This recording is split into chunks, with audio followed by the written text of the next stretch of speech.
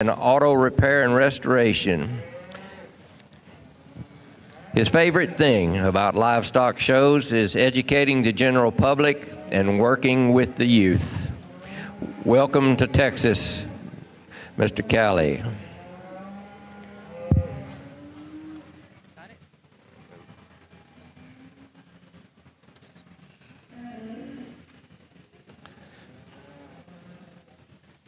Assisting Mr. Calley for 2024 is Mr. Shiloh Shockey. He grew up in Westmoreland, Kansas. Currently, he and his wife, Jamie, reside in Garden City, Kansas.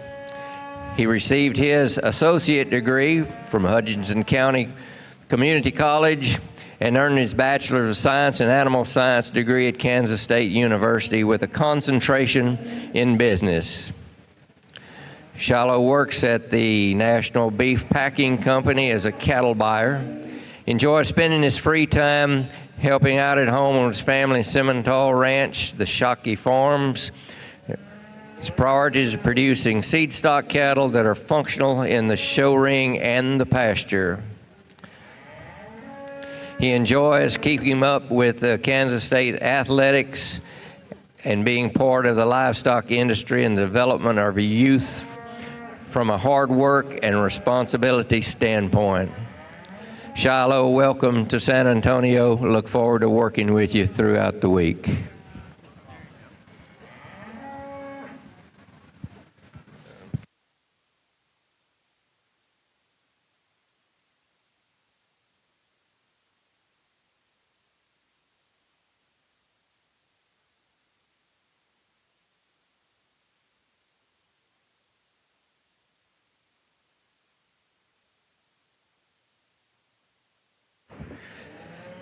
Attention in the barn steer exhibitors. Class 2 mains be moving to the classification area, please.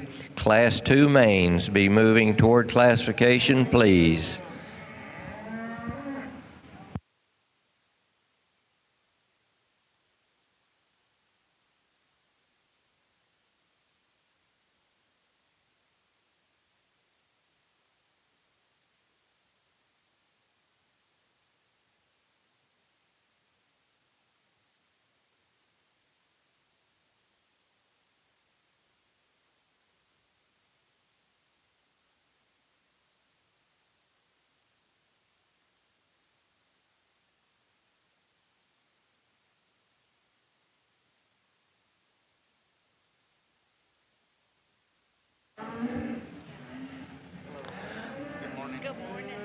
This first class of mains, a lightweight class, ranges in weight from 1,000 to 1,203 pounds, and we have 29 entries.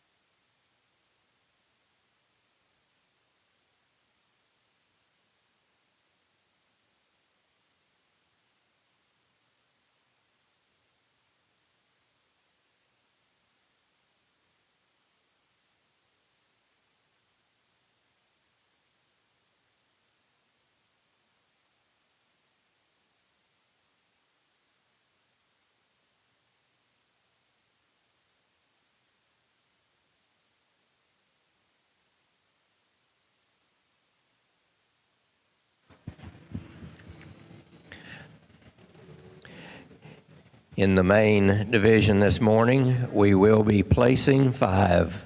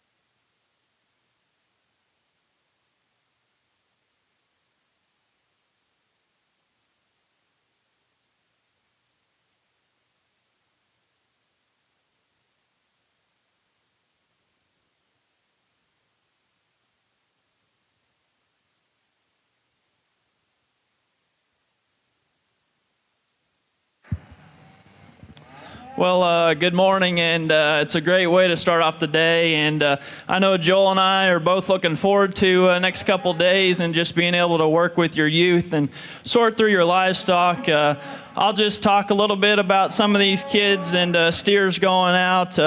I think the first couple steers got some length and extension, probably just aren't there in terms of finish and cover. Just might not have the extra bells and whistles in terms of look of quality. You got a painted up steer here coming in terms of you like his power and width, maybe just not there in terms of his look up front, gets a little coarser in his joints. And then probably 3 or 4 steers here need to move better when you set them in motion. You like their length and extension. They got some look of quality to them.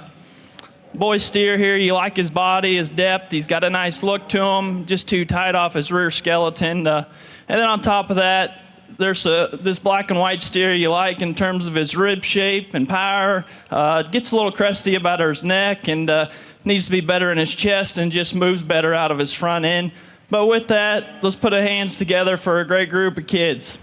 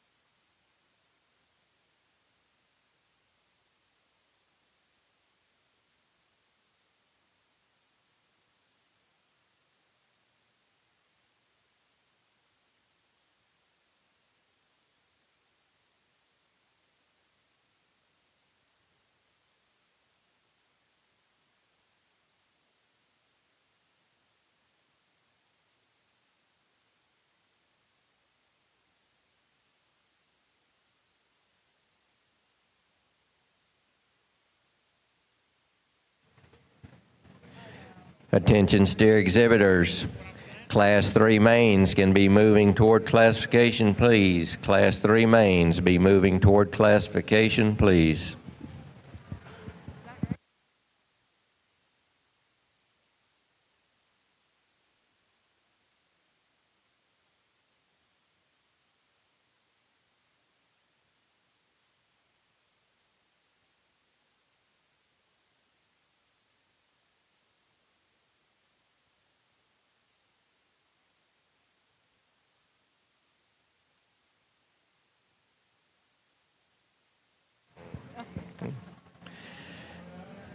Once again, attention in the barn. Class 3 mains be moving toward the staging area, please. Class 3 mains can be moving toward classification.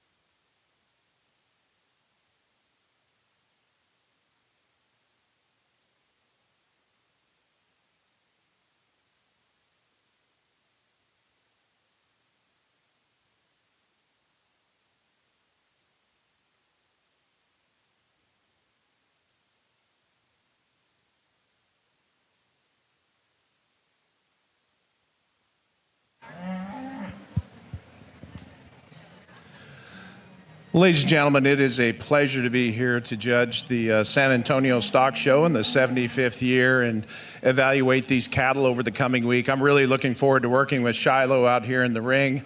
I've been friends with Shiloh's dad for well over 30 years, and he's got a great eye, and he's as a cattle buyer, he's one that's going to keep me pretty grounded, I think, out here in the basics. And really, that's what begins this class, is just the basics. Here's a stout, functional steer to begin this class. Now, he's not as attractive in the side view profile, and he gets a little deeper in his front end, maybe a little easier in his top.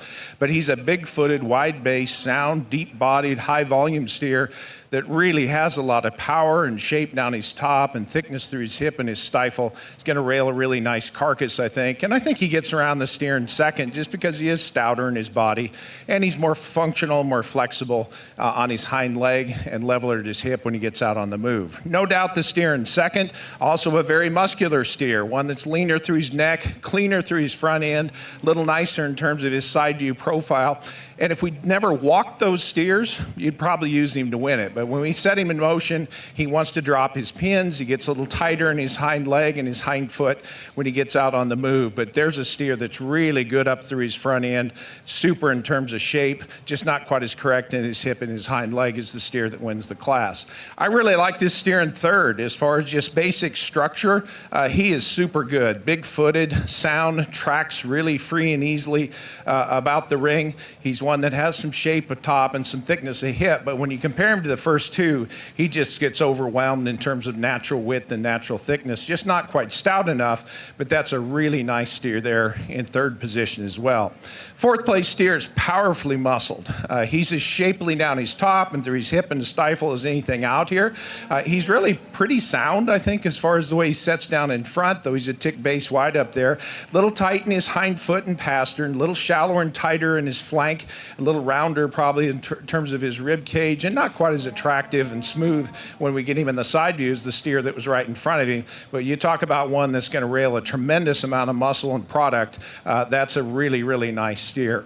I like the young lady's steer that comes next in line as well. He's certainly more attractive in the side view profile than the steer that was right in front of him. He's longer neck, cleaner fronted, leveler at his hip.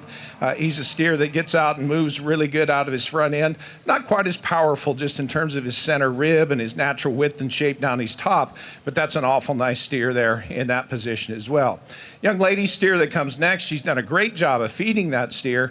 He's one that's a little plainer in the side view profile, a little thicker in his neck, a little deeper in his front end, not quite as level and correct back through his hip, but a good basic steer as far as having some body and some natural thickness and some power. Steer that follows has a lot of product in him, probably carrying a little more fat cover than the steers right in front of him, and he'll give up some cutability. Big thing on him, though, is he just tightens up in his structure in his hip and his hind leg. He doesn't get out and flex and move behind like I'd like to see him, but I think he's one when he gets to the rail, we're going to be pretty pleased with him in terms of product and also probably quality grade as well. I really like this painted up steer that comes next. Just as far as basic skeleton and structure, he's as good as any steer out here. He's just not quite there yet as far as finish. He needs more time on feed, some more fat cover, a little more shape up in his top, but in terms of skeleton and side view profile, he's really, really nice. Very muscular steer that comes next, one that gets pretty high in his tail head and just throws his balance off a little bit, but I really like the muscle shape that he has. Young man steer that comes next, really going to be good on the rail, but certainly not as good in terms of structure. A little bit over in his knee, doesn't track quite as true and square as far as his hind legs are concerned. It gets a little shallow in his flank, but a ton of shape in him.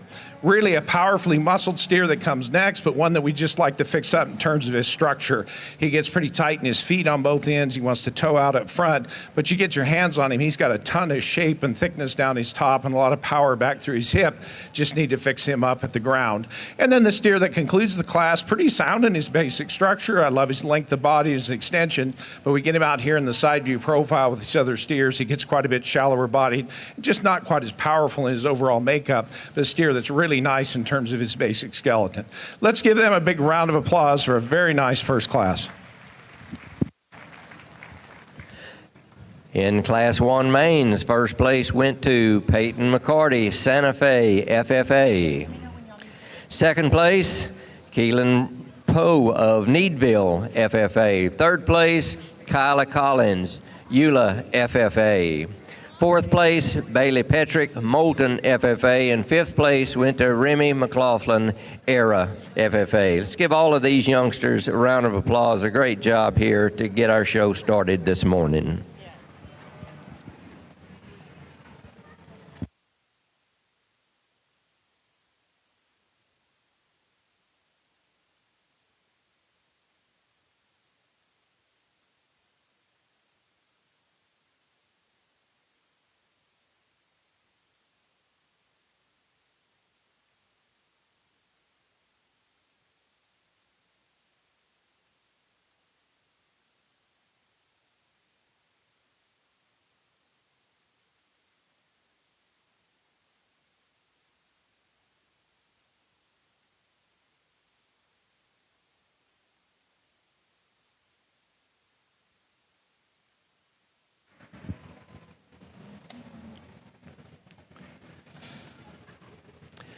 And as we move into the middleweight class of the mains this morning, this class ranges in weight from 1204 to 1329, and we have 27 entries.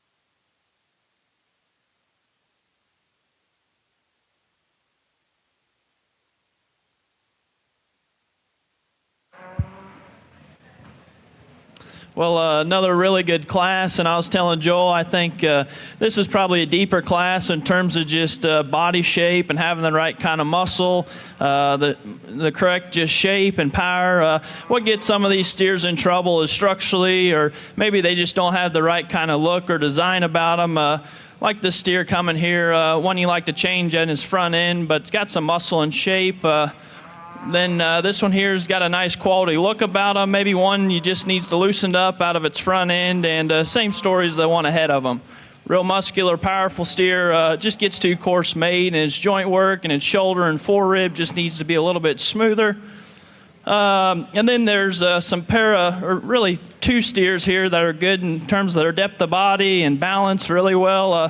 Needs to be just have a more aggressive shape to them, and two black and white cattle coming, nice looking on the standstill, and doing a great job in terms of showing. I know I saw this guy earlier, and he was getting everything out of that calf, so keep up the good work. And then just some steers, like I said, like their muscle shape and power. It's just structurally what gets them into trouble. Put your hands together for a good class.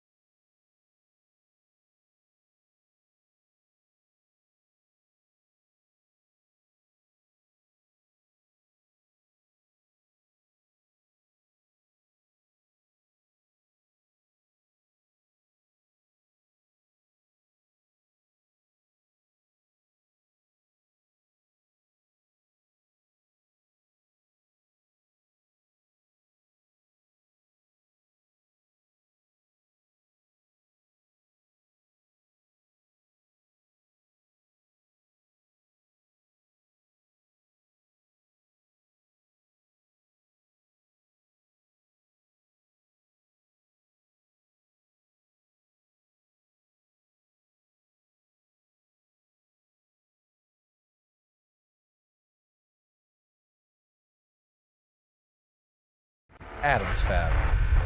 Established in 2007, they build custom livestock pinning and equipment to fit all your needs. Hanger feeder rods, adjustable slam gate latches, and skirted panels. It all comes standard. Custom pins made by hand and hot dipped galvanized so that you know that they're going to last. Adams Fab is a certified TIPS vendor and can design, fabricate, and install equipment to fit all your needs. Visit adamsfablivestock.com to get started today.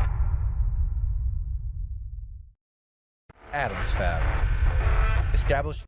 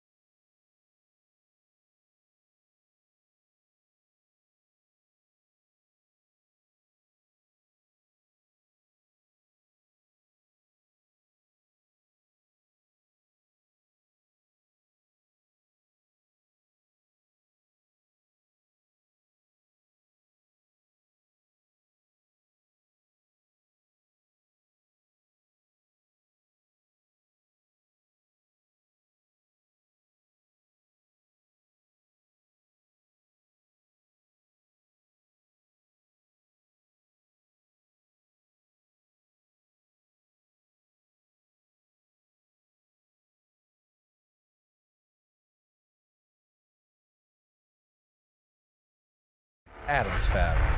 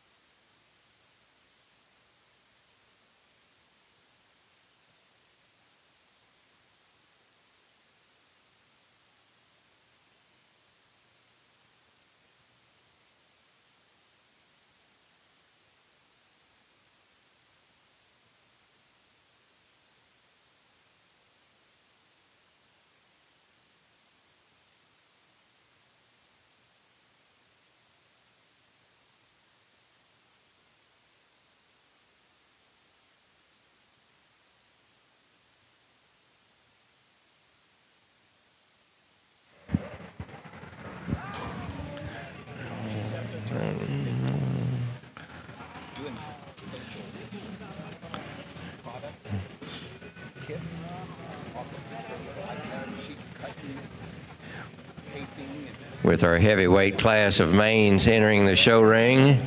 This class has 31 entries, ranging in weight from 1,330 to 1,500 pounds.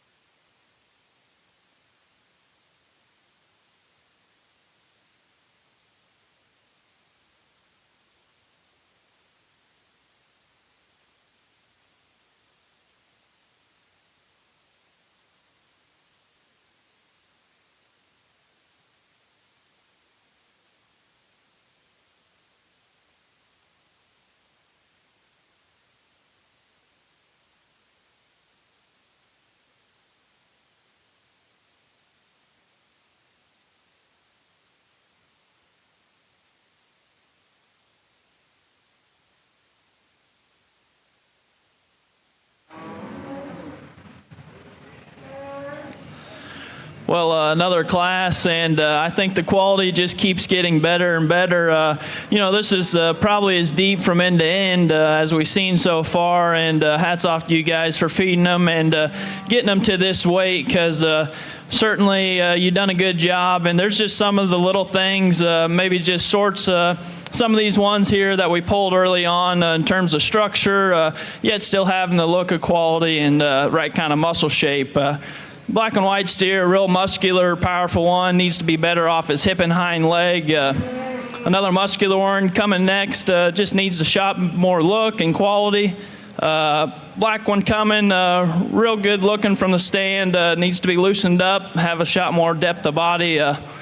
One behind him, you like his structural build and just look from the side, maybe just needs to piece together in terms of his top line. A couple coming next here, got some body and rib, right kind of muscle shape, just needs to be loosened up in terms of their structure and just when they're set out in motion. One coming next needs a shot more body, likes his just length of body, but his depth needs to be deeper and just smoothened up.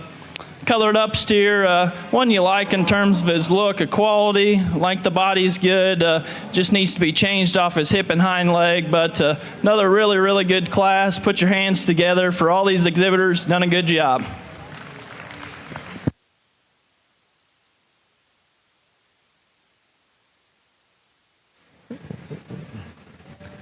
We've got a loose steer. Loose steer's back in the staging area.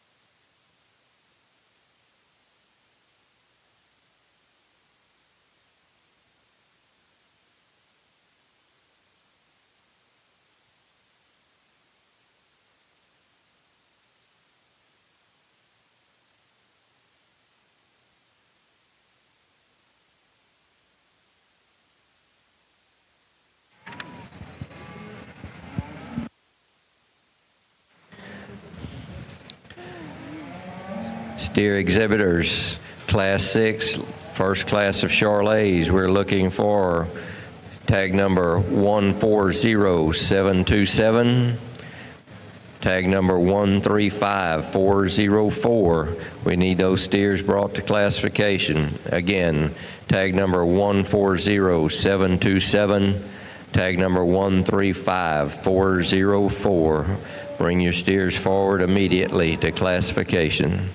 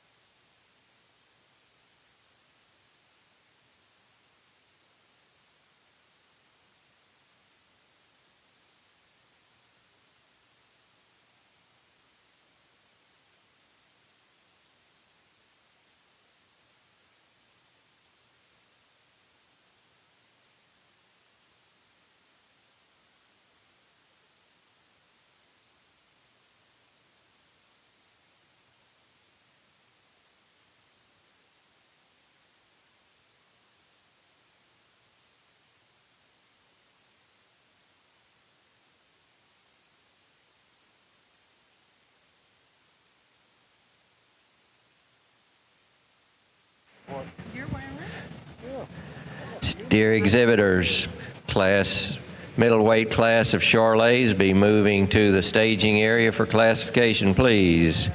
That will be Class 7 Charolais be moving to the staging area for classification, please.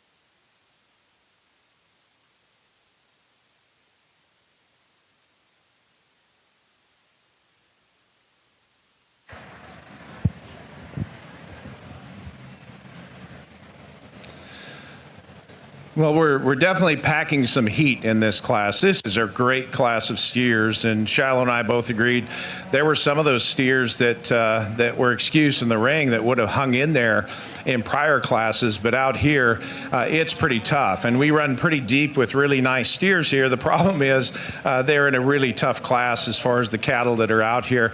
This red steer, we really like him as far as his basic skeleton, his natural width of body.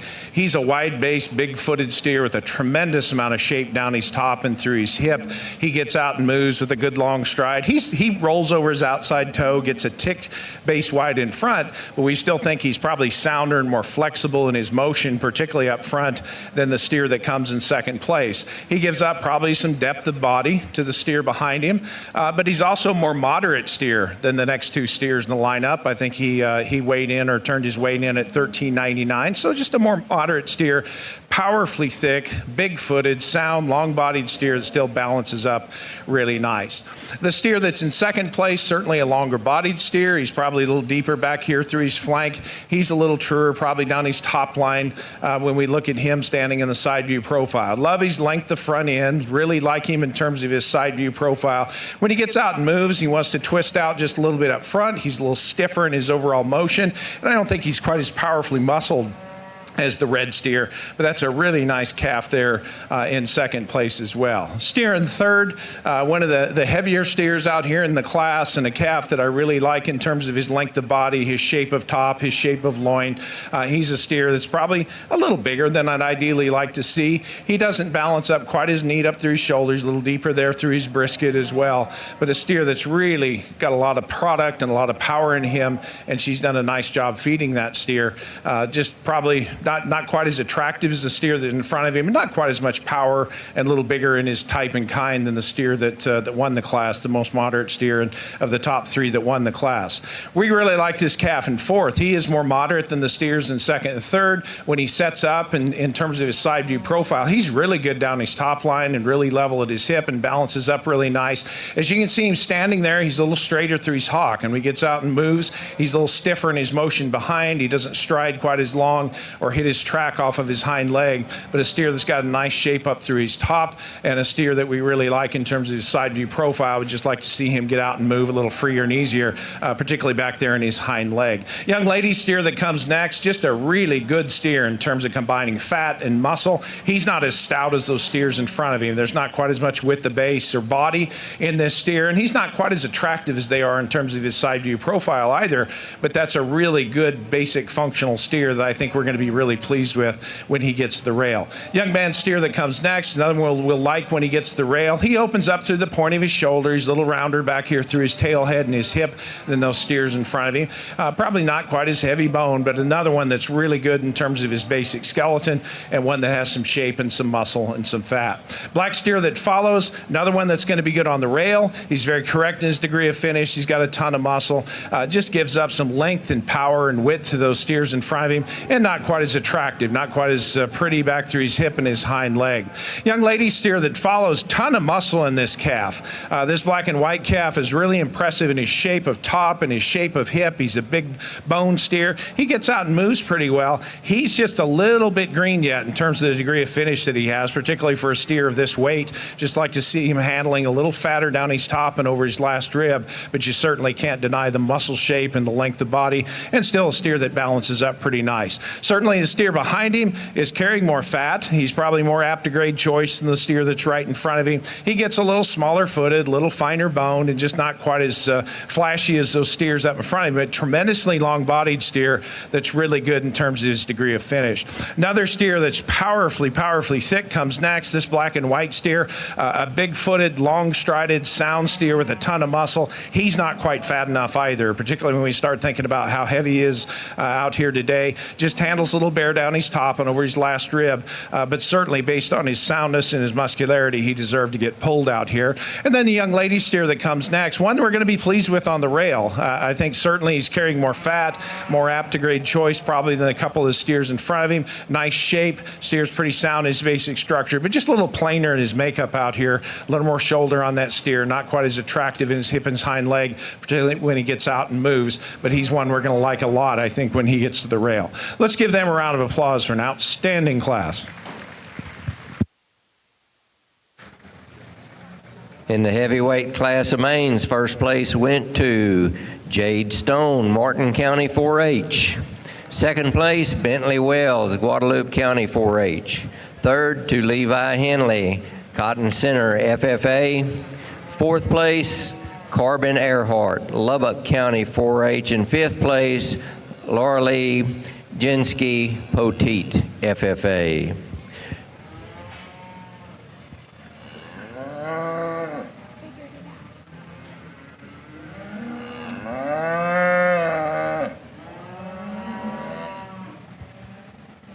I'll play with it when.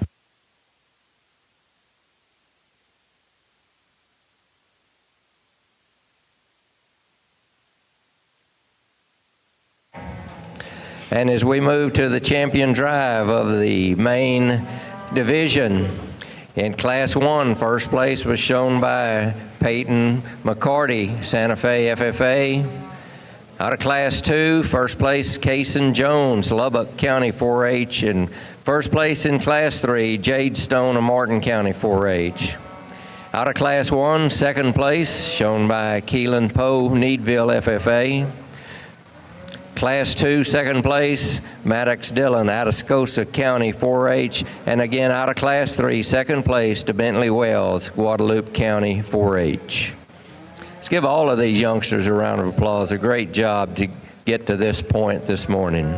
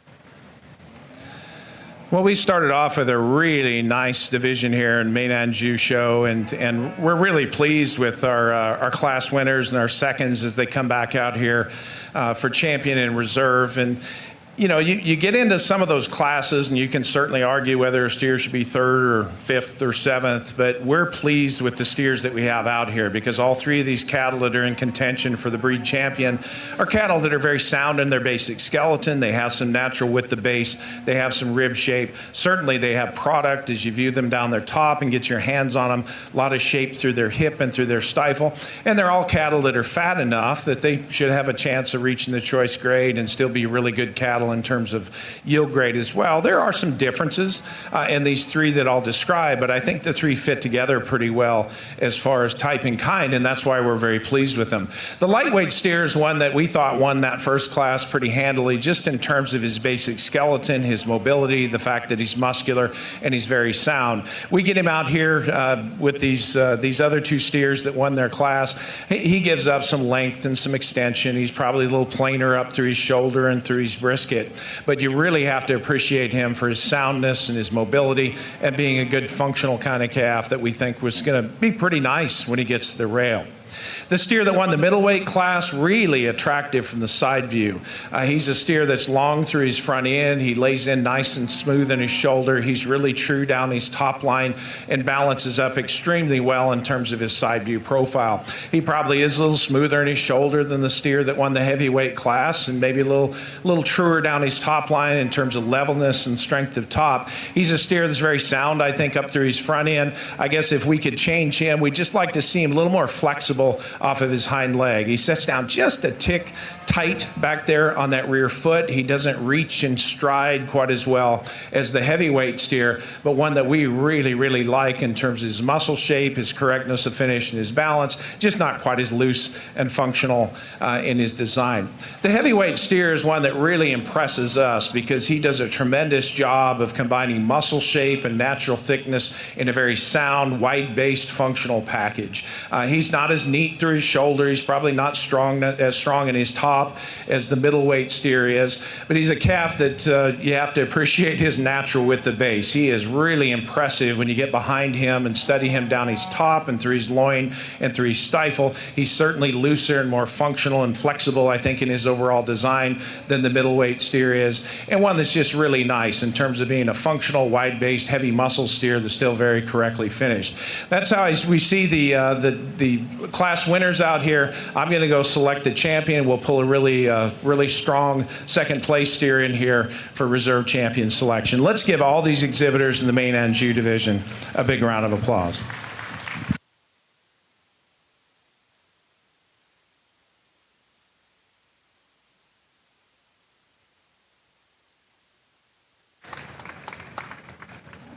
And the champion main steer 2024, shown by Jay Stone, Martin County 4-H. We will now bring in Bentley Wells, the second place out of Class 3, to vie for reserve.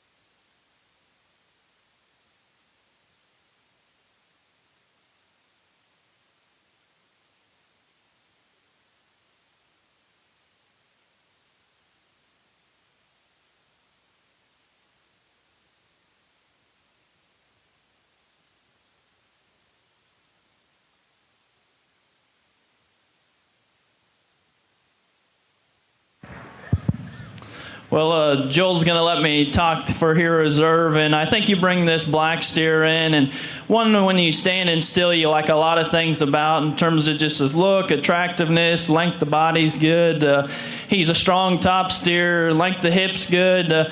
Maybe it's a little differences, and for us, I'm just going to say it comes down to this black steer and the one out of Class 2 for reserve. And I think structurally there's some give and take here, and when you get this black steer set in motion, he wants to kick his front feet out ever so slightly, but he's still one that covers his track, and you appreciate, and you just like his extra length and extension. And like Joel said, you like this steer out of Class 2 in terms of just his true power and shape. And he said he's got some structural problems as well. But with that, we're going to go out and check your reserve.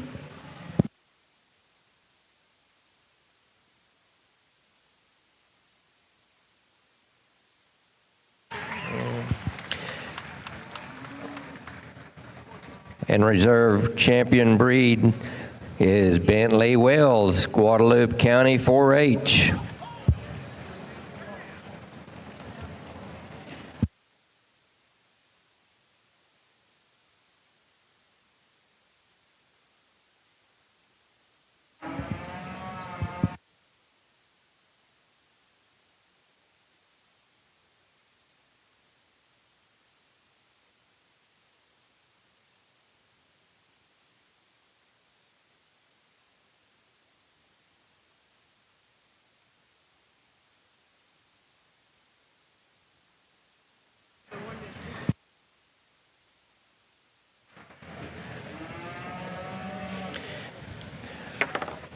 A reminder to steer exhibitors in the barn to make sure that your validation number is written on your purple exhibitor card as you come forward toward classification. Again, a reminder to all steer exhibitors, make sure that your validation number is written on your purple exhibitor card before you come forward to classification.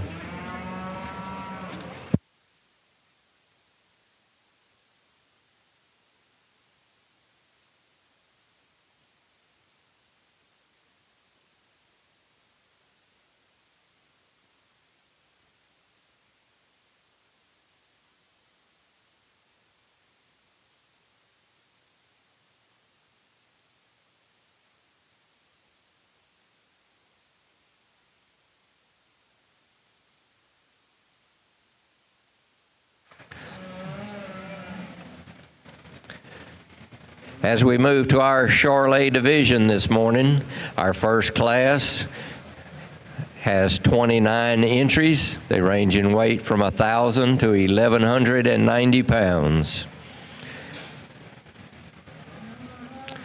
Class 6 Charolais.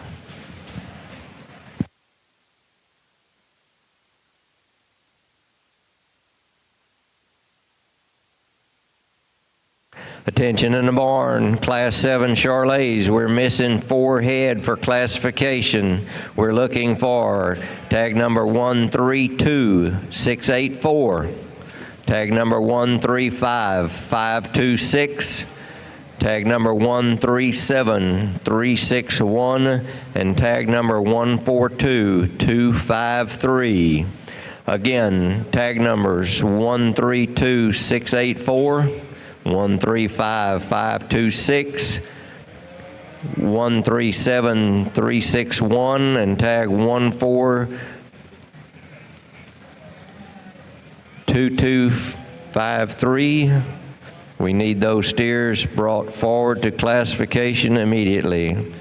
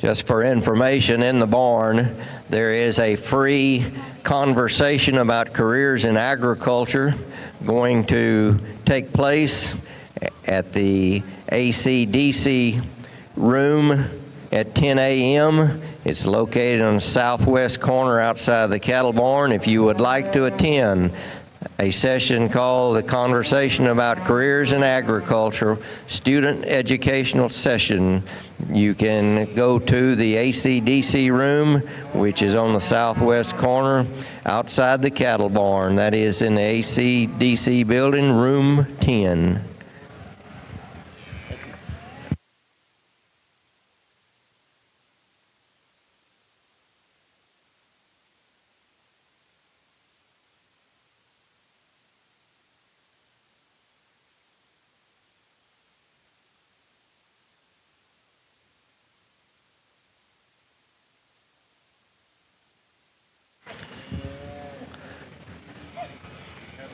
Also, an announcement, a reminder to all steer exhibitors, all champion and reserve champions of the breed will remain here in-house. They will be restalled in a stalling area directly west of the announcer stand here. All other branded cattle must get a picture and then take your cattle either to the TLMA pens, or all other first place steers will go to that area but will be stalled separately. Again, all first place steers, not champion or reserves, take your steer to the auction barn area and you will be stalled separately from the other branded steers. All other branded steers must go to the TLMA pens. And I will remind you, those are to be delivered over there 30 minutes after your breed show has concluded.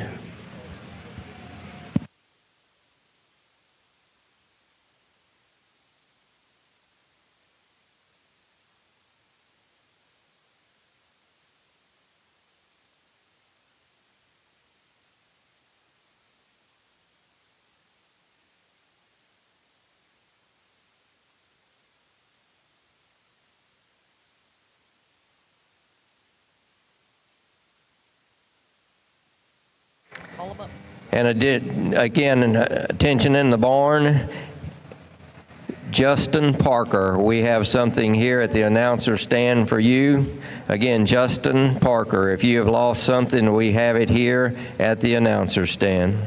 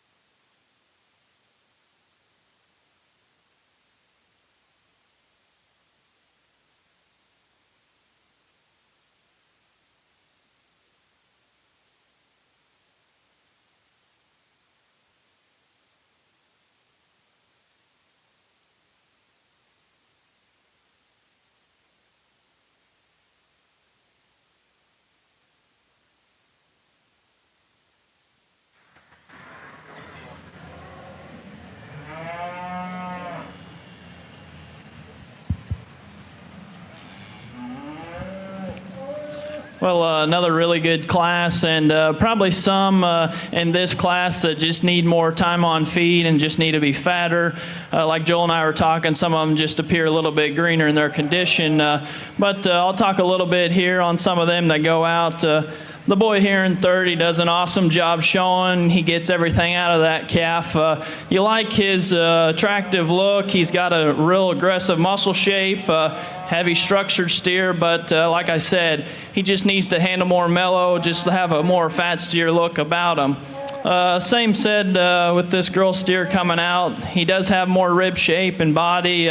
He just needs to move better off his hind leg and out of his rear skeleton.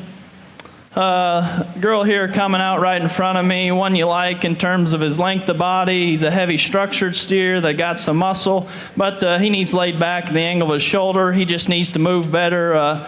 The boy coming right here behind him, certainly one you like in terms of his finish and cover.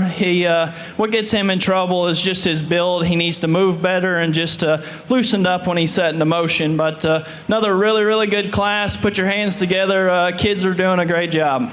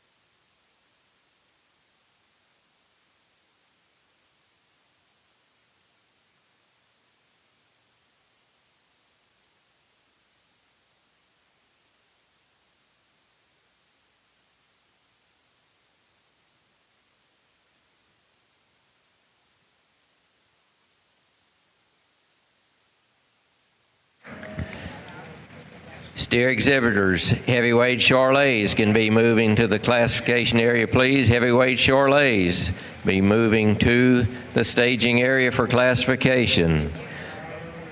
That will be Class 8.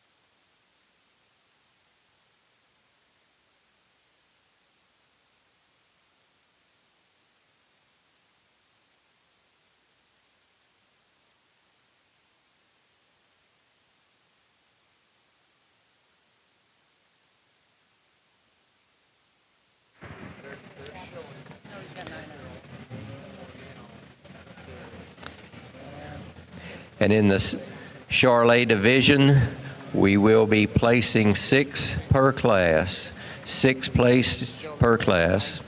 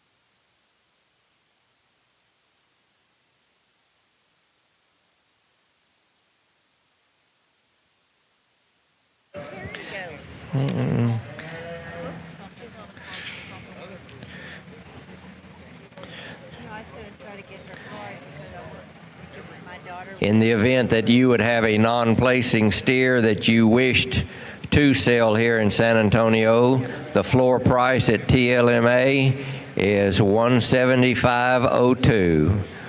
Again, floor price is $175.02.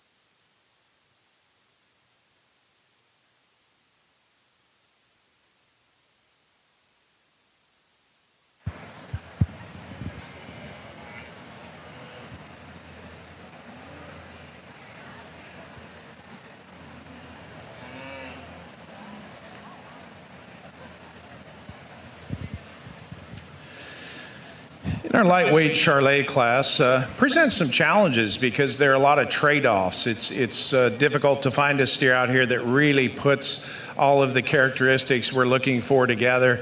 The steer that wins the class, even though he's puffy in his right hock, he is the soundest steer out here. He's the one with the big foot that takes a long stride off of both ends. He's a long-bodied, clean-fronted steer with some shape at top and hip, and he's one of the most correctly finished steers out here. As Shiloh mentioned, when we excuse those other steers in the ring, a lot of these could use more time and more fat cover. So as I handle him, it appears to be a soft tissue injury, and it's not something that I think is genetic, and so we're going to stick with this steer to win the class, but certainly not ideal that he's puffy in that right hock. He could also be a little leveler at his hip as well, but in terms of balance, profile, correctness of finish, muscle, soundness, he's the one that needs to win the class. The steer that comes in second place is one that we really like until we set him in motion. He's a deep-bodied steer with some shape and some thickness. He's not quite as long up through his front end or long-bodied as the steer that won the class. Problem with him is when he gets out and moves, he's really tight in that rear foot and he shuffles on those hind legs. Now he's still flexing his hock, but it's certainly not as attractive in his structure and his hind foot when he gets out and moves. But as you compare him to the remainder of the class, I think he's kind of the market steer of the remainder of the class in terms of being very correct in his degree of finish and have some muscle shape and some thickness. And as I mentioned, looks good on the side view until he gets out and moves off of those hind legs. The steer in third is tremendously long-bodied. He's probably the most muscular steer of the top three. Huge loin and top in this steer. A steer, though, that gets a little coarser up through his front end. He's not as correct in his degree of finish over his last rib as the first two steers. A little coarser back through his hip. He's not ideal as far as his hind foot shape either. But just in terms of width and muscle and product, we think he's the steer that needs to go in third place, and do appreciate the fact he sets down a little square behind, even though he's not ideal on his hind leg when compared to the steer in second. We like this steer that comes next. He's a big top, big rib steer with a lot of shape and thickness to his hip. He's a steer that's probably a little shorter bodied. He strides shorter on both ends, just a little tighter in the way that he gets out and moves, but much like the steer that was in third, tremendous amount of shape and natural thickness in that steer. Certainly a sounder made steer, this white steer that comes next. He's bigger footed, he's looser in his structure, he gets out and moves. He's a little fatter than the two steers in front of him as well. He just needs more product. If you stand in front of him and look at him from hooks to pins, he wants to narrow back there to his tail head. He's flatter through his stifle and just gives up a lot of shape and power. But we do appreciate the fact the steer is correctly finished and he's more structurally correct than those steers right in front of him. Young lady steer that comes next, probably a little more muscle shape than we have in that steer right in front of him in terms of his top shape and his loin. He gets a little narrower based on both ends. He wants to twist out up here on his front feet as he walks away from you, but you really like that steer for his length of body and his shape of top. He could use a tick more fat cover on him as well, but he is fatter than some of the steers that we've yet to talk about down the line. Young man steer that comes next, he's one that I pulled late, and I pulled him because he is fat, and he's relative to the class, he's one of the more market-ready steers in terms of fat cover over his last rib. He's going to rail a really nice carcass, but he gets in some trouble in the side view profile, being deeper through his shoulder, rounder his hip, little extra set to his hind leg, but we do appreciate his market readiness. Tremendously long-bodied steer that comes next. Love his length up through his front end. Decent as far as fat cover is concerned. Could be a little deeper and stouter in his rib cage, and he could use some more muscle shape when we get right in behind him as well. Young man steer that comes next, he got pulled because he walks reasonably well, and he's a steer that has a lot of shape and thickness. When we get our hands on him, he needs more time on feed. He needs more fat cover down his top and over his rib, but you have to appreciate the shape and the length of body of that steer. And then the steer that concludes the class is a little fatter than the one right in front of him, but another one that gets a little shallow back here in his rear flank and just doesn't have quite the power and shape when you study him from behind. Nice class of lightweight Charolais steers. Let's give them a round of applause. Lightweight Charolais, first place went to Wyatt Lorenzen, Hayes County 4-H. Second place, Liddy Balkus, Frisco Memorial FFA. Third place, Tyson Farquhar, El Campo FFA. Fourth place went to Paige Arnold, Medina FFA. Fifth, Riley Silves, Harris County 4-H. Sixth place, Allie Campbell, Andrews County 4-H.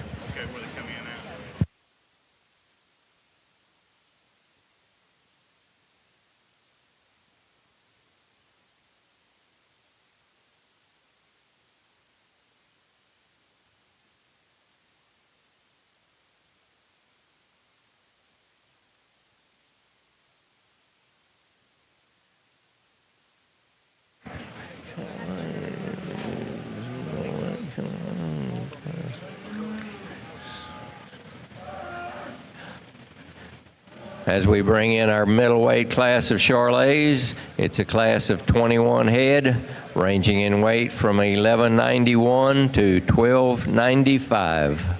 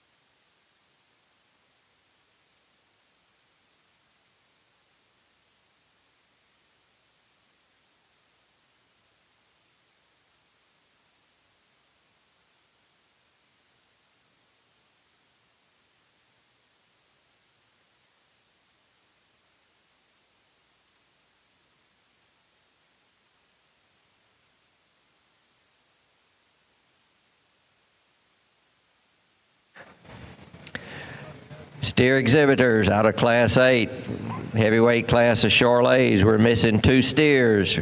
We're looking for tag number 140276 and tag number 144442. Again, 2 steers, Class 8 Charolais. You need to bring your steers forward. Tag number 140276 and tag number 144442.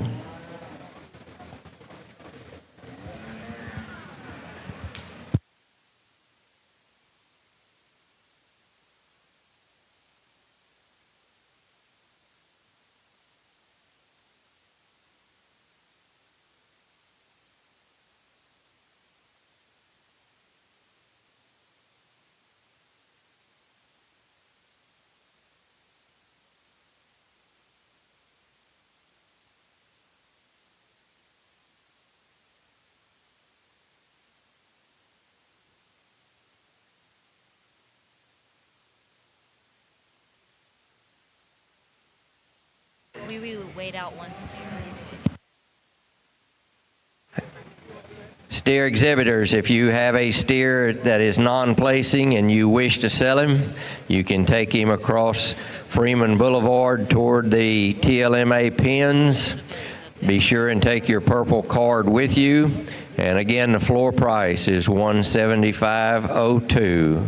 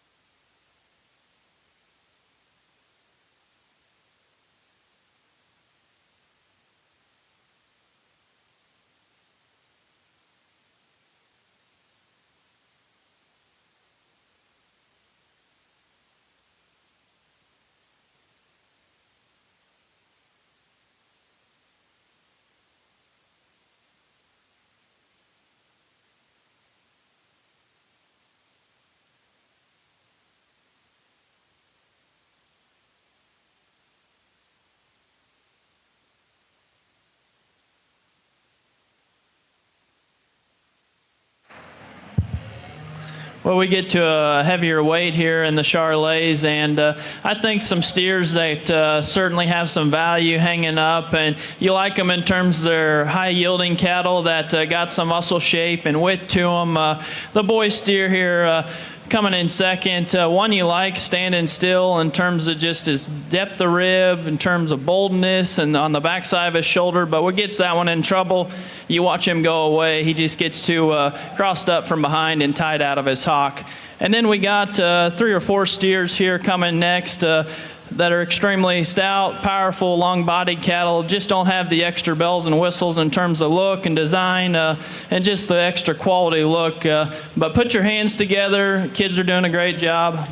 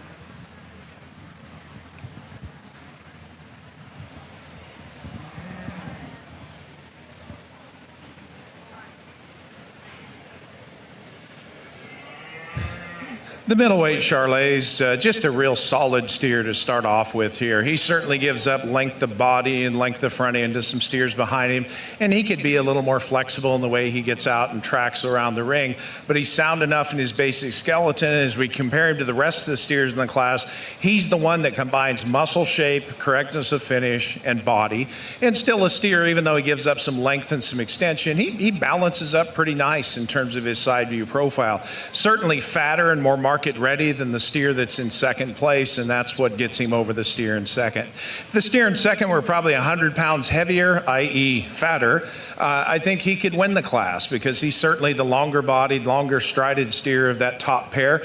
He's a steer that has a great shape down his top and through his hip and stifle, every bit as muscular as the class winner. Boy, you get your hands on him, he's borderline as far as fat cover is concerned. Pretty hard down his top, not very full in his flank, but I think fat enough that his advantages in length and balance and structural correctness allow him to hang in there in second place. Certainly the steer in third is more market ready than the second place steer. He handles with a higher degree of finish down his top and over his last rib. He's just kind of a meat and potatoes steer. He's one that's big bodied, he's thick topped, he's correctly finished, and he'll rail a really nice carcass, I think, but you compare him to the first two and he gives up some balance and profile. He's a little rounder at his hip, little extra set to his hind leg, not quite as long and extended as the steer that wins, that was second in class, and certainly not as shapely and powerful as the class winner, but just a good solid market steer to land there in third position. Young man steer that comes next, he's there on the basis of his length of body, his skeletal correctness in terms of his movement, and he's a steer that has some fat cover down his top and over his rib. He's not as powerfully muscular as the steers in front of him when you read his top, and in the side view, maybe gets a little shallower in his rib cage, but a long-bodied steer that's pretty correct in terms of his degree of finish, and I think pretty sound in his basic skeleton. He's certainly more flexible in his hind leg than the next two steers that come in the lineup. The straw-colored steer that comes next, tremendously long-bodied, really long up through his front end, pretty good as far as fat cover is concerned. When he gets out and moves, he's a steer that has a little extra set to his hind legs. He's just a little tighter in the way that he tracks behind. And in the side view, he gets a little high in his tail head. He runs downhill and gets a little easy topped. But we really like that length of body and extension of that steer, the cushion and the soundness that he has up front, just not quite as attractive in his skeleton and his structure as those steers that are in line in front of him. Young lady steer that comes next, I think, is going to be one of the better ones on the rail because she's done a nice job of feeding him to a very correct end point. He's got a lot of shape and a lot of power. He's just a little too tight in his skeleton. You study him through his hip. He's a little shorter and steeper at his hip. He's a little straighter in that hind leg. Just doesn't get out and move quite as freely and easily as we'd like, but we think he's going to be awful good on the rail compared to some of the steers that were up the line in front of him. Really a muscular, powerful steer comes next, but one that's a little coarse. He gets a little deeper in his brisket, coarser in his shoulder, a little coarser back through his tail head, and coarser in his joints as well. But we appreciate him for his length of body, his natural thickness, and his power, and that's why he made the pull. The dappled steer that comes next, probably a tick fatter than the steer right in front of him, one that also gets a little coarser through his shoulder, not quite as correct in his hind leg set, and therefore it throws his balance off, and he's not as powerful in his muscle as that steer that was right in front of him. And then the steer on the end of the lineup, you have to appreciate him for his muscle shape. He's a big top, big loin steer with a really powerful quarter in him. He's big-footed, he's sound, he's long-strided. He's just not there yet as far as fat cover is concerned. Needs a good bit more time on feed, but we appreciate his length of body, his length of stride, and the natural shape that he has. Just needs some more fat on that steer. Let's give them a round of applause for a very nice class.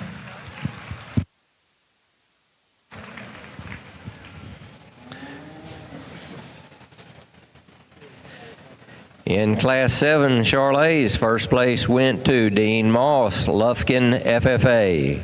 Second place, Chloe Nietzschwitz, Atascosa County 4-H. Third place, Olivia Robinson, Prosper FFA. Fourth place, Ryder Baring, Floresville FFA. Fifth place, Kennedy Haney, Ford County 4-H. And sixth place to Sutton Holman, New Braunfels FFA. Let's give all these youngsters another round of applause. Great job with their steers here today.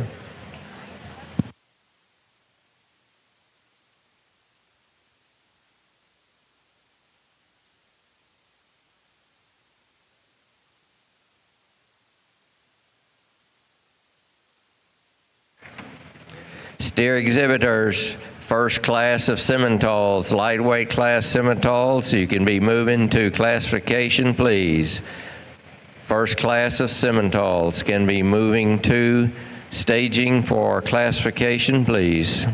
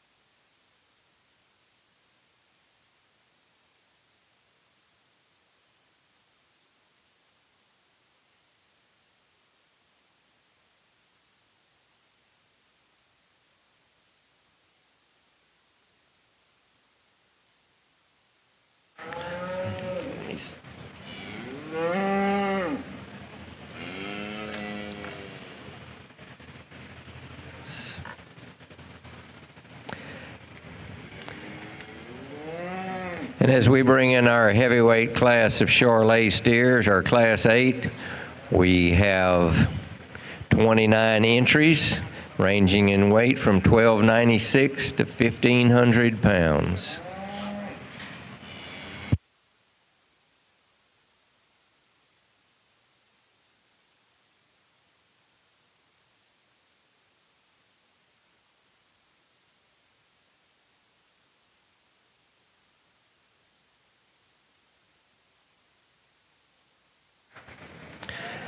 Once again, first class of Simmentals can be moving to staging for classification. Lightweight class Simmentals be moving toward classification, please.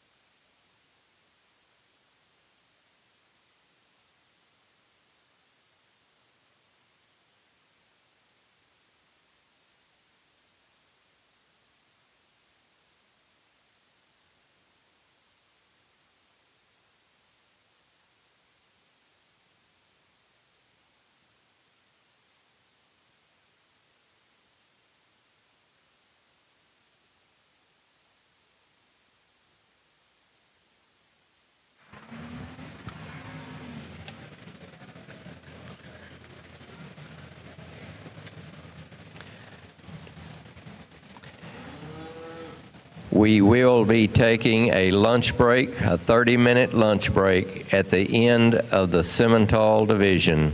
Again, lunch break at the end of Simmental division.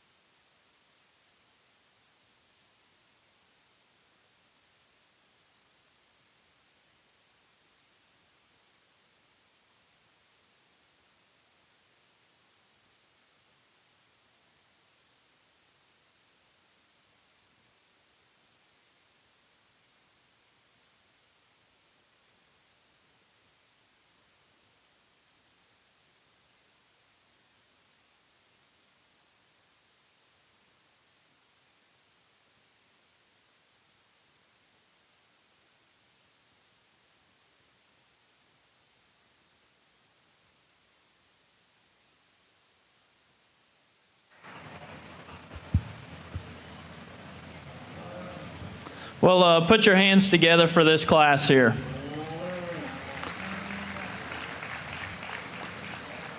I think another really good class, and I'll just tell you, these two girls right here are very, very good showmen, so keep it up, and your hard work will pay off.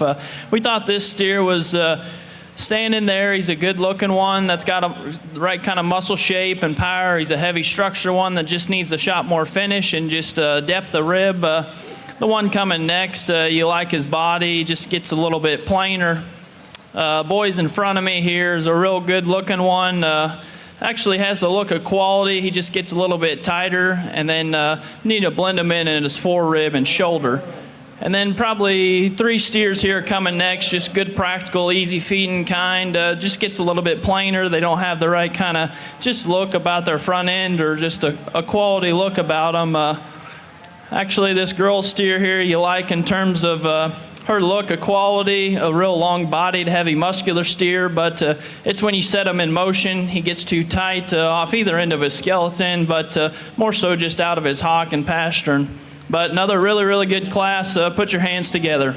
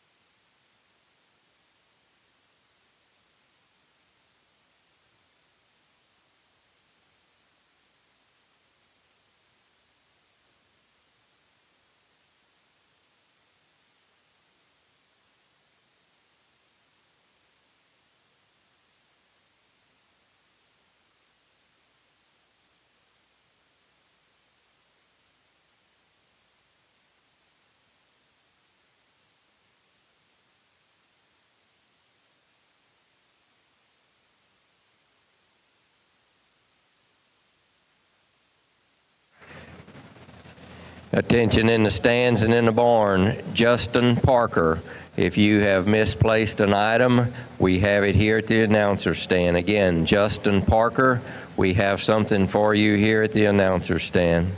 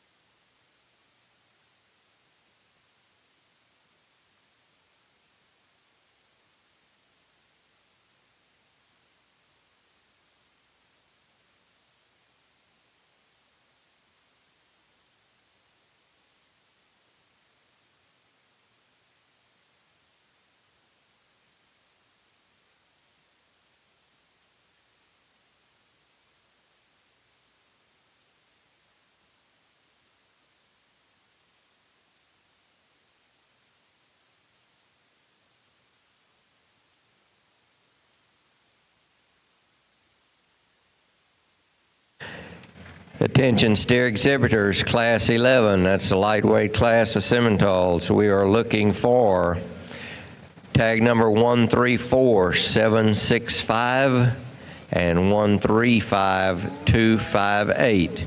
Again, first class of Simmentals, we are looking for tag number 134765 and 135258. We need your steer coming for classification immediately.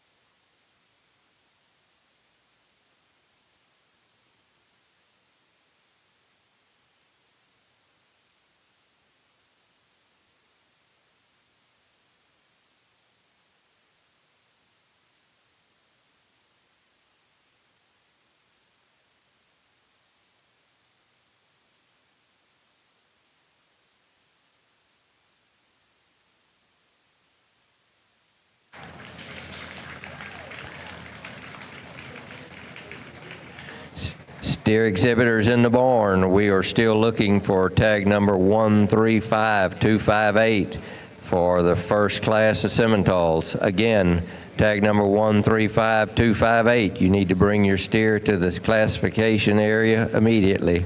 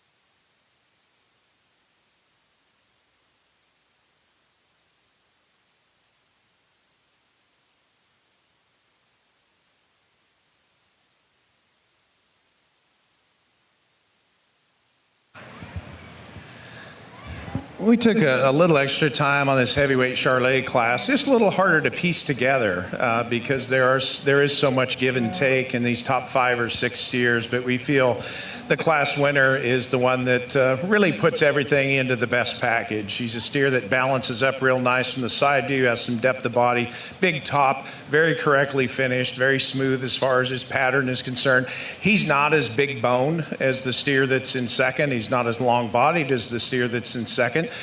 He's got just a just a tick straight through his hock, but the thing about him is he's really good at the ground as far as his cushion of foot, and as a result, he still gets out and moves plenty good enough, and he's plenty sound enough. But I think his overall balance, his correctness through his hip, the fact he's a little smoother through his shoulder than the steer that's in second place, allow him to win the class. We love the length of body and the power in this second steer. He is a big top, big square hip steer that's really got a lot of shape through his stifle. He's heavier boned and bigger footed and longer bodied than the class winner. But he also gets a little rounder at his hip. There's a little extra set to his hind leg. He's a little coarser up through his shoulder than the class winner, but we love that steer in terms of his length and his power. The steer in third position, one that's going to be really nice, I think, on the rail. Very correctly finished steer that has some shape and some thickness. I don't think he's quite as powerful down his top as the two steers that come in front of him. He's a steer that's probably just a little tighter in the way that he moves both front and rear, but a really solid steer there that's going to rail a nice carcass that comes here in third position. The fourth place steer, he's one that can look different at different times. When she gets him set up and gets his hind leg back, he looks really nice in terms of his side view. Like that second steer, he's tremendously long body. He's got a huge shape through his hip and through his stifle. You set him in motion, he's one that gets a little higher in his tail head. He rounds out of his hip. There's extra set to his hind leg, and it throws his balance off at certain times, but we love him in terms of his length and his thickness and his shape. The dark gray steer that comes next is one that when the young lady gets him set up in the side view profile and gets him loined down, he's pretty nice. He's tremendously deep-sided. He's got some shape working up in his top. He's a steer that's carrying a little more fat cover than the steers in front of him, and I think he's going to give up some cutability. And then when we set him in motion, he gets a little shorter and steeper at his hip and just not quite as attractive in the way he handles his hind legs as we'd like to see. But again, we'll give up cutability to those steers in front, but that's a nice steer in terms of his body shape and his type and his kind. Young lady steer next, tremendously long-bodied, a lot of shape and power in him. He's big-boned, but to a point where he's a little coarser than the steers in front of him. He's kind of open in his shoulder. He's a little bigger and coarser in his joint and his hock, but one that we really like in terms of his length and his extension and his power. We get into the next steer, I think one that's going to be really nice on the rail because he has a nice fat cover. He's got some muscle shape. It just gets a little shallower bodied, just a little finer bone and tighter on both ends. Young man steer that comes next is beautiful in the side view in terms of his length and his extension. He's got some shape up in his top. He needs some more time on feed. He needs some more fat cover. He's also a little straighter in his shoulder, a little bit over in his knee as you study him up here through his front end. But the biggest thing is he just needs more fat cover and a little bit more time. And then we get into three steers down here toward the end. I think all those steers have some fat cover. They're all cattle that rail, I think, really nice carcasses in terms of yield and quality grade. They're just not quite as attractive in their structure, particularly in terms of hind leg, as the steers that are up the line in front of them. But three steers I think we'll be pleased with when they get to the rail. Please give them a round of applause for a nice class.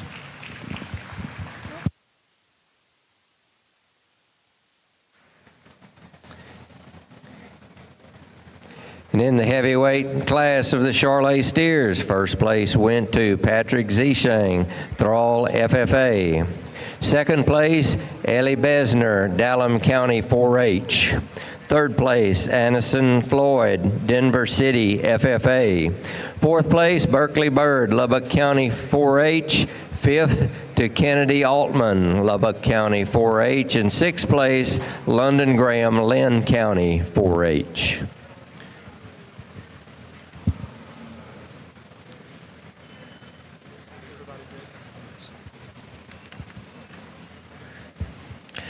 We'll now set our drive for the breed champion of the Charolais division. Out of Class 1, first place went to Peyton McCarty. Out of Class 2, first place, Kazan Jones. Excuse me. In Charolais, out of Class 1, we have Wyatt Lorenzen of Hayes County 4-H. Out of Class 2, first place went to Dean Moss, Lubbock FFA. And first place, Class 3, Patrick Zinging of Thrall FFA. Class 1, second place to Lydia Baucus, Frisco Memorial FFA. Class 2, second place, Chloe Nezerschwitz of Atascosa County 4-H. And second place out of Class 3, Ellie Besner of Dallam County 4-H.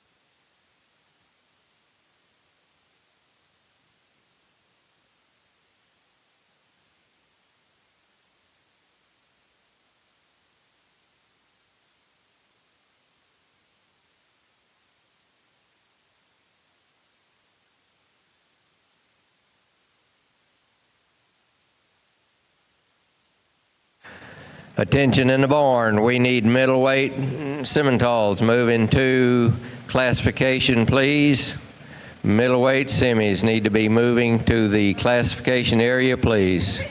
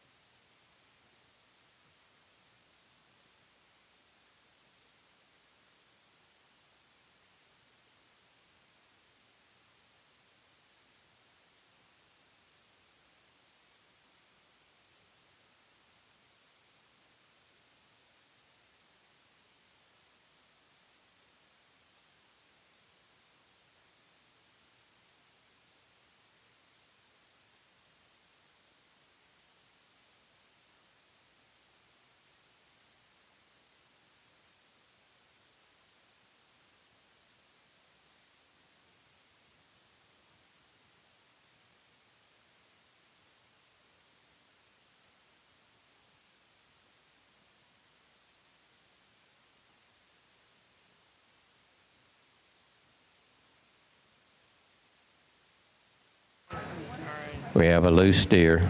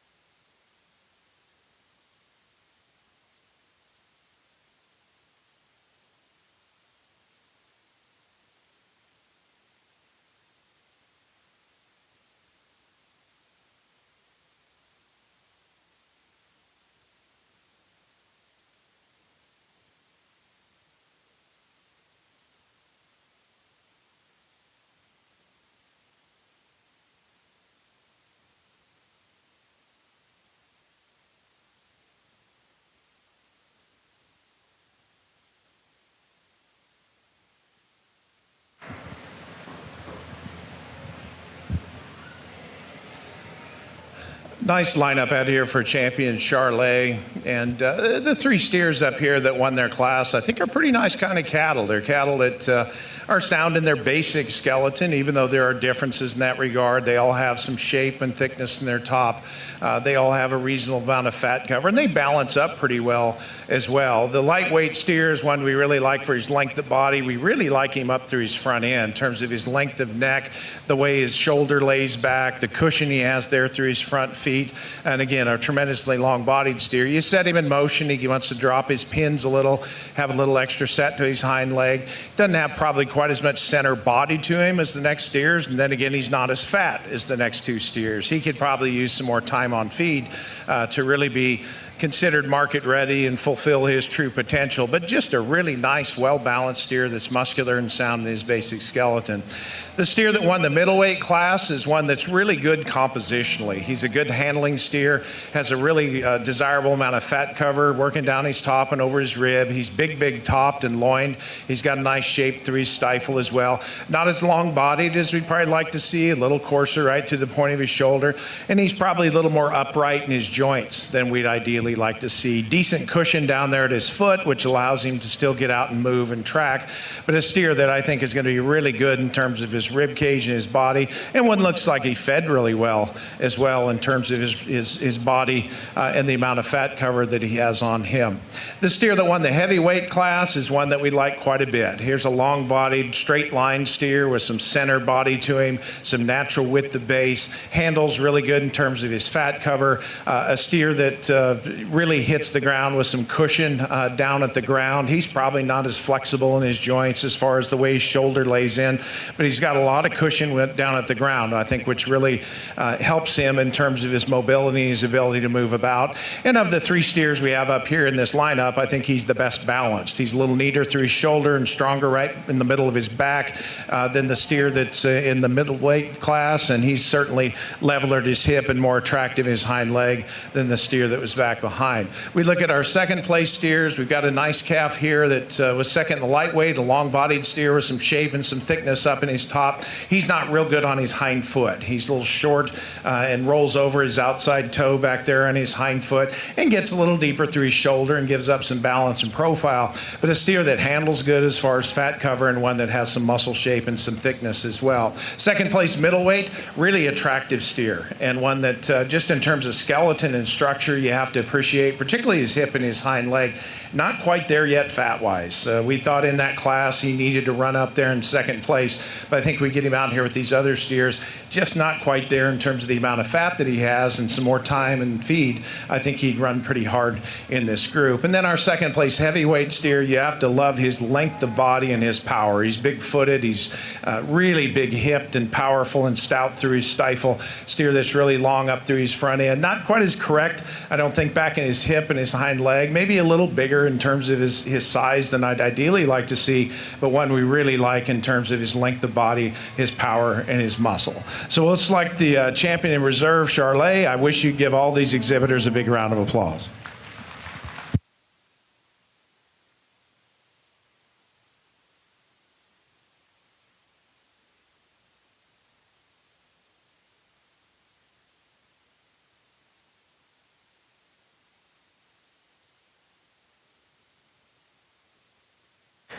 And the champion Charlet for 2024 is Lydia Baucus,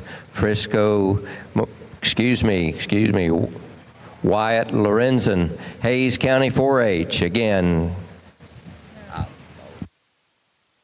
guys, champion Charlet shown by Patrick Zisheng of Thrall FFA. Man.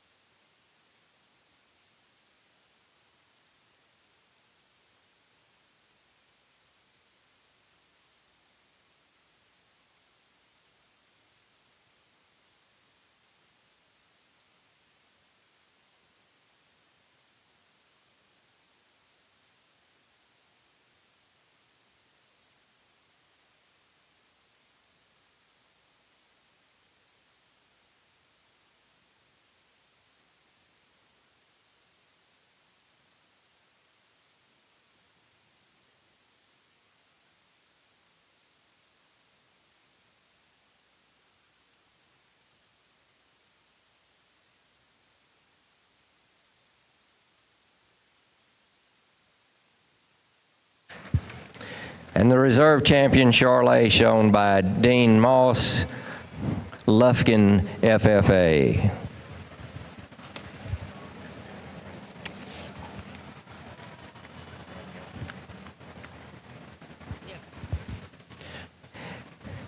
And ladies and gentlemen, for over 30 years, Ray and Bill Arlett, the owners of the Arlett Charolais Ranch of Poteet, have presented a champion buckle to the champion Charolais steer here in San Antonio. Congratulations.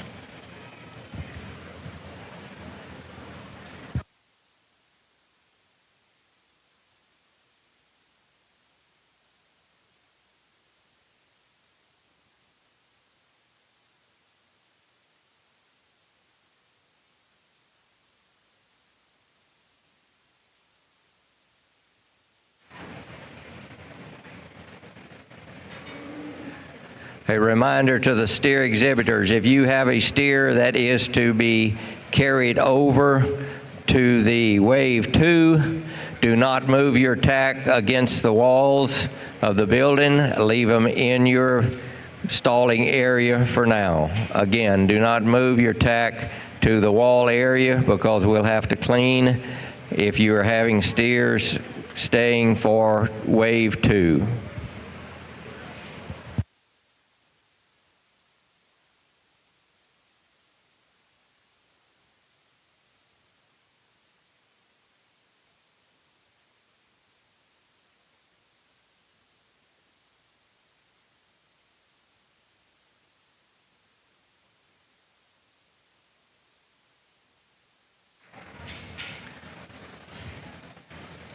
And steer exhibitors, as we complete a division, all of the branded steers must get a picture taken first. The Grand and Reserve and the first place steers will stay here in the barn. All other branded steers must go to the TLMA pens across the way. Again, breed champions and reserve and all other first place steers will stay here in the barn after pictures. The other branded steers will be taken to the TLMA pens across the way.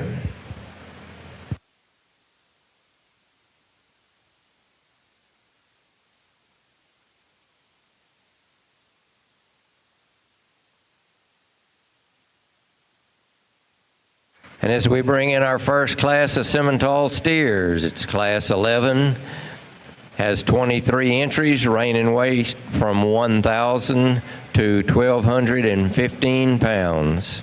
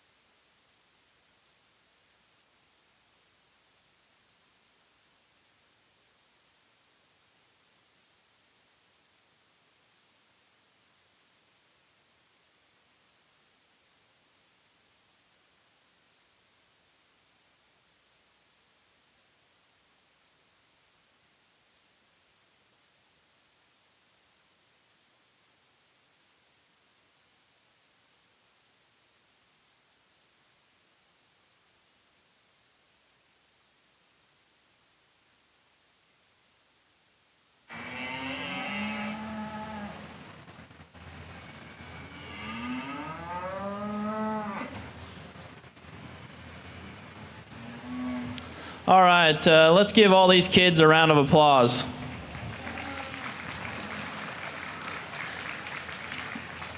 They're doing a good job and sticking with it. I think it's great. Kids at a younger age is already in the ring and showing, and they're hanging with it. Some of the problems maybe these steers get into in terms of just structural correctness and still needing some more fat on them and just more days on feed. But this one up front, like his muscle shape and power, maybe gets a little bit plainer about his front end and gets up in his back when he's set into motion. A couple pair of long-bodied steers that got some depth of body, maybe just lack the extra look and quality about them. And same could be said about these two here coming next. Pair of black cattle, you like their depth of body, smooth kind of cattle that, their neck comes out the top of their shoulder right. They just need to be opened up underneath in terms of skeletal width and just have more shape to them. But put your hands together again to another great group of kids.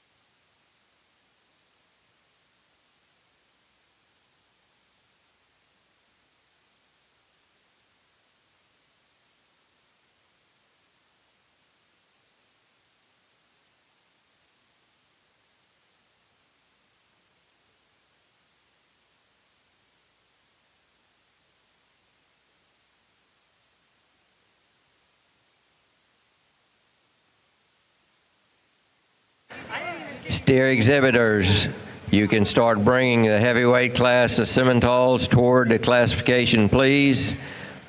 Bring the heavyweight Simmentals toward classification, please.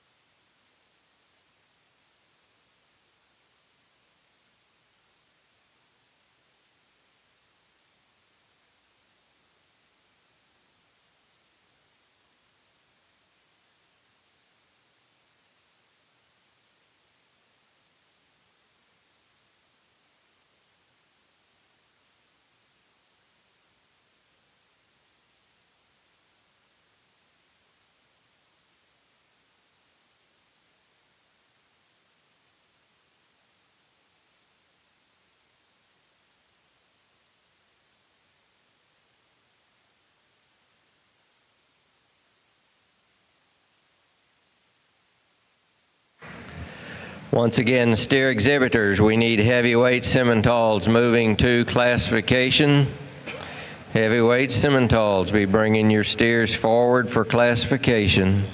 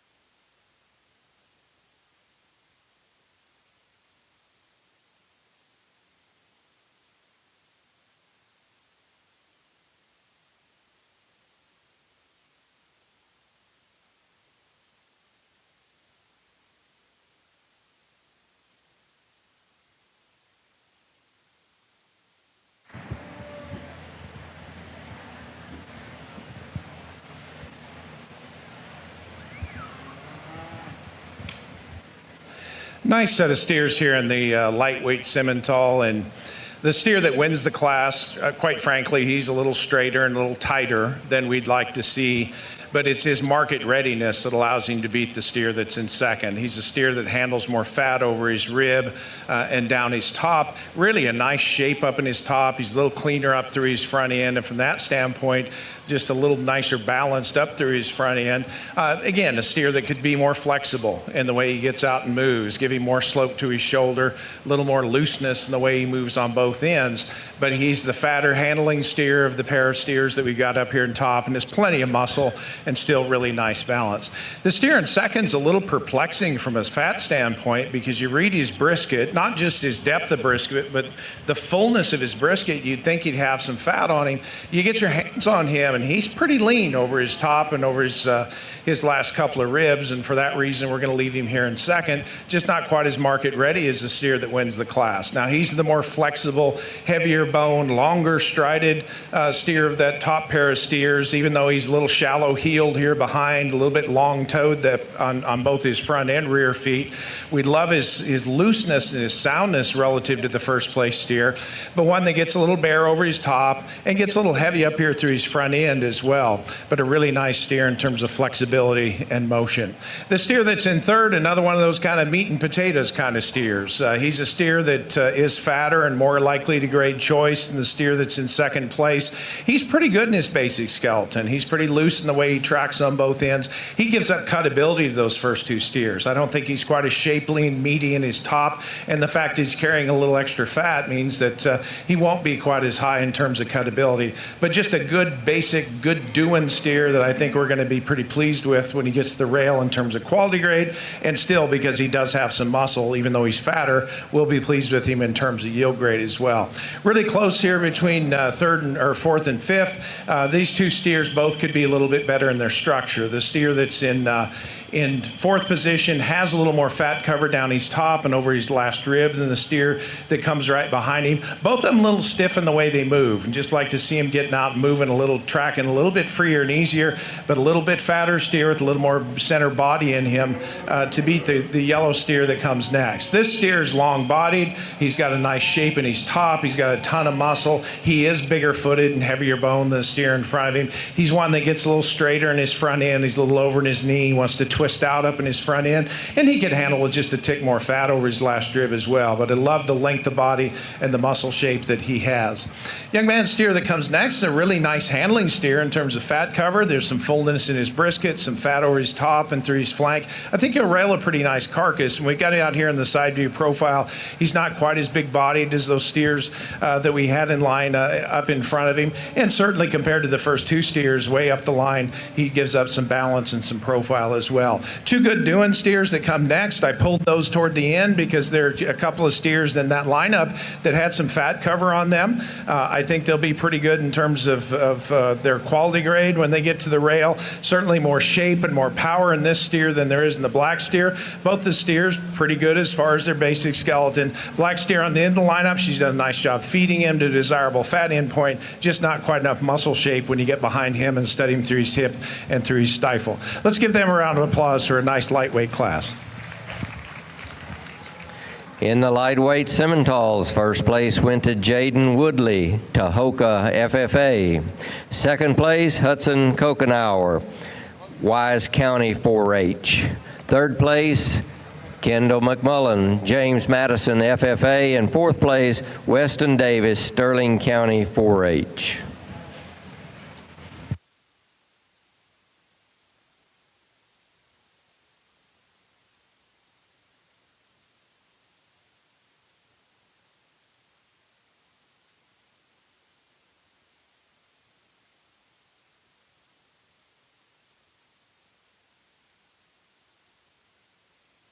And as we move to the middleweight class of Simmentals, this is a class that has 21 entries, range in weight from 1,216 pounds to 1,339.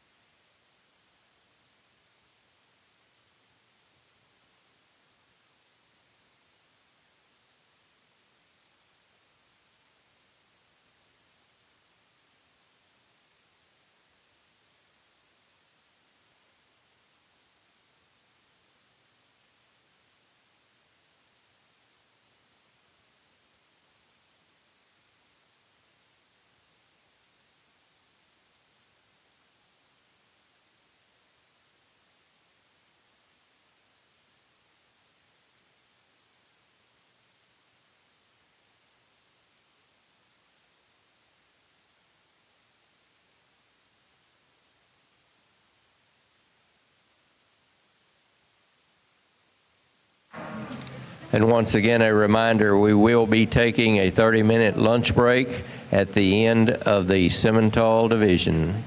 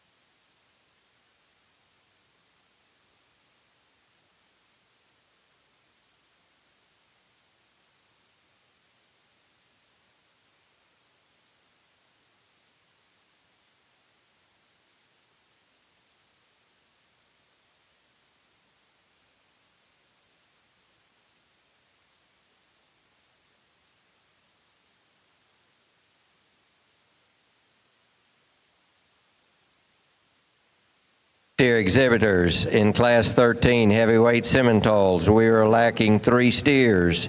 We need tag number 149078, tag number 145745, and tag 146496. We need those 3 steers brought forward to classification immediately.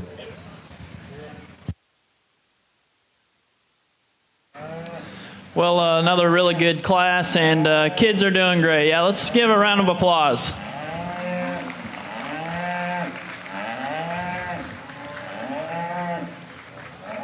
I think in some of this class, maybe the ones exiting here just don't move the best when you set them in motion. Maybe need to reach with more length of stride and just have a more fluid look. This black and white steer standing there, you like a lot of things about in terms of his look and design. He's built nice. Just needs a little bit more cover on him. Just needs more time on feed alongside with the one right behind him. The black Baldy here coming behind him is a real powerful one. That's plenty of fat in his degree of finish. Just gets a little frail and a little plainer.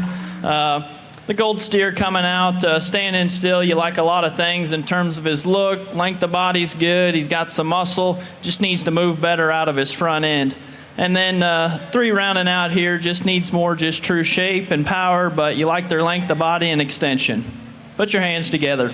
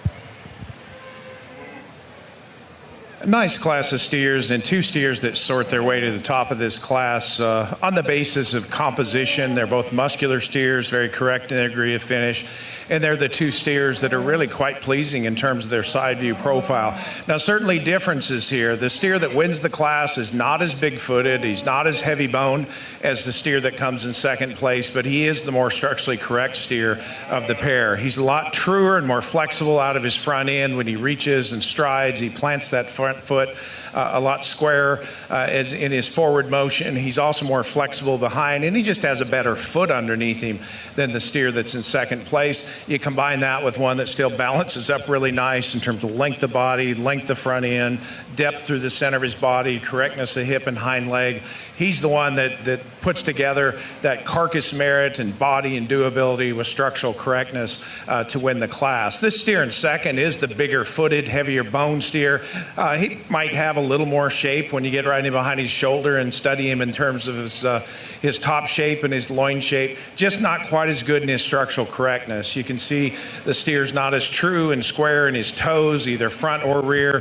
When he tracks out, he wants to toe out and just get a little stiff in the way that he moves out of his front end, but one that balances up really, really nicely. We love the bone and the substance of that steer. We just like to fix him up with his feet and see him moving just a little freer and easier and more flexible on both ends. Really a sound steer here that comes next. He is a better footed steer than the one right in front of him. He's more structurally correct than the steer that came in second place. He's tremendously deep bodied. He gives up muscle shape and cutability to the first two. He's not as square and meaty in his top or loin. He's not as powerful through his hip. He's carrying a little more fat than the first two. I don't think it's anything that's a great concern from a yield grade standpoint, but I don't think he'll cut with those first two steers in terms of cutability, but just a sound functional steer that slides into third place here. Young man steer in fourth is one he's done a nice job feeding. Here's a steer that's really correct in his degree of finish. He's certainly longer bodied, a little more extended than the steer that was right in front of him. He's pretty sound in his basic structure, probably a little frailer and finer bone than those steers in front of him. Gets a little easier in his top line, a little deeper up here through his brisket, but one that I think we'll be really pleased with when he's on the rail, and one that's pretty sound, I think, in his basic structure as well, just not nearly as stout as those steers that were up the line in front of him. Young lady steer that comes next is a heavier bone, bigger footed steer than the one that was right in front of him. He gets a little coarser through his shoulder. He doesn't handle with quite the degree of condition or finish down his top or over his last rib as those steers in front of him, but a big footed, long bodied steer that has a tremendous amount of product in him as well. Young man steer that comes next, very correct in his degree of finish. He's long bodied, he's big topped. He just comes a little piecier in the side view, a little bigger shouldered, a little weak right behind his shoulder, not quite as attractive in his hip or his tail head as the steers in front of him. One I think we'll be pretty pleased with when he gets to the rail. Another long bodied steer with a lot of product comes next. Handles fatter down his top than I initially had thought, but certainly not as deep in his flank or as full in his flank as those steers in front of him. He'll rail a really high cutability carcass, but he's certainly a shallower bodied, rounder rib kind of steer than those in front of him. Steer right behind him, probably a little fatter and maybe a little more apt to grade choice from that standpoint. He's got a big foot under him. He has some balance issues as well because he's really heavy up there through his brisket and gets a little shallower and tighter back there in his rear flank. The black steer is deeper bodied than the steer that was right in front of him. He's a big footed steer as well. He's one that could use a little more fat cover down his top and over his last rib, but we love his length of body and his extension of front end. Next steer in the lineup, next to the end here, really a lot of shape. He's going to be a tremendously high cutability steer that has a lot of product, but just gets a little shallower and tighter in his rib shape, a little straighter and tighter on both ends, and we'd ideally like to see him, but you have to appreciate him from a carcass standpoint. And the same can be said for the steer at the end. I pulled him there toward the end. I think his carcass merit allows him to stay out here because he is so thick and shapely, and he's very correctly finished. He's done a great job feeding him, but certainly not as flexible in his motion as he needs to be to get around those steers in front of him. Let's give them a round of applause for a nice class. Middleweight Simmentals, first place went to Georgia Turner, White Right FFA. Second place, Addie Mass, LaGrange FFA. Third place, Ashley Manganella, Prosper FFA. And fourth place, Gage Tomasic, Franklin FFA.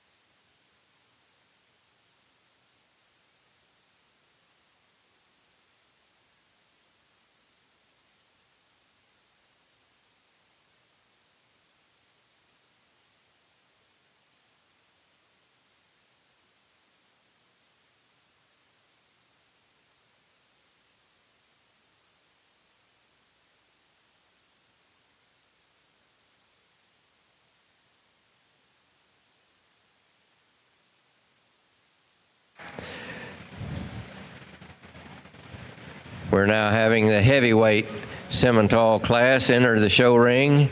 There is 22 entries, range in weight from 1340 to 1500.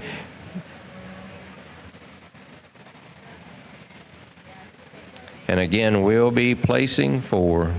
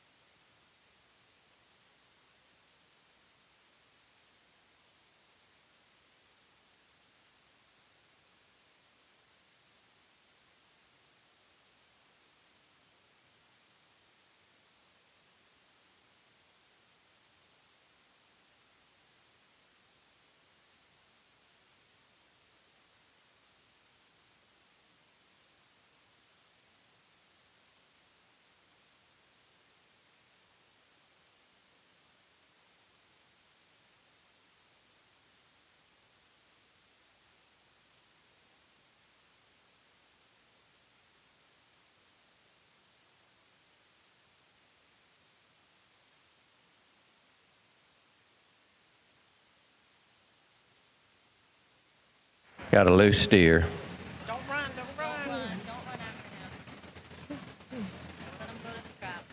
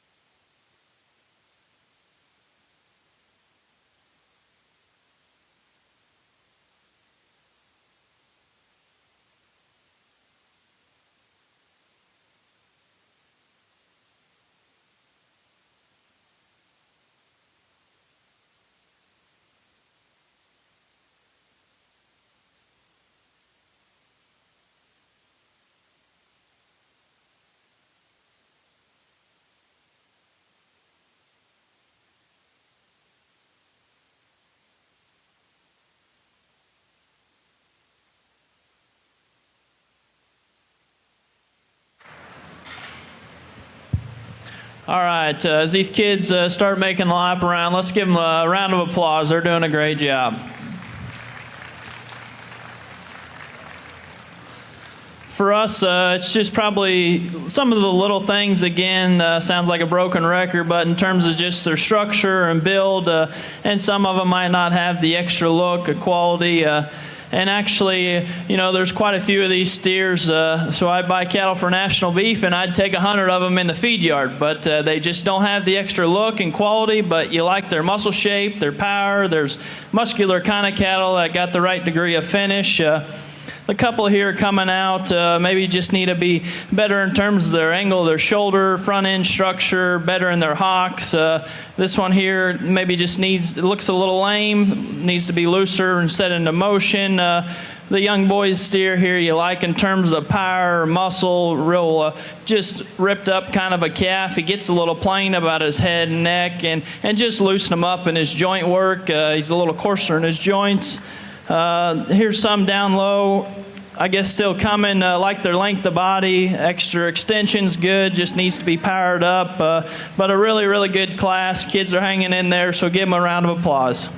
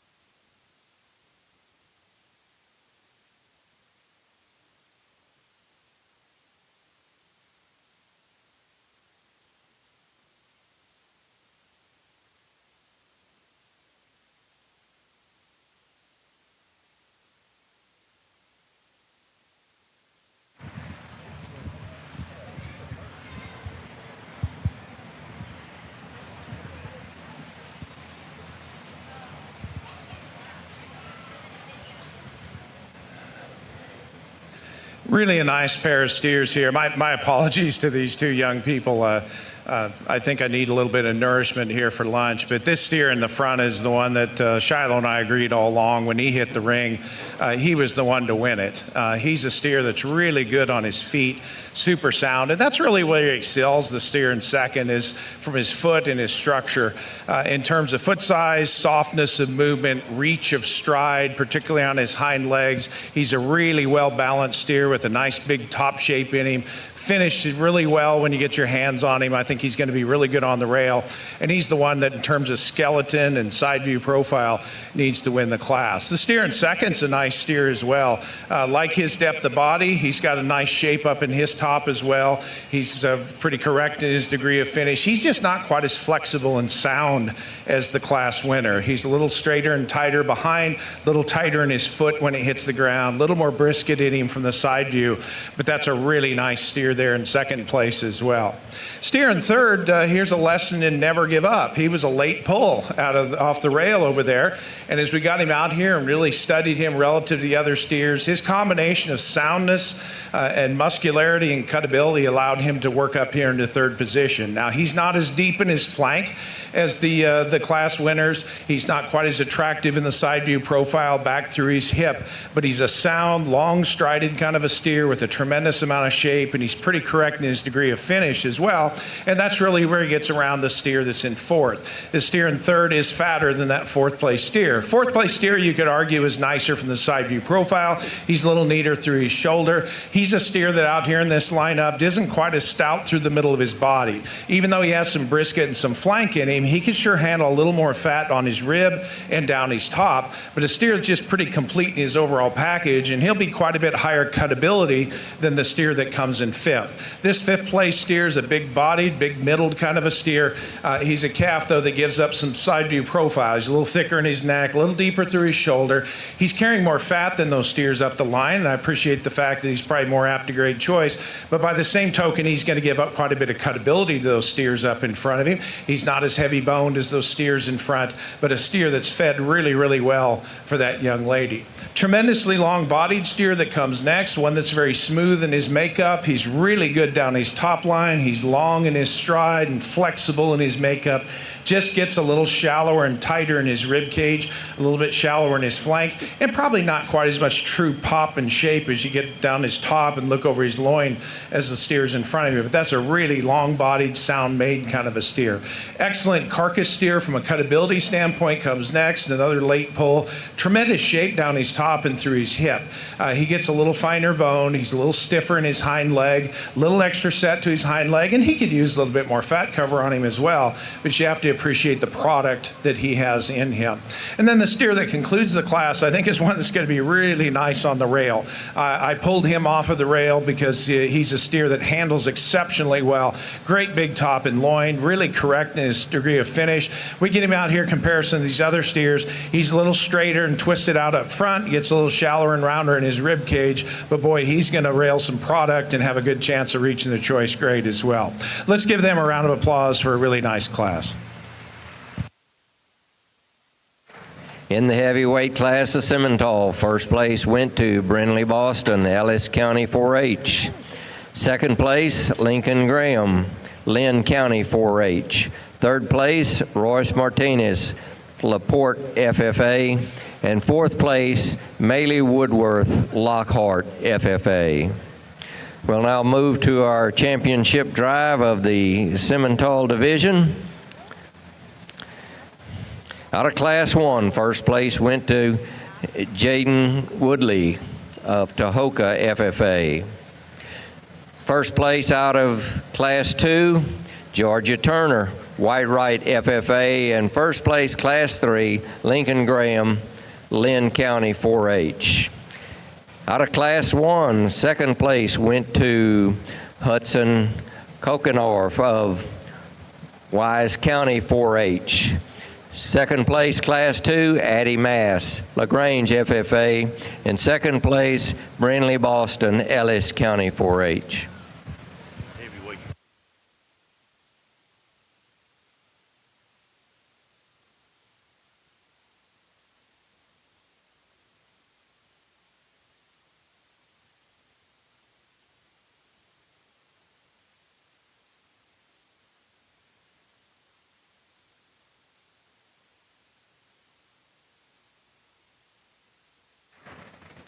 And my apologies, out of Class 3, the first place was shown by Brinley Boston of Ellis County 4-H, and second place shown by Lincoln Graham, Lynn County 4-H.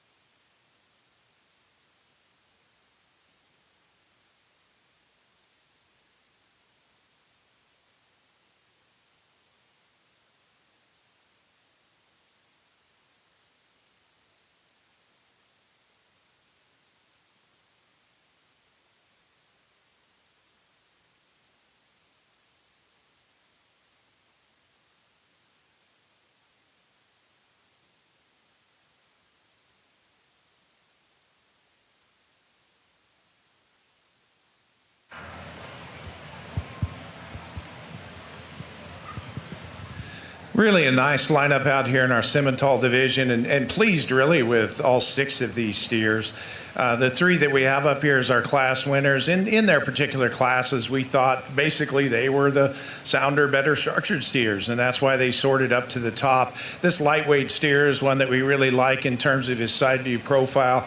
He's got a nice deep body in him, some good shape working right down his top as well. Gives up a lot of power, I think, to the middle and the heavyweight steer when we get out here and study them, but she's done a great job feeding that steer, and he's pretty complete in his own right. The steer that won the middleweight class, certainly not the biggest footed or heaviest bone steer that we see out here, but one that's just pretty darn complete. It's hard to really pick a major hole in him. He's a steer that has some natural width to base. He has some center body. He's pretty good down his top line and through his hip. I think he's pretty sound in his basic skeleton and his motion. And he's a steer that has a nice shape as far as top shape and power back through his upper hip and through his stifle as well. Gives up, I think, some true thickness and width and stoutness and bone to the steer that won the heavyweight class. And this heavyweight steer is one that really puts a lot of good things together. He's a steer that's big-footed and wide-based when you study him from the ground up. He's long-bodied and still he maintains a lot of balance and profile. Really long-bodied, strong in his top line. You know, you might make him just a tick deeper back here in his flank as you look at him from the side view, but that's a pretty nice steer in terms of width of base, soundness, and combining that with excellent carcass characteristics from what we can see externally as well. The steer that was second in the lightweight class, here's a steer that is a really heavy bone steer. He's a calf that has some shape and top and quarter to him, gets a little heavier up here through his brisket and probably doesn't handle quite as fat down his top or over his last rib as we mentioned in class, but a pretty darn good steer from the standpoint of having some natural width of base and some muscle shape as well. The steer that was second in the middleweight, here's a big-bodied, big top steer that we're going to be really pleased with when he gets the rail. He's certainly a heavier bone steer than the one that beat him in class. Not quite as good in his basic skeleton. He gets a little over in his knees, a little straighter up front. As he goes out and tracks, he wants to twist out on his front end and just get a little stiffer in his motion. He's not as big and soft in his foot as the steer that beat him either, but you love the center body in that steer, the muscle shape and the correctness of finish as well. The second place heavyweight steer, another really nice calf. Love his length of body, his extension of front end. He has a nice shape up in his top. He's not quite as powerful behind as the steer that won the class, nor is he as flexible in terms of his structure and his mobility, because he's a little more upright in his foot and his pastern. There's a little extra brisket in that steer as well when we get him turned from the side view profile. But from a basic goodness standpoint of having some width and some power and some muscle and some correctness of finish, he's one that you have to like a great deal as well. Let's give all these Simmental exhibitors a big round of applause. We'll pick the champ and the reserve.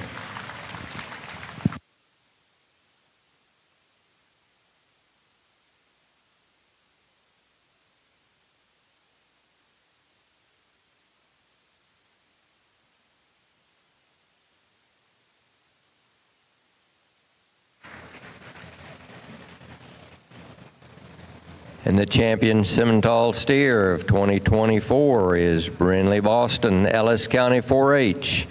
We will now lead in Lincoln Graham into the lineup to vie for reserve.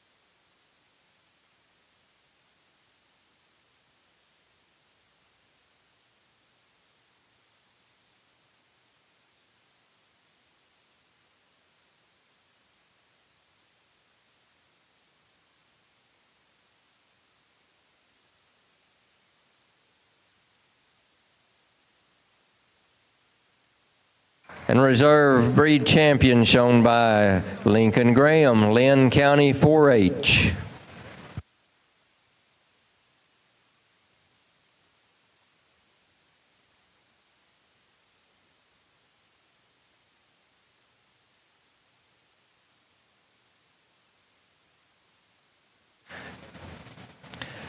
We will now be taking a 30-minute lunch break, and we will be back with the Cimbras.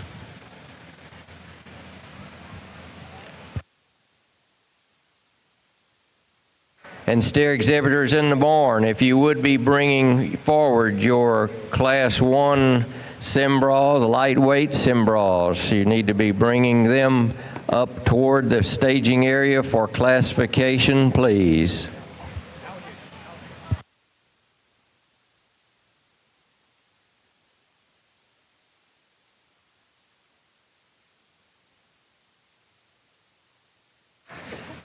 And a reminder to the steer exhibitors who had shown this morning, all of the placing steers must first go to the photo booth to have a photo taken of your steer. After that, the champion and reserve champions of the breeds and all first place steers will stay here in the barn. The other placing steers will be taken across the way to the TLMA pens.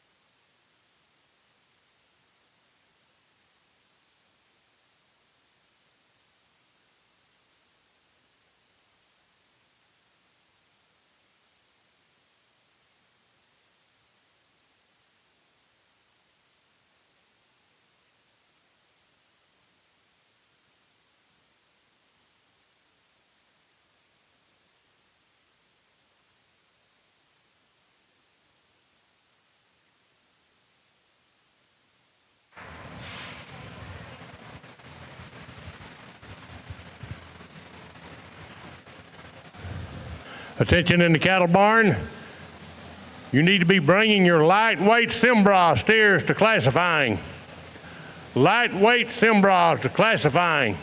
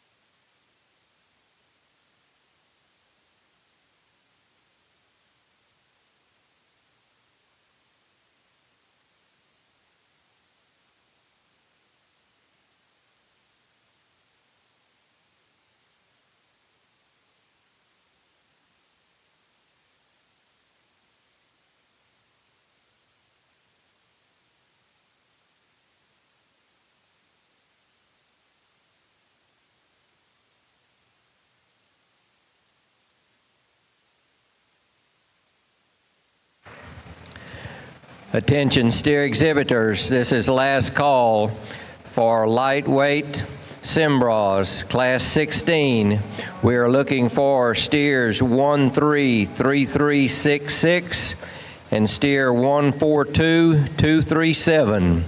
Again, steer number 133366 and steer number 142237. You need to bring your steers forward for classification immediately.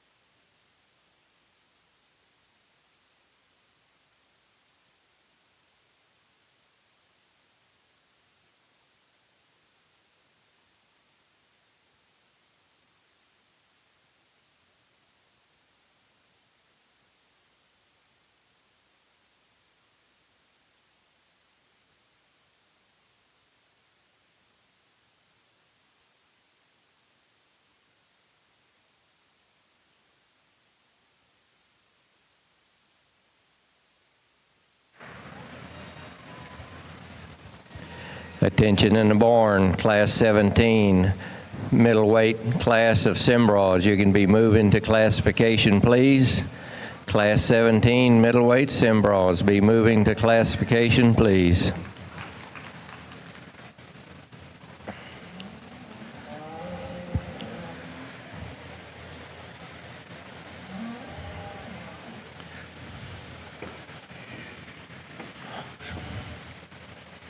We're now working our first class of Cimbras. It's a lightweight class.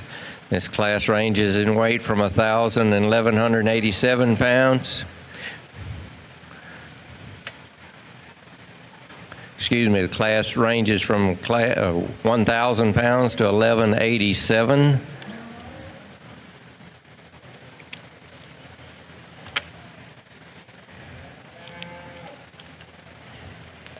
Place 3.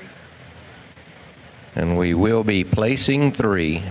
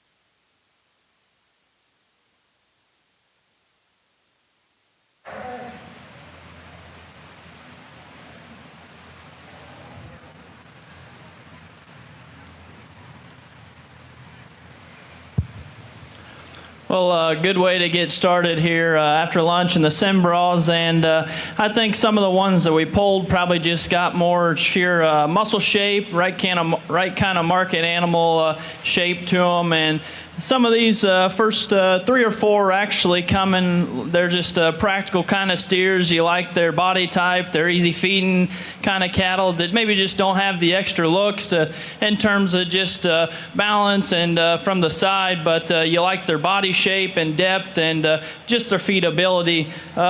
Young man's black and white steer coming next is a real heavy structured, good legged steer. Maybe just gets a little plainer and just wants to drop out of his hip ever so slightly. Young man right in front of me here, a real good looking one from the standstill, just needs to be opened up in terms of his body shape and rib shape in general. And guy steer here coming next, standing still, you like some things about him, but he just needs to be freer when he's set into motion. And black and white steer, he's a big outlying kind of cat that's long bodied, he's heavy structured, kind of the same thing with the one in front of him, just needs to move better. But put your hands together, great way to get started here.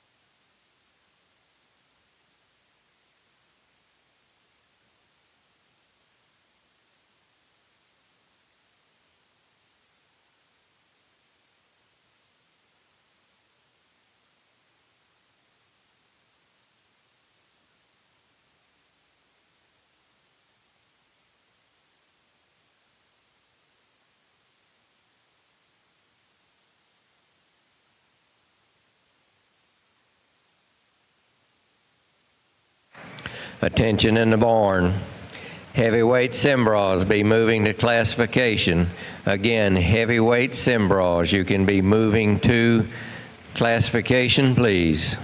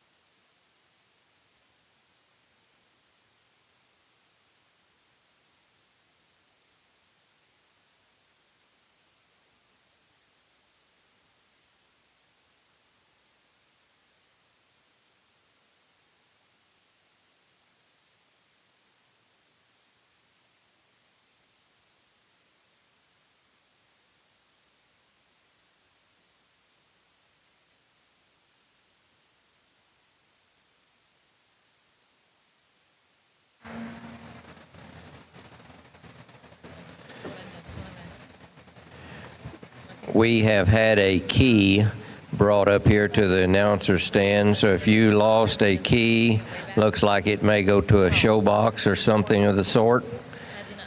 We have it at the announcer stand.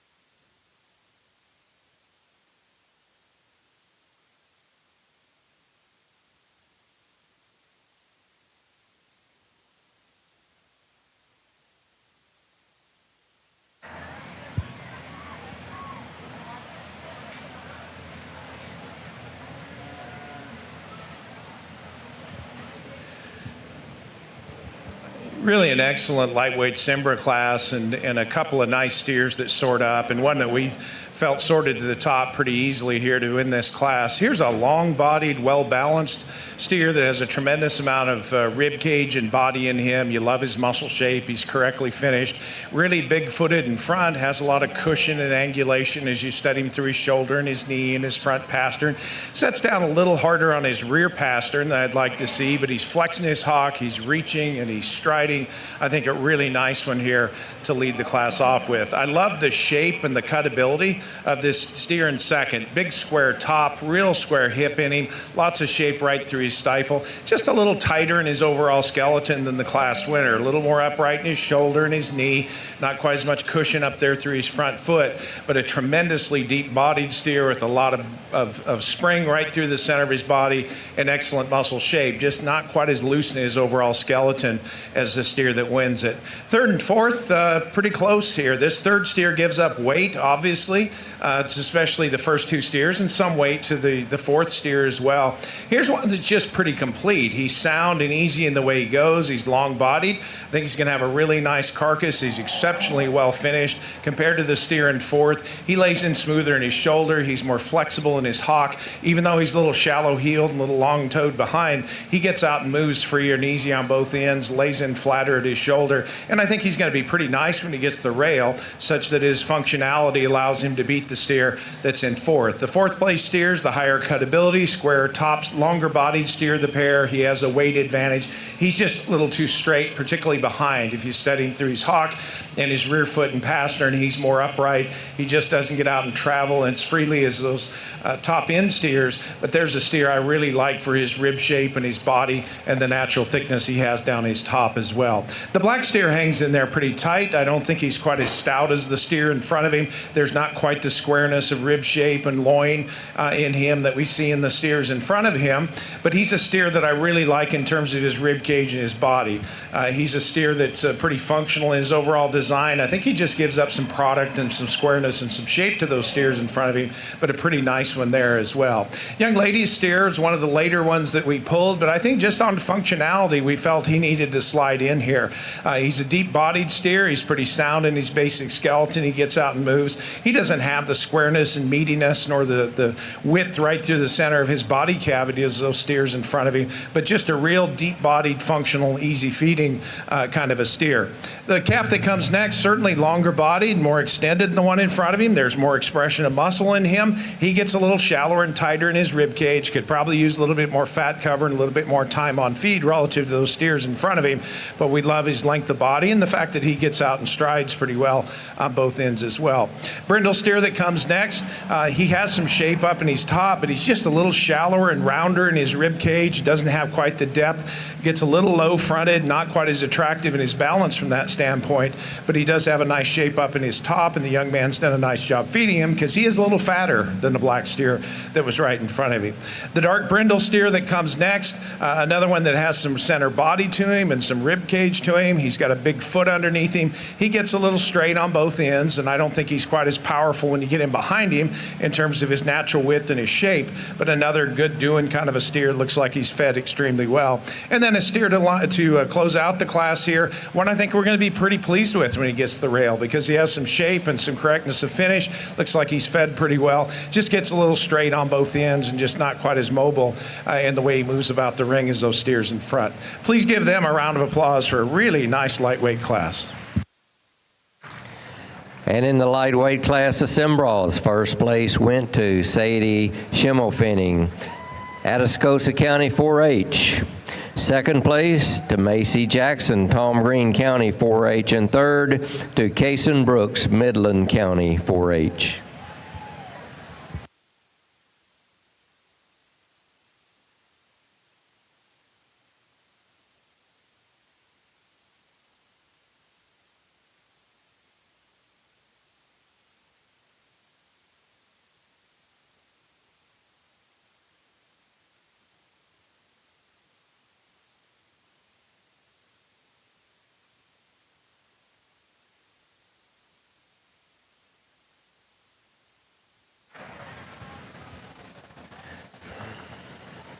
And as we move to our middleweight class of Cimbras, this is a class that has 25 entries, ranging in weight from 1188 to 1298.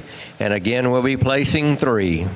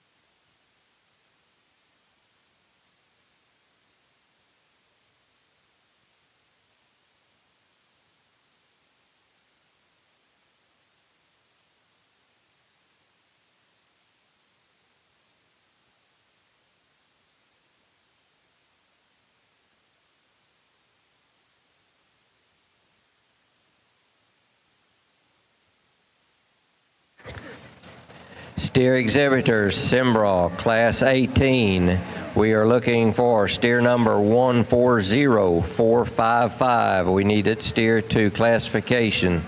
Again, steer number 140455. We need your steer brought forward immediately.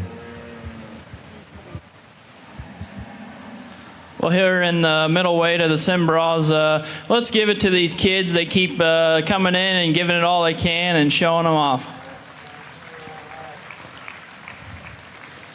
I'll just pick a few out as they go. Really, the first 3 or 4, you like their body. Depth of ribs good. They got some muscle. For us, they just need to move a little bit better. The one in second, he's long and extended, good-looking steer. Just needs more to him. The couple coming here next, like the easy feeding look about them, big rib kind of cattle, just get a little frail and a little plainer about their appearance. Same could be said about the next one coming. Real high cutability steer here that will have some yield in them. Just gets a little stiff out here and set in motion. And same what's said with the one behind them, but really good class, and we'll work through these here.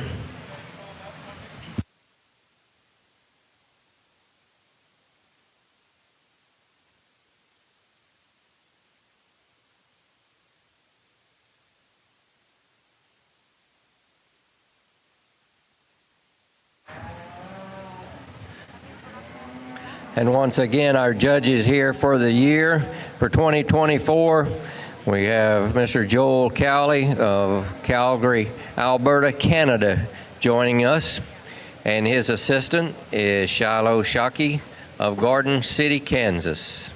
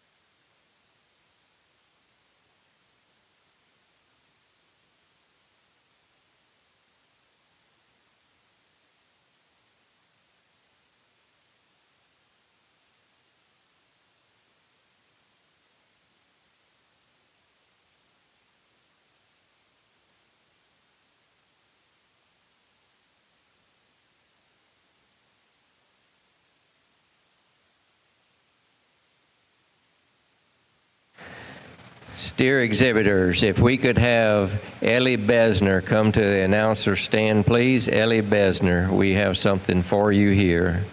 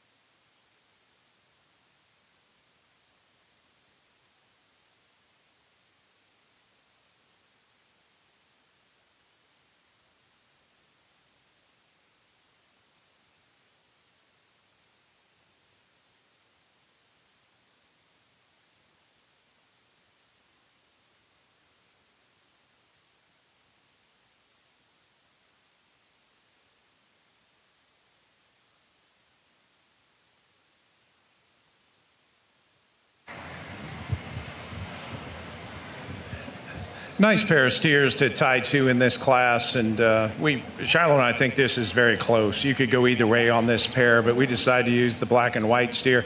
There's a little more length in that steer. I think there's a little more power in him. He's a wider base steer. There's more shape and width working down his top and across his loin. You get in front of him, there's more width and power back through his hip than the steer that's in second. He could be better on his feet. He's not as square in his front toes as I'd like to see, and he doesn't stride as long behind as the steer that's in second, but he might be a little more stable in the way he plants that hind foot than the steer that's in second place. Second place steer, I think, is a little more open through the lower portion of his rib. He certainly takes a longer stride and reaches farther with his hind leg. He doesn't have quite as much length of body as the class winner. I don't think he's quite as powerful through his hip as the class winner. And I'd sure like to square him up in his rear toes. Those outside toes behind, he's rolling over those pretty good, even though he takes a pretty good long stride. But extremely close pair there. Two really nice steers in terms of having some body and some power and still presenting some look. Nice steer in third here. Here's a calf that has a good shape down his top and through his hip. He's just not nearly as powerful as those first two in terms of his squareness and meatiness down his top or across his loin. He's not as powerful behind. He's probably not as big boned as those two steers are either, but a pretty solid steer.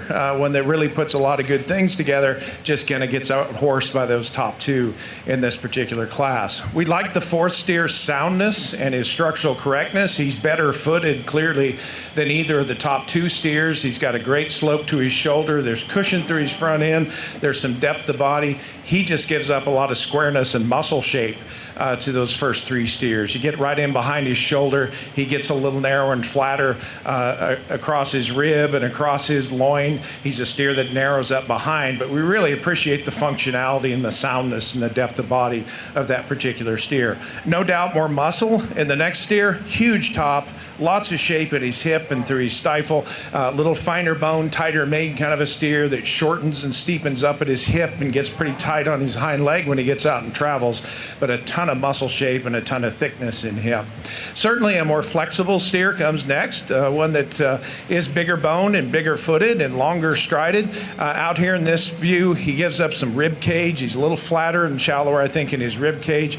Maybe not quite as attractive in the side view as the first two steers, but one we really like for his foot size and his bone and his flexibility and structural correctness. Young man steer that comes next, really a smooth, pretty steer that has some shape and thickness down his top. Out here, he just gets a little shallower and rounder in his rib cage. He's just not quite as deep and powerful in his rib as we'd like to see him, but one's pretty correct in his basic structure, and certainly one that presents a really nice profile in terms of straightness of lines and the way that he blends his body parts together. Young man steer that comes next is stouter and bigger bodied than that red steer right in front of him. He's bigger footed as well, but a little coarser through his shoulder, not quite as level at his hip, a little extra set and a little stiffness in the way he gets off those hind legs, but appreciate him for his muscle shape and his thickness.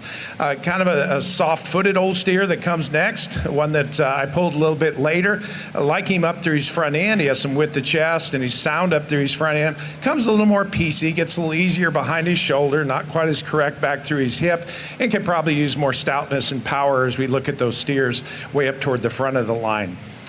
The red and white steer that comes next, we pulled him really early. He's one of the earlier ones in. We think he's going to be a good carcass steer. He's very correctly finished and he has some shape of top, gets a little shallower and rounder in his rib cage and could probably be just a little more flexible behind on his hind legs, but one that'll rail a really nice carcass. And then this steer that's next, I pulled him right at the end there as he was exiting. I wanted to recognize him for composition. Here's a steer that isn't quite as heavy boned and big bodies those in front, but boy, he's a good carcass steer. He's one that's really correct in his degree of finish, really square up in his top. I think we'll be really pleased with him when he gets on the rail, but out here he just gives up too much body and too much stoutness. Please give them a round of applause for a really nice class. In the medium weight Cimbras, first place went to Kennedy Weatherford, Tom Green County 4-H. Second place, Landry Vargo, Wilson County 4-H. And third place, Lincoln McAllister, Leon County 4-H. Hanger feeder rods, adjustable slam gate latches. Steer exhibitors, if you will start bringing your lightweight Brahmans to the custom pins made by hand and hot dip staging area, please. Lightweight Brahmans, start moving to classification, please. TIPS vendor and can design, fabricate, and install equipment to fit all your needs. Visit AdamsFabLivestock.com to get started today.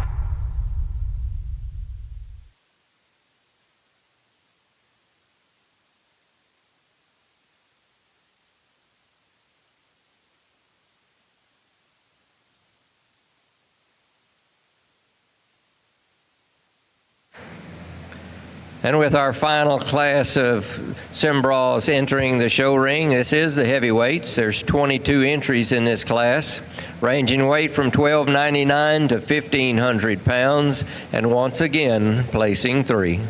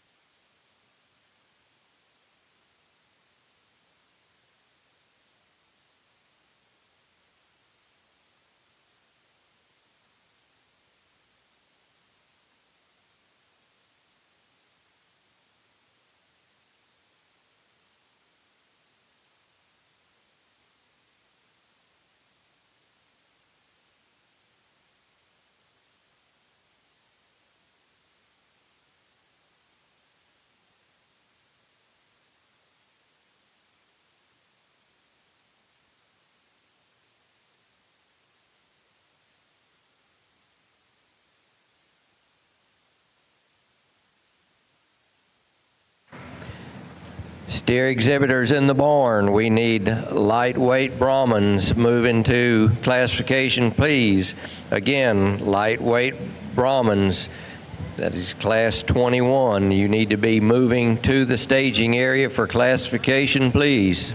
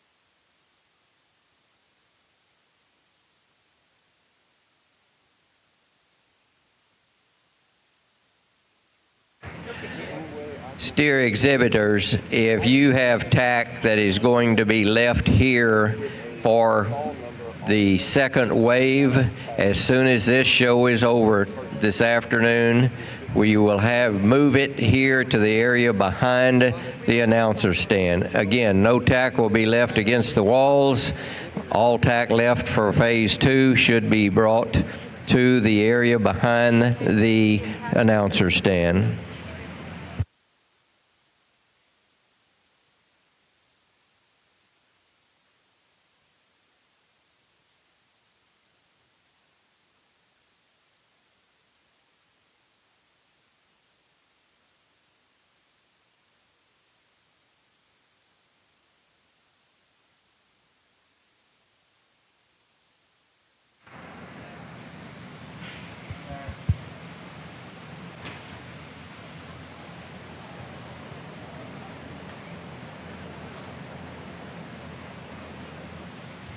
Well, another really good class, and we're starting to get to some heavier weights, and a lot of these steers have some extra length of body and frame to put on this weight, and they got some doability to them in terms of muscle and body. And some of the things that just get them in trouble is structurally, like this brindle steer here, one you love in terms of just his rib shape and power, but he just needs to move better out of his front end. And same could be said about this one coming next. Just use a shot more belly and just balance him out better Brock will come in next, one you like in terms of his shape out of his quarter and hip. Just needs some more body and just finish on that calf. The one coming next is a big, easy-doing one that looks like he fed well for that kid. He just gets too twisted out on his front end and needs to move a little bit better. Brindle coming next is a big, long, strong top kind of a steer, like his length of hip. Just needs to be opened up underneath. And same could be said with the next two, and actually three coming out next. And let's give all these kids a round of applause. They're doing good and hanging in there.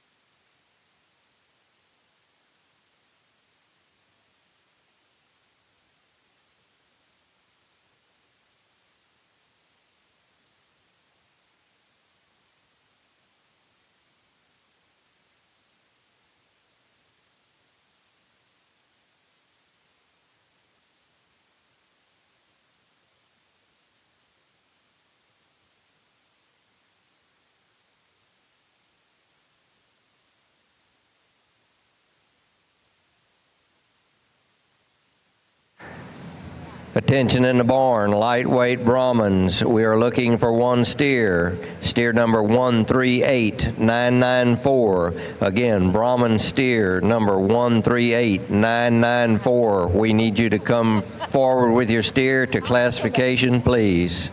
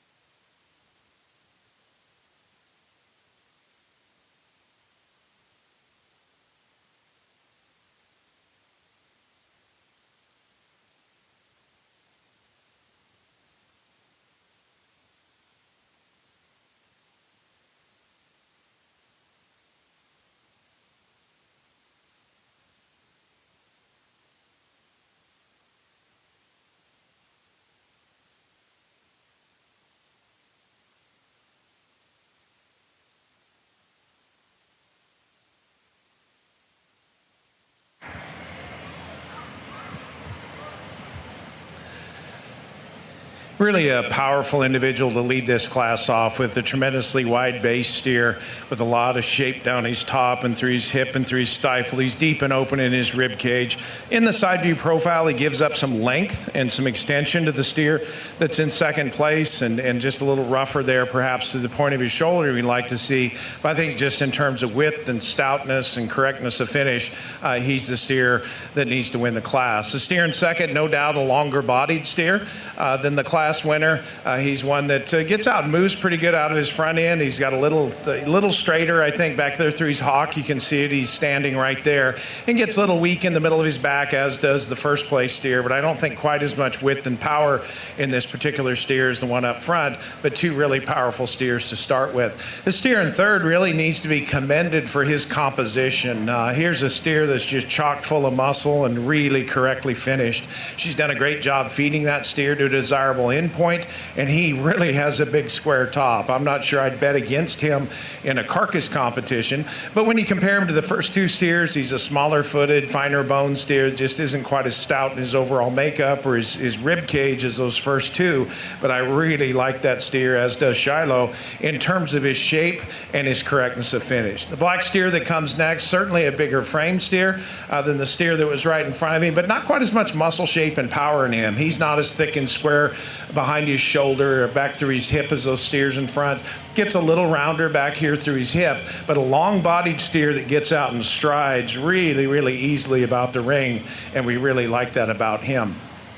This yellow steer that comes next is one that we like when he's set up in the side view profile in terms of his length of body, his depth of body, his straightness of lines. Where he gets in trouble is up on his front end. As you watch him track to or away from you, he's a steer that gets narrower chested. He's a little over in his knee. He twists out up there on his front feet and just isn't as flexible in his overall makeup, but a pretty nice steer here in terms of putting together some balance and some body and some muscle along with some correctness of finish.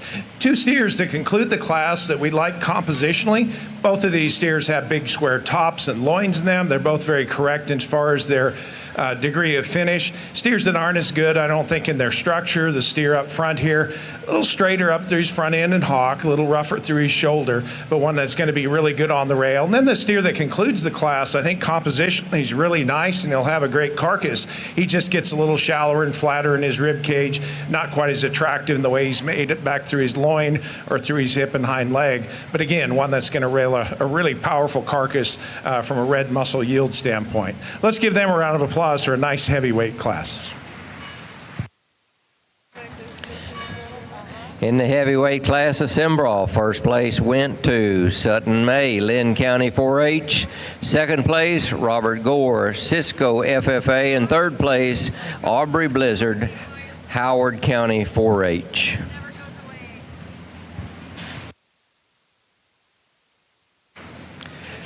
Medium weight Brahman steers can be moving to classification, please. Medium weight Brahman steers be moving to classification.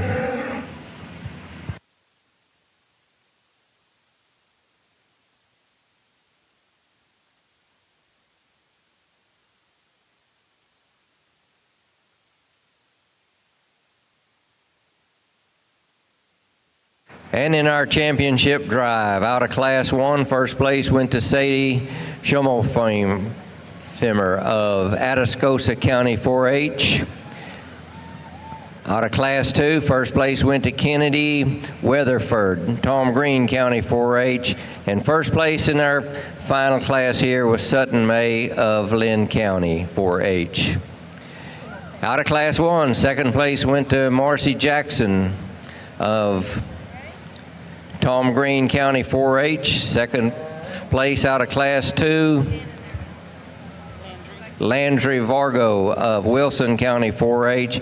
And out of Class 3, second place to Robert Gore, Cisco FFA.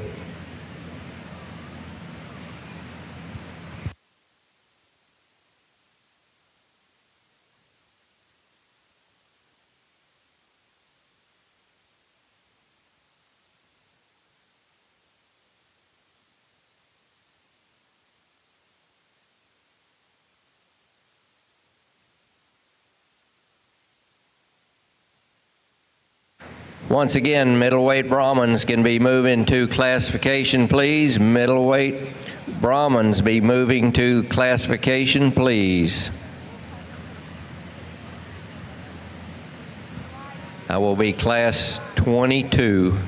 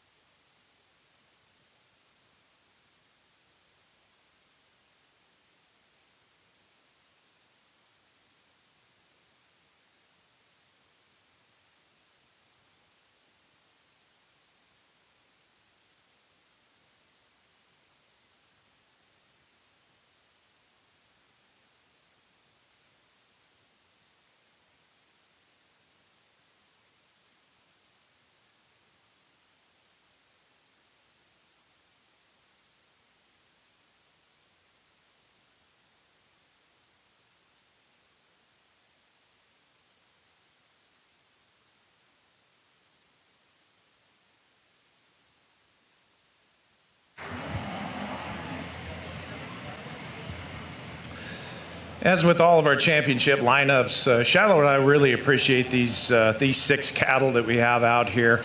They're cattle that, though there are some differences as far as structure is concerned and some differences as far as finish and balance, they're all functional cattle. They all are sound enough in their basic skeleton. They all have some body and some mass to them, and certainly they all have some muscle shape and some thickness and power.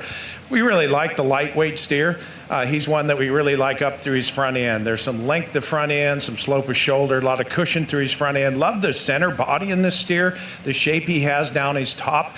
He's a steer, though, could be probably a little leveler at his hip when he gets out and travels and just be a little freer and more flexible in the way he sets down behind when he gets out and moves. And then you compare him to the 2 steers behind him. He's not quite far enough along in terms of fattening. He could use a little more time, a little more fat down his top and over his last rib, but certainly in that class, he was the one to tie to. The black and white steer that comes out of the next class, tremendously long-bodied steer.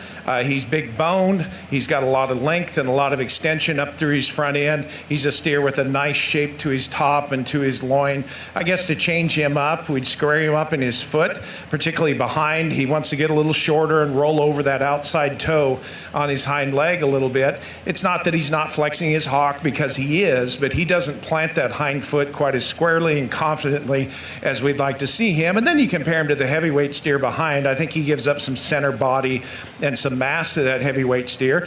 His advantage over the heavy, he's a little stronger in his top line and probably a little neater up through his brisket as well, but certainly not quite as much body, not quite as square and correct in his foot shape. The steer that won the heavyweight class is truly a massive, wide-based, powerful, big rib steer with a lot of shape and power in him. He's very correctly finished. He sets down square and bigger on his feet than does the middleweight steer. Yes, he gives up length of body. He's a little rougher through his shoulder and gets a little easier behind his shoulder, but one that for as massive and big bodies as he is, he still presents a pretty nice profile in terms of balancing up and, as I said before, better on his feet than the middleweight steer is. The second place lightweight steer here, we liked him in class as well. He's a deep-sided, straight line kind of a steer that has some shape and some correctness of finish. Probably a little frailer in his overall makeup than that steer that beat him. He's not as big in his rib, and he's just a little more upright in terms of his joints, but a calf that really is nice in terms of his shape, and she's done a good job feeding him to a desirable endpoint as well. The steer that was second in the middleweight class, here's a nice steer as well. Big soft foot up underneath him. Up front, he's one that could be more correct in his hind foot shape as well. He kind of has the same characteristic as the black and white steer as far as his hind foot shape. He does take a longer stride behind than the steer that beat him in class, but I don't think he's quite as powerful. And you look at him down his top and back through his hip as that steer is, and sure like to square him up as far as his hind foot is concerned. And then the steer that was second in the heavyweight class, certainly longer bodied than the steer that beat him and longer up through his front end, probably a little cleaner in his brisket as well. A little straight back here through his hock, just a little tighter in the way he gets out and moves when he tracks behind. And he's a steer that wants to open up through the point of his shoulder as well. Could be stronger topped as well, but we really like that steer in terms of his length of body, his depth of side, just not nearly as massive as that steer that beat him in class. That's the way we see these steers. We'll pick your champ in reserve, but I wish you give all the exhibitors in this division a big round of applause.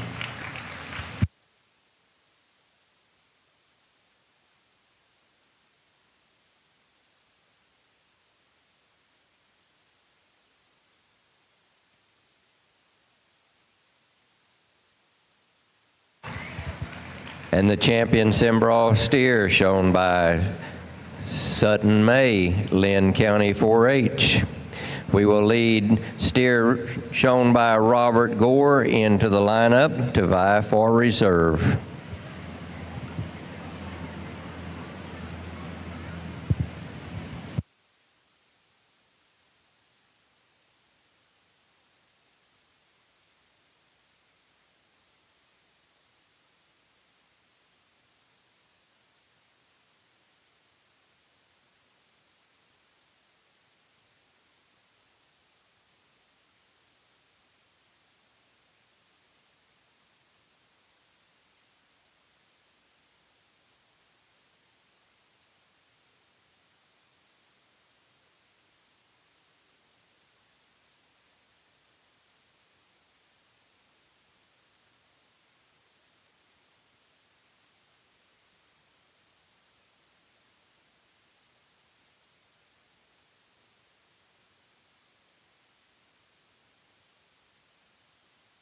And the reserve champion sim brawl, shown by Kennedy Weatherford, Tom Green County 4-H.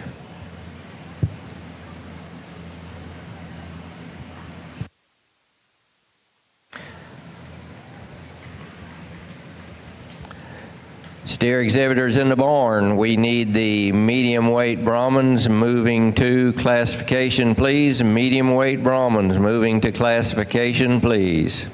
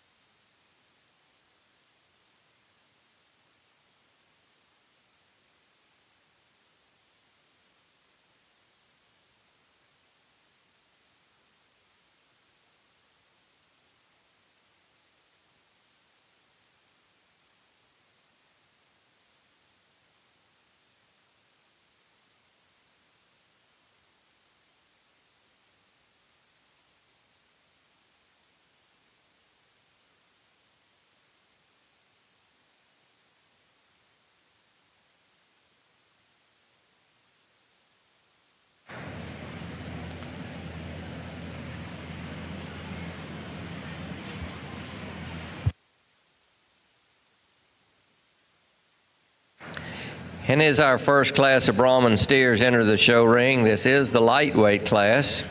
This class has 17 entries, ranging in weight from 1,000 to 1,190 pounds, and we will be placing 2.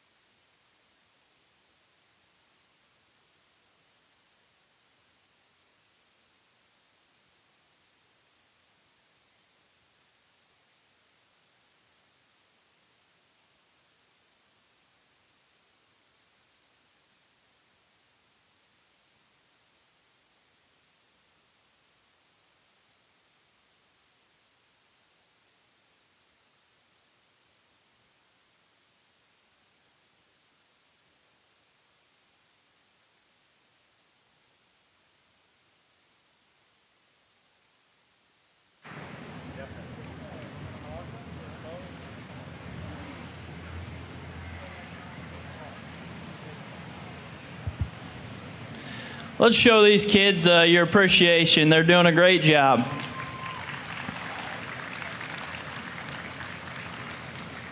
I appreciate the showmanship and sticking through it all the way through, because we might pull you on the walk here, and you guys are doing good, and there's several good showmen in here. Some of these steers that are exiting might just need to have a shot more finish in terms of cover on them, and just need to move better. The first one needs a better set of running gears underneath him in terms of his hind leg and feet. Then the next couple just need to balance out a shot better. Here's probably two of them, a little lighter weight cattle in the class, but you like their shape. High cut ability steers just need some more body and need to move better out of their front end. Young girl steer, you like this one in terms of her shape, just gets a little tight, but really good class.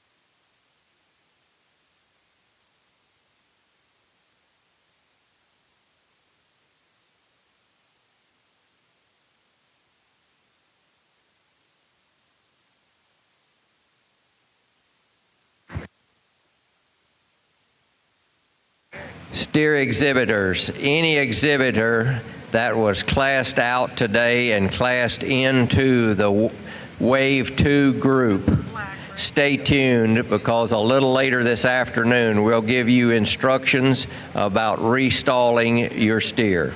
Again, if you classed out today and classed into the Wave 2 for Thursday, Friday, stay tuned to further announcements as we will give you info on restalling soon after or during the ABC show.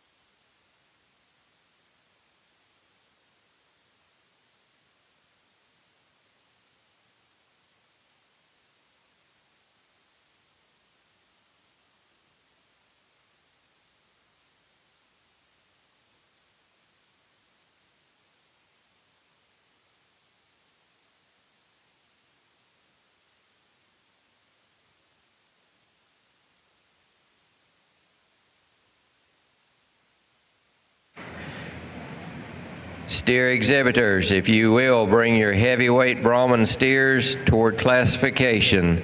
Again, heavyweight steers be moving toward classification.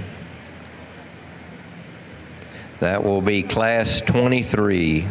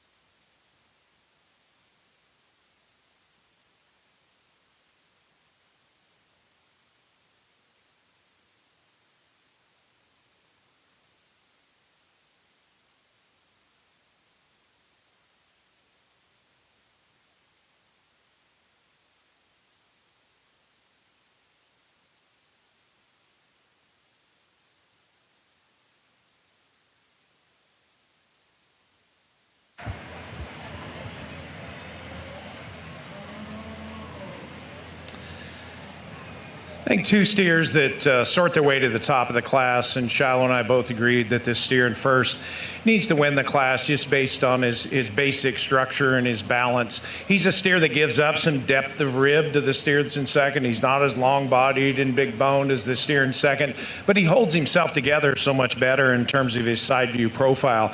He's a steer that's more attractive back through his hip. He's more attractive in his hind leg. And when you watch him walk away, he tracks with more width between his hock and a little more power down to the base of his quarter than does the steer that's in second place. Just a good, solid steer here that's correctly finished, muscular, still balances up pretty nicely in terms of the side view. Yeah, you might clean him up just a little in his neck and drop his flank in him a little bit, but that's a really nice steer to lead off with. The long-bodied, big-boned, soggy-middled steer is the one that comes second. Here's a steer. It's extremely long-bodied. He's got a nice shape in his top and his loin. He gets out and takes a good long stride on both ends. He comes apart a little in his shoulder. He's just doesn't hold himself together as well as the first-place steer does. And you get in behind him, he gets a little narrow-based behind, a little close at his hock when he gets out and travels, and just gives up too much side-view profile, in our opinion, to win the class. But you have to appreciate that big-footed, big-bodied steer that's pretty loose in his skeleton to go second. Here's a nice steer in third. He's more structurally correct than either of the first two steers in terms of the angle of his joints, the cushion that he has down in his feet. He moves extremely well. He handles good. Looking at the steer, you'd think he needs some more fat cover. You get your hands on him, he handles pretty good as far as his degree of finish. He gives up a lot of stoutness to those first two steers in terms of his rib cage, his foot size, his bone. He's just a little frailer in his makeup than the first two, but we really like his skeletal correctness, and we like the way that steer handles down his top as well. The fourth place steer is one that's extremely long-bodied. He's very straight in his lines. He has some width right through the center of his body. He's a steer that's carrying more fat than we'd ideally like. He's going to get out cut from a cutability standpoint by those first three, I think pretty significantly, because not only is he fatter, he's not as muscular as they are either. He's also a little smaller in his foot and finer in his bone. And just a little straighter in his joints than you'd ideally like to see. But his market readiness, we think, keeps him over the steers that come next, and his overall balance and attractiveness in terms of side view profile. The red steer that comes next is leaner and more expressively muscled and will be higher cutability than the steer that was right in front of him. He also has a little more cushion up through his front end. He's a steer, though, that just needs a little more time on feed. He's starting to fatten, but just not quite fat enough where we feel real confident in his ability to reach the choice grade. But I think with some more time on feed, he'll just get better and better. He's also a little tighter in the way he gets off of his hind foot and hind leg, but a really nice steer that just needs some more time on feed. Similar for the steer that comes next, he's a bigger framed, longer bodied steer, but he's one that also handles a little leaner down his top and over his rib than we'd like to see. And you get right in behind him, he narrows up and flattens through his stifle and just isn't quite as square and meaty in his shape, but a super long bodied, very structurally correct steer that gets out and moves extremely well out here in this lineup. Steer that concludes the class here, I think we're going to be really impressed with him when he gets to the rail. And I pulled him because he is a tremendously shapely steer that's really correct in his degree of finish, and I think he's an excellent carcass steer. Out here he gets a little rounder ribbed, a little tighter, a little more set to his hind leg, just not quite as deep and stout in his body, but one that we really, really like in terms of his degree of finish and his muscularity. Let's give them a round of applause for a nice lightweight class. Lightweight Brahman steer class. First place went to Logan Spangler, Bandera County 4-H, and second place went to Mason Kruger, Briscoe County 4-H.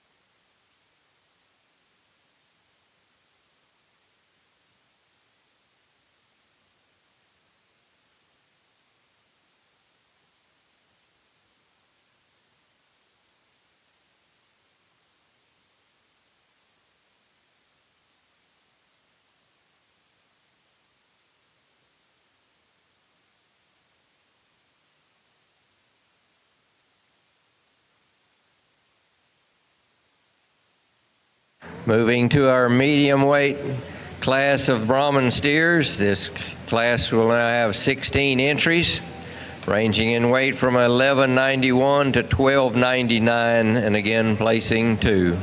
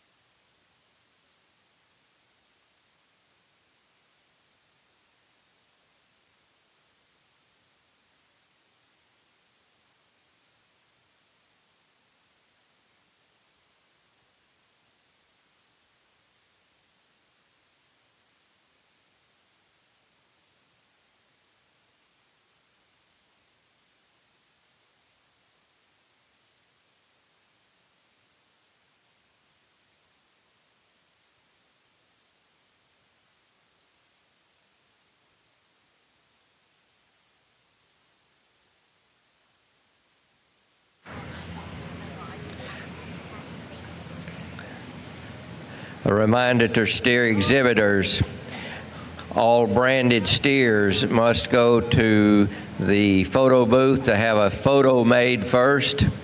Champion and reserve champion of the breed and first place steers will stay here in-house.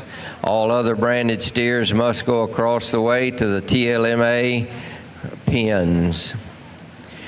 If you have a non-placing steer that you would like to sell, you can also take that steer to the TLMA pens across the way. Floor price is $1.7502. Be sure and take your purple card with you when you take your steer over there.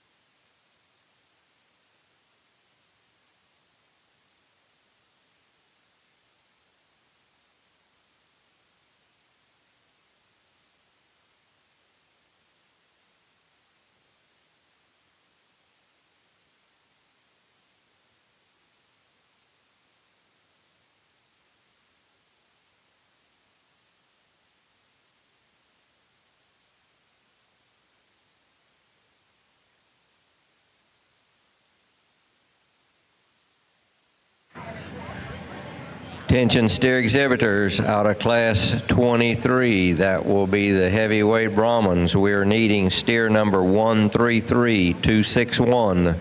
Again, Brahman steer number 133261 needs to be brought forward for classification immediately. That is a heavyweight class of Brahmans. Again, tag number 133261.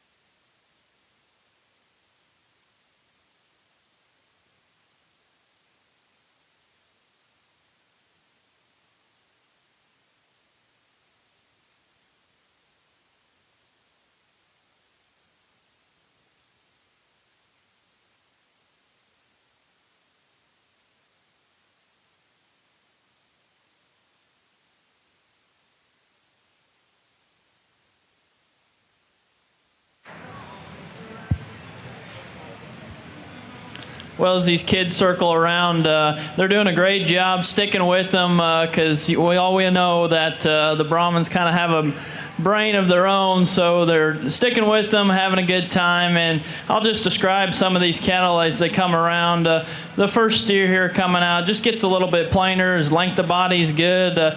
He's got a nice hind leg on him, but just needs to have a more just a striking look from the side. A real muscular calf coming next. You like his shape on the top side of his shoulder. He's stout out of his hip. Kind of the same could be said as the one ahead of him. Maybe just gets a little plainer and set him back at the angle of his shoulder. And then there's a group of steers here coming next. You like their body, their muscle, and their product. Maybe just need to be better in terms of their structural build. And I wanted to point out the last one here, and the girl's sticking with it. Give her a round of applause for her just attitude towards this. And actually, that steer's compositionally as good as any, probably in class. Just gets a little straight, but that's a big top, stout-ended one that certainly will cut open very well.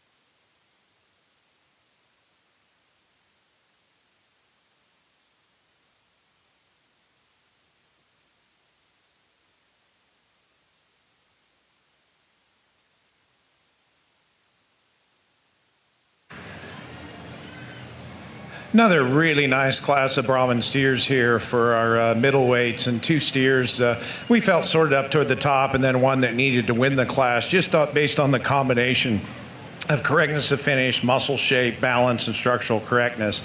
He could take a little longer stride off of his hind leg, and you might pick him up at his pins just a little bit, but a steer that balances up pretty nicely proportionately when you look at him from the side view in terms of his length of front end, his depth of body, and one that handles extremely well. You get your hands on him, he's big loined and big over his rib, and I think that's really where he excels the steer in second, is that he is more shapely in his top, and he has more shape through the center of his stifle as well. Really a nice steer to win the class. The steer in second is the longer bodied steer of the pair. He's the longer strided steer of the pair. He takes a longer stride off of his hind leg.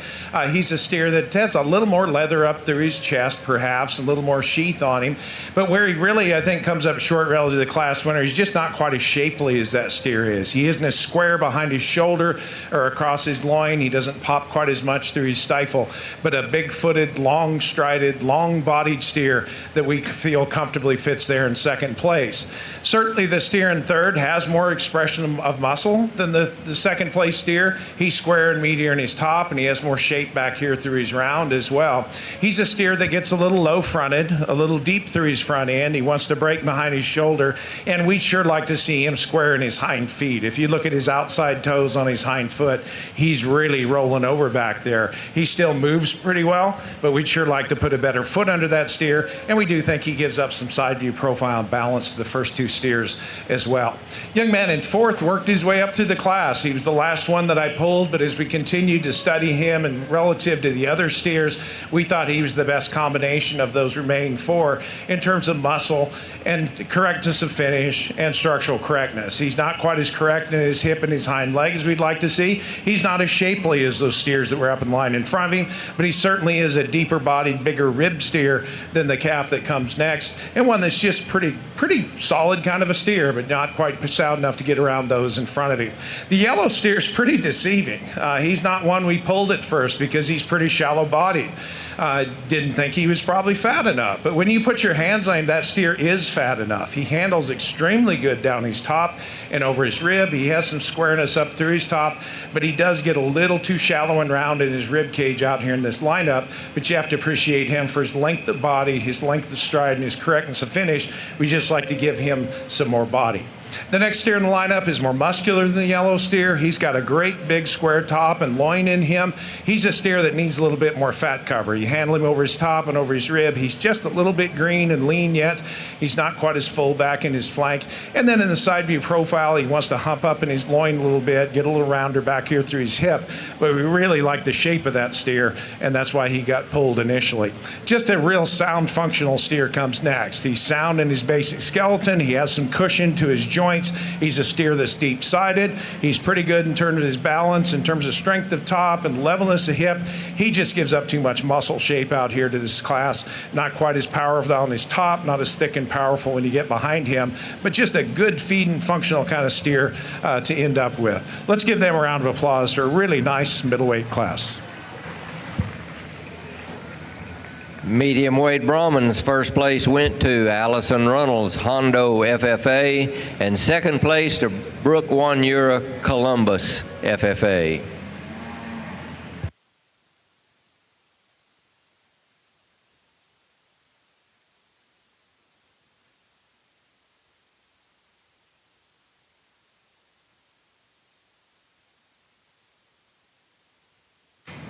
We'll now bring in the heavyweight class of Brahman steers. This class has 14 entries, range in weight from 1,300 to 1,500 pounds, and again placing two.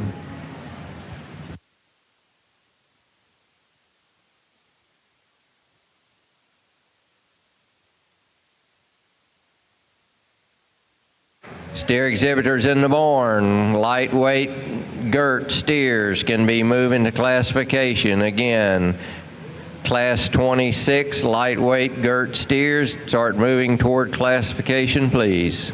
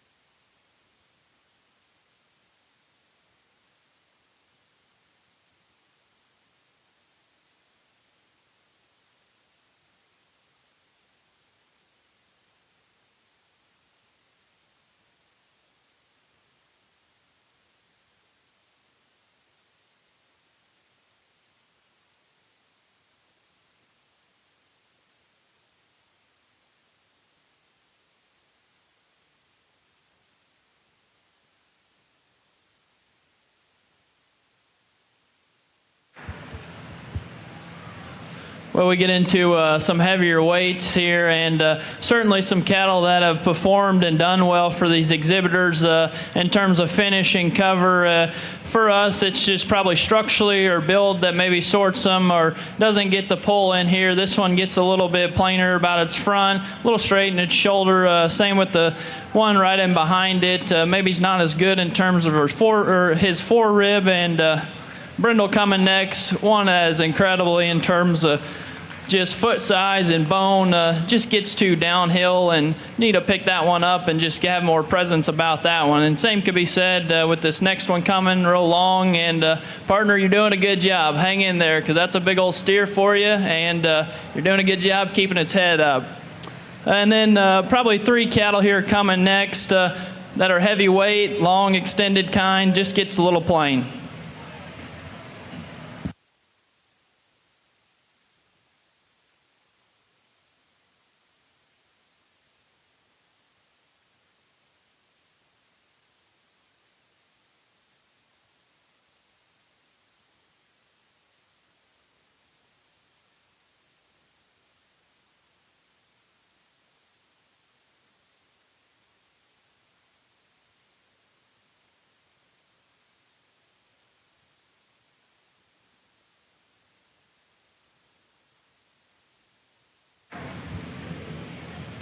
We have one of our long-term interns here at San Antonio Livestock Exposition that happens to have a birthday today. So happy birthday, Erin, her 21st.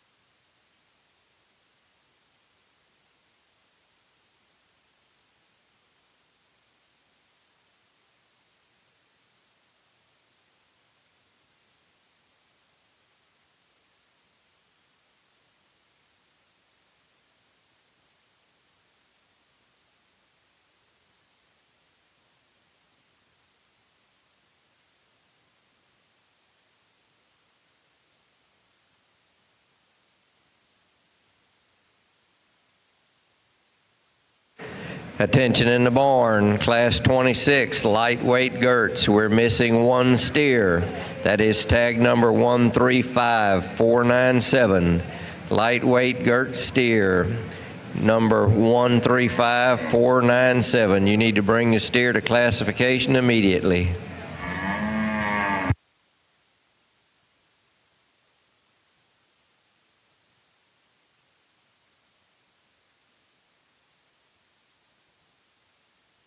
Also in the barn, Class 27, the medium weight Gertz. You can start moving to classification.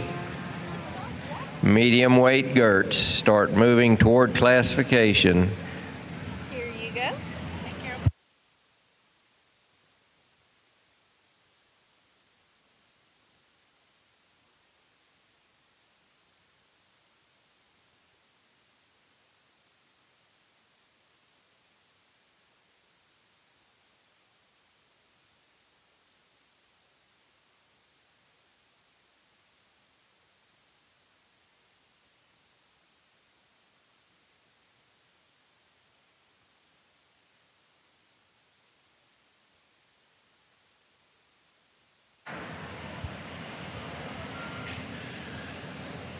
Really a powerful individual to lead this class off with. A big-footed, sound steer that has a tremendous amount of natural width to base and body and rib in him, and one that's really impressive when you study him right behind his shoulder. He's got a huge top and loin in him, and I think when he gets the rail, he's probably a higher cutability steer than the steer that's in second. But I think where he really gets around the steer in second is his foot size, his bone, the trueness with which he travels and reaches out of his front end really allows him to get around the steer that's in second place. And then you add on top of that the extra muscle shape, and he wins the class. We like this steer in second. We love his length of body, his length of front end. He's really made nice up through his front end in terms of his side view profile. He's a steer that wants to twist out, just get a little straighter up through his shoulder when he gets out and moves. He could be a little higher at his pins when he gets out and tracks. A little stiffer and shorter in terms of his hind leg stride as well, as you can see. So not as flexible and loose as the class winner. Certainly not as much expression and shape as the class winner, but a pretty darn nice steer there to run in second place. This steer in third does get out and move freer and easier than the second place steer. He tracks truer up front. He takes a longer stride up front. In the side view profile, he doesn't balance up quite as nicely. He gets a little shorter at his hip, a little steeper at his hip, and just not quite as proportionate. He could use maybe just a tick more body as you look from the side view profile. But there's a sound steer with a big top and a big loin that I think we're going to be pretty pleased with. And when you compare him to the white steer that's in third here, he does have more fat on him. This steer that comes in third position, if he were fatter, he'd move up the line a little bit higher. He's a steer that's big-footed. He sets down square on his feet and legs. He's got some shape of top and shape of hip. You're reading through his brisket and you think he might have some fat. He's got a little flank, but boy, you handle him down his top and over his last rib. For a steer that weighs this much, we just like to see him fatter than he is. But you get that steer fat and he runs pretty hard up toward the top end of this class. Young man steer that comes next, I think, is one we're going to be really pleased with when we get to the rail. He's a steer with a lot of shape down his top, a lot of power back through his hip. He's just a little finer bone, narrower base kind of a steer. You stud him up through his chest floor. When he stops and stands, he gets a little narrower chested. He wants to twist out on his front feet, get a little tighter up there. But boy, he moves pretty good. When he gets out and travels on his hind leg, he takes a good long stride back then. But just a little frailer bone, a little straighter and tighter up in his front end than he needs to be, but one we're going to be pleased with when he gets to the rail. This black steer is one that I pulled there toward the end because he deserves some credit from a composition standpoint. You talk about one that is muscular and correctly finished. He is really outstanding. Huge top and loin in this steer, really correct in his degree of finish. He's just a little finer bone, tighter made, tighter structured steer that doesn't get out and move as free and easy as we'd like to see him, but boy, I think he's going to have an awful impressive carcass. Kind of a big bone, big-footed steer comes next, tremendously long-bodied. He's long up through his front end. He's packed with muscle as well, but just in terms of balance and profile, a little more shoulder on that steer, certainly not as strong in behind his shoulder, and he gets a little rounder in his hip with a little extra set to his hock. But you have to appreciate that steer for his length of body, his length of stride, and the amount of muscle shape that he has in him. Please give them a round of applause for a really nice heavyweight class. In the heavyweight class of Brahmins, first place went to Kinsey Hobbs, Milam County 4-H, and second place to Weston Hendricks, Nolan County 4-H. We'll now set our championship drive for the Brahmin division. Out of class fun, first place went to Logan Spangler, Bandera County 4-H. Out of class 2, first place Allison Runnels, Hondo FFA. And again out of class 3, first place to Kinsey Hobbs, Milam County 4-H. In class 1, second place went to Mason Kruger, Briscoe County 4-H. Class 2, second place, Brooke Wanyura, Columbus FFA. Class 3, second place to Weston Hendricks, Nolan County 4-H.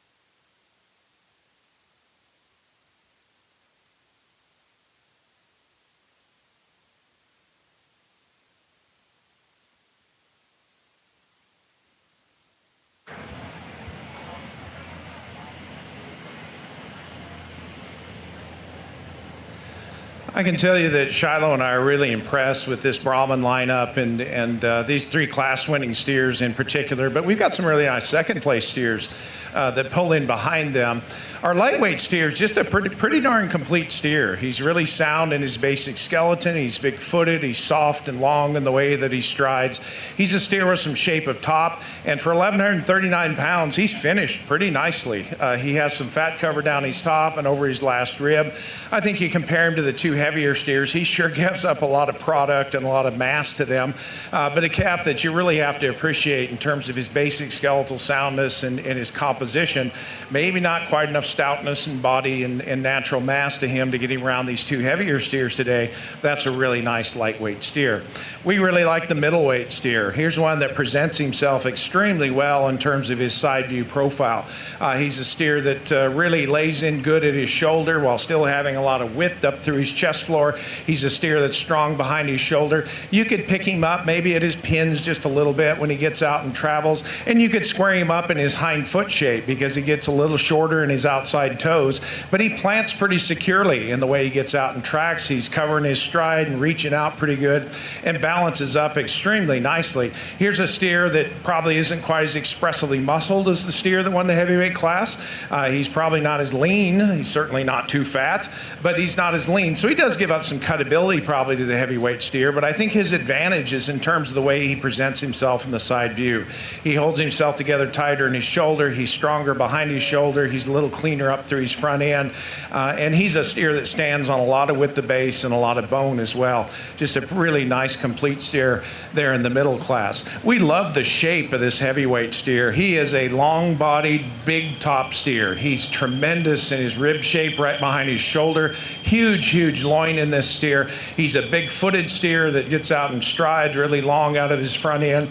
Maybe a little more open through the point of his shoulder, wants to get a little easier right behind his shoulder than the steer that stands in front of him.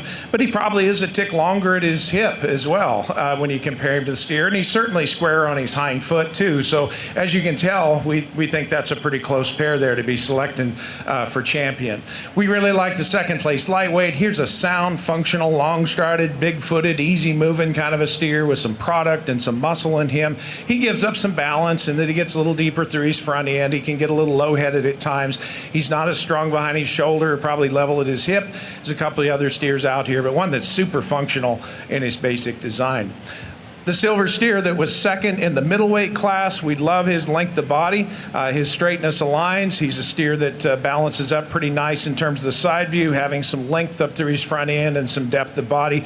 Maybe not quite as much squareness and muscle shape in him as either the class that beat him or the steer that beat him in class or the heavyweight steer, but one that we really like for his completeness and his balance as well. And then the steer that concludes the drive out here, the second place heavyweight steer, another one we like quite a bit. Here's a steer with some shape at top, some loin in him. He's certainly not as powerful and thick and muscular as that steer that was in the line in front of him, and he's not quite as long and easy strided out of his front end as probably the middleweight steer or the heavyweight steer up there when he gets out and moves. It's still one that balances up pretty nice and does a nice job of combining muscle and correctness of finish. Let's give these exhibitors a big round of applause. We'll select your champion and reserve champion Brahman.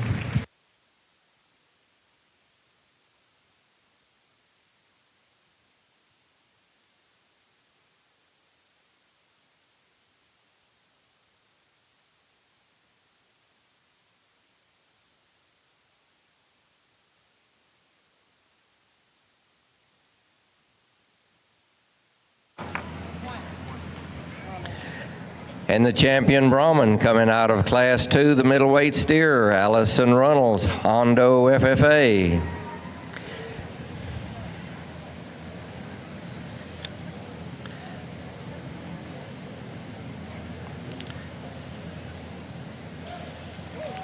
Where'd he go?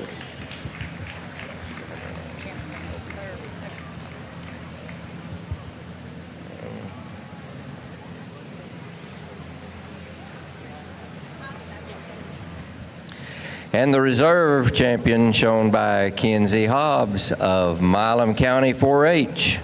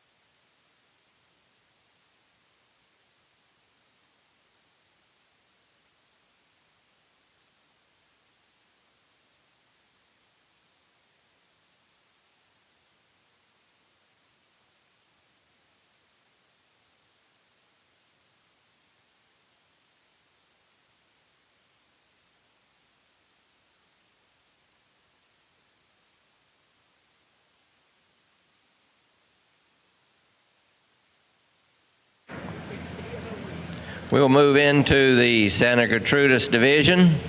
This lightweight class has 23 entries, ranging in weight from 1,000 to 1,200 pounds, and will be placing 3.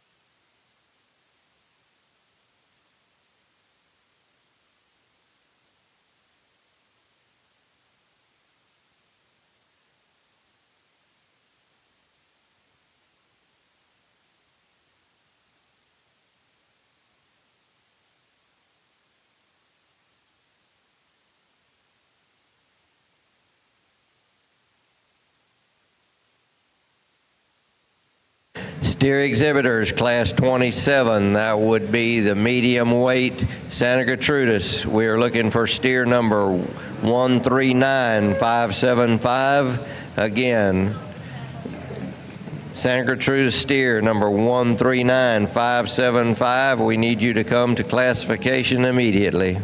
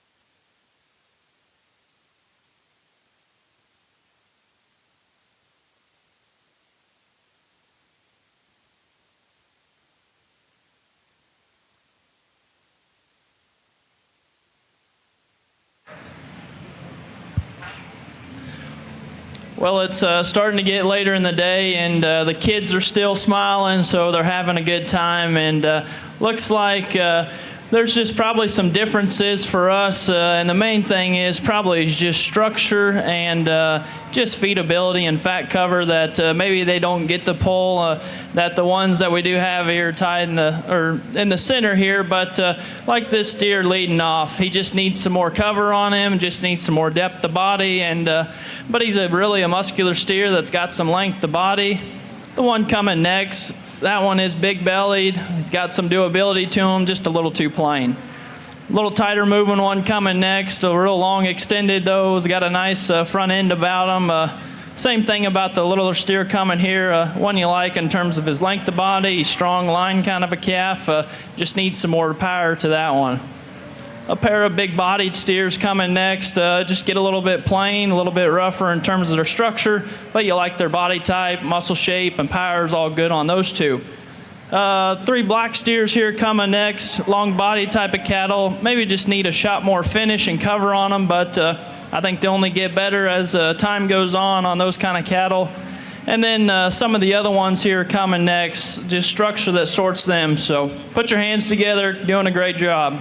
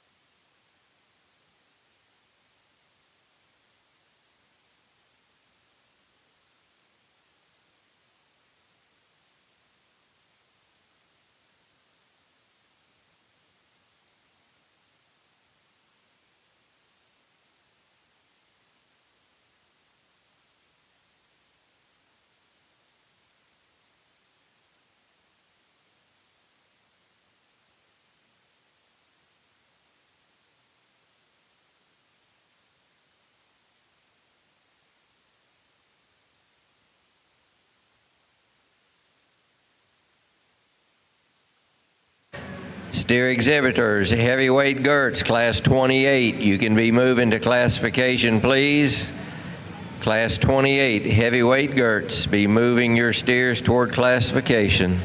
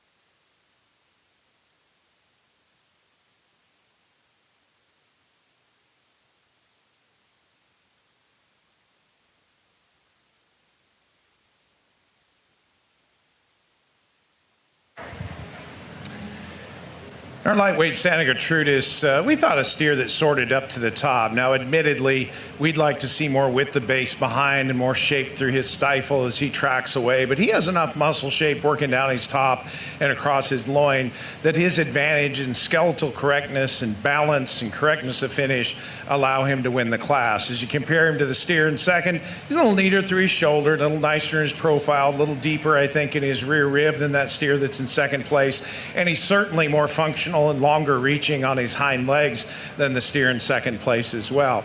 Second place steer is tremendously long bodied. He's a steer that we like quite a bit in that side view. In terms of his length, he's super sound up through his front end. He's one that gets a little tighter, I think, back through his center rib.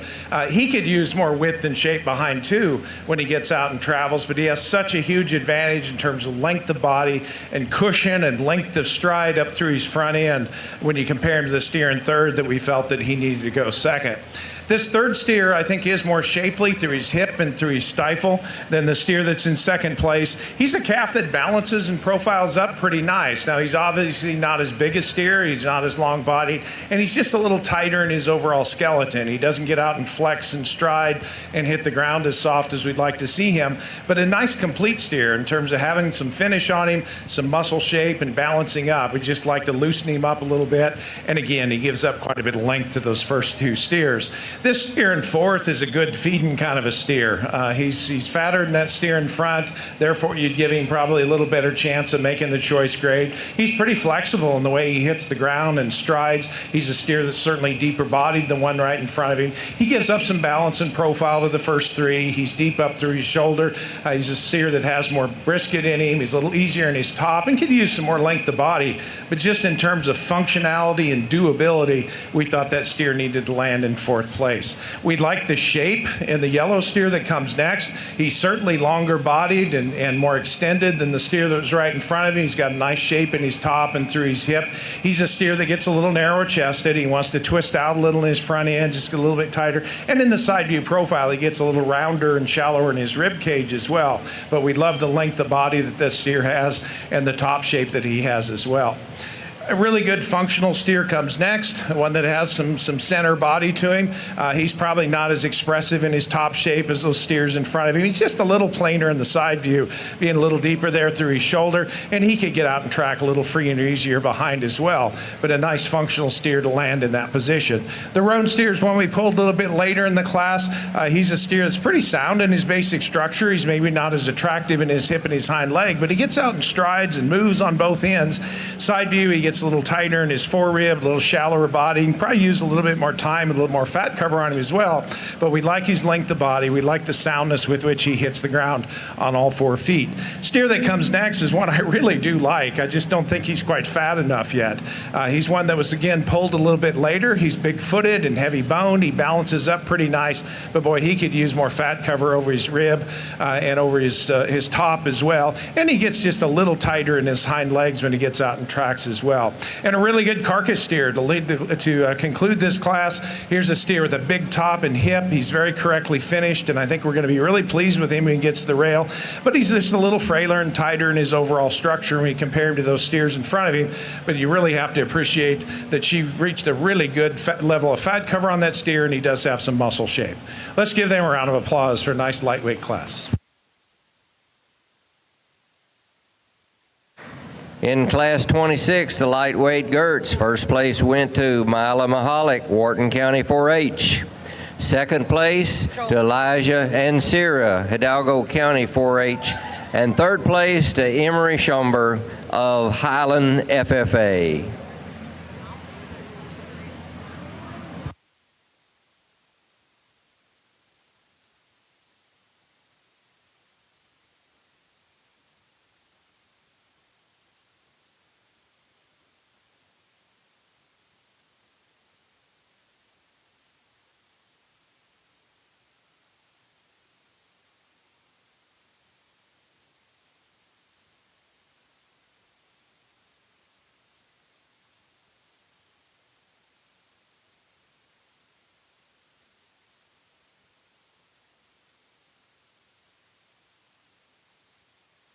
We'll move to the middleweight Gert class here this afternoon. This Class will have 28 entries, ranging in weight from 1,201 to 1,299 pounds, and again placing 3.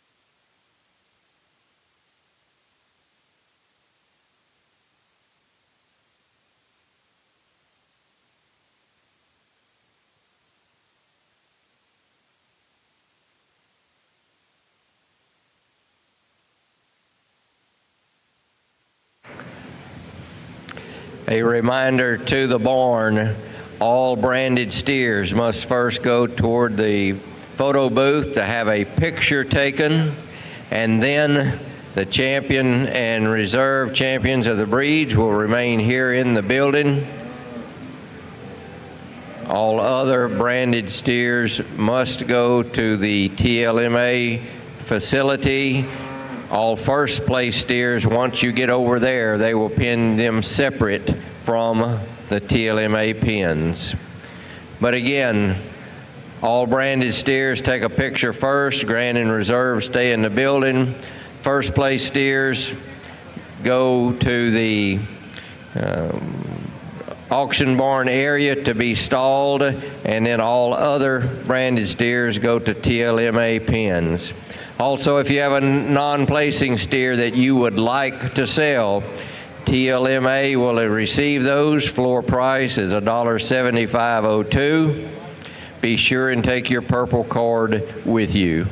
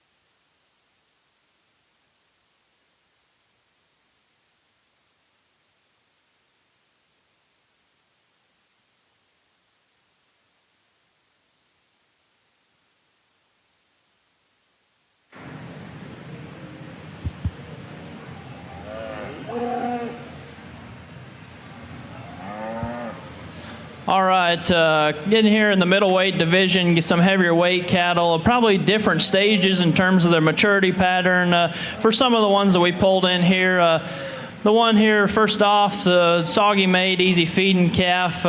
Maybe one that just gets a little bit plainer, has some extra set to his hind leg. Gold steer coming next, a real hard muscled, high cut ability steer. But for us, he just needs to be more mellow to the touch and just have a fat steer look about that one. Actually, the two coming next, some deep-bodied cattle, just a little bit plainer in their overall appearance. Then the two behind them just need to move better, but you like their depth of body, smoothness. Got some extra cover on those.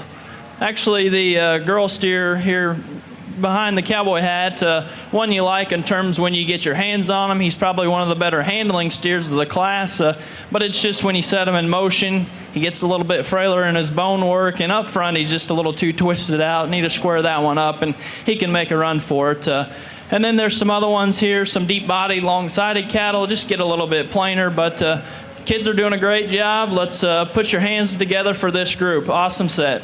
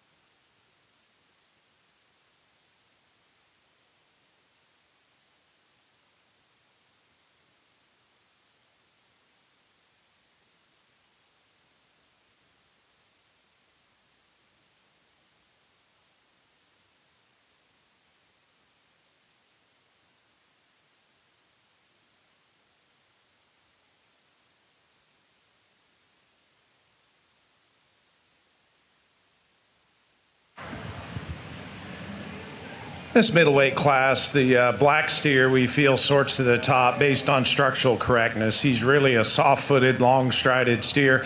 He's cleaner in his hock joint than either the second or third place steers. He's one that has a good deal of shape down his top and back through his hip, and when she gets him out in motion, he really gets out in strides, extremely long on both ends. You might clean him up just a little bit through his sheath and level him up just a tick through his hip, but just in terms of basic skeletal soundness and combining that with muscle shape and correctness of finish, we thought he was the steer that needed to win the class. The steer in second is probably a little cleaner up through his front end. He's a steer that also has quite a bit of shape working down his top and through his loin. He's very sound up through his front end. When he sets out in motion, he gets a little tighter back there on that hind foot and that pastern, and he's just a little puffy on the inside of his hocks as well. And probably like to see him just a little bit deeper bodied as well. But even talking about his hock, we think he's more flexible and truer in his structure than the steer that comes in third position. The steer that comes in third probably does have a little more center body to him. He's a steer that really is impressive in terms of his shape when you look at him down his top and back through his hip. As you can see, he's a little straight through his hock. He makes up for it because he's got better cushion to his rear pastern this steer, but he's pretty puffy in that hock when you really study him. He's also not quite as true up through his front end when he gets out on the travel and gets out on the move, but that's a pretty nice steer in terms of having some length and some thickness and some power. Certainly a good carcass steer comes next. He's not as muscular as the top three steers in terms of his top shape or his hip shape or his thickness of round, and he's a little finer boned, smaller footed kind of a steer, certainly cleaner in his hock than the two in front of him, but he gives up some length and some extension, just some natural thickness and power relative to those steers that are in the line up there in front of him. Young lady's steer that comes next is just a little too tight in his hind leg, but other than that, we like the steer in terms of his length and his muscle shape down his top. Just needs to be loosened up in his hind leg and set down softer on his rear foot, but one that's really got a tremendous amount of muscle shape. And then another good carcass steer to wrap things up here. He's a big bodied steer with some shape at top. He's correct as far as his degree of finish is concerned. Just not quite as attractive in the side view, a little more brisket in that steer, runs downhill just a little bit, and just a little frailer and tighter in his makeup when he gets out and moves about the ring, but we think he's going to be awful good when he gets to the rail. Let's give them a round of applause for a nice class. Medium weight Santa Gertrudis class, first place went to Madeline Batcher of Lexington FFA. Second place to Bailey Fudge, Corns County 4-H, and third place to Tucker Turner, McMullen County 4-H.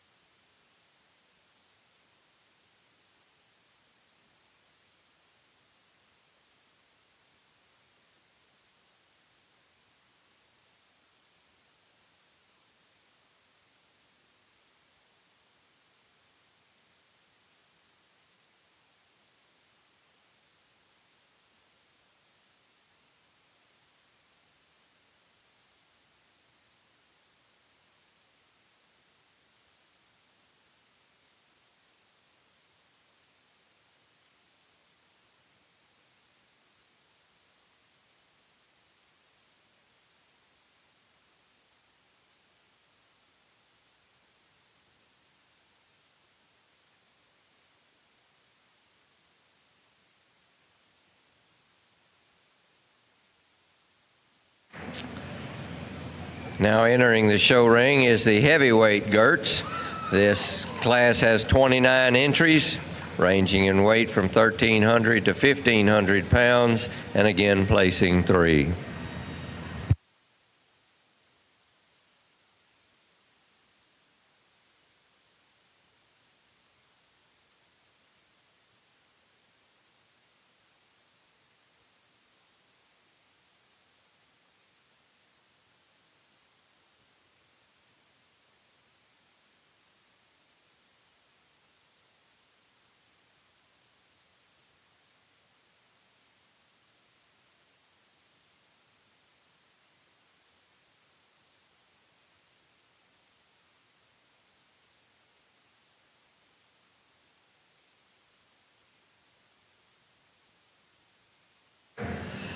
Steer exhibitors, we are ready for the lightweight Brangus to be moving to the staging area for a classification.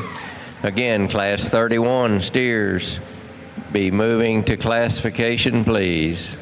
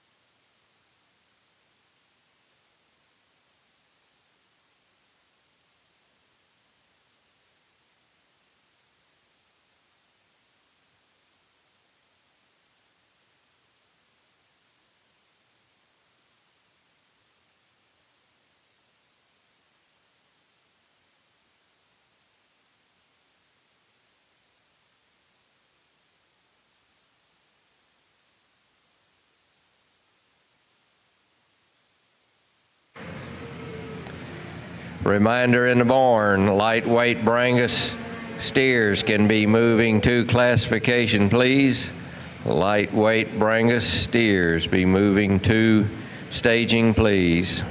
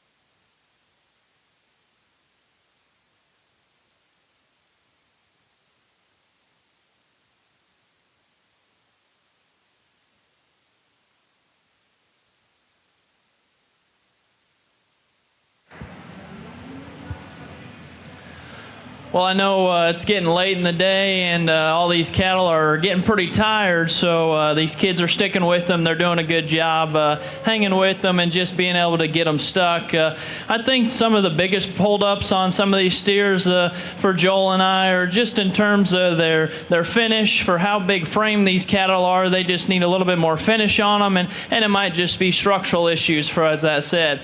The real long-bodied steer just needs some more finish up front. This red one coming next, you like his body depth, just a little bit plainer in terms of his hip and hind leg and front end. Same thing could be said about this black one. He might just have a little bit more shape than the red one. And then we got two different kinds of cattle here. You got a big-bodied one that gets a little plain, real long, extended steer. Just gets a little harder made in terms of his body type.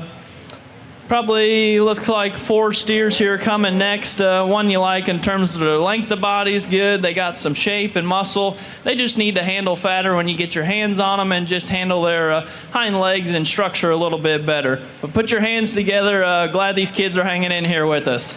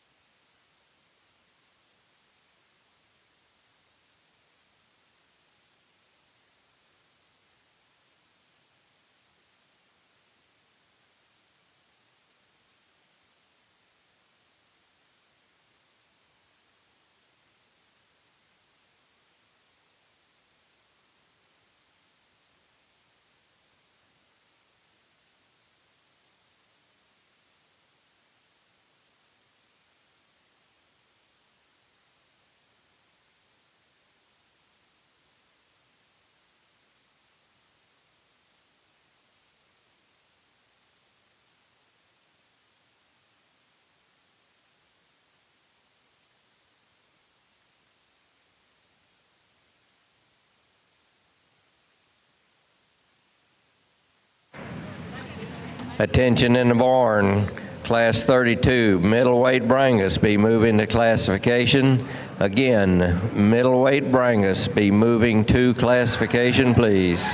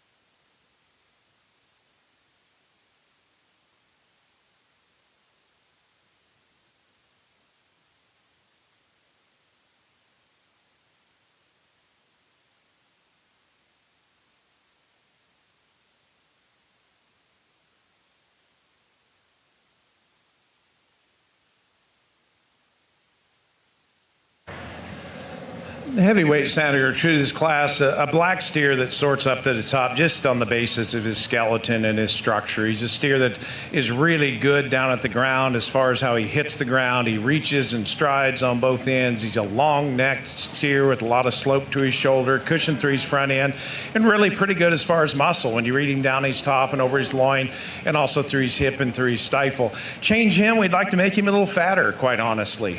He does have some brisket and some flank in him, but you handle him down his top. I'd like to see him handling just a little fatter down his top and over his last rib.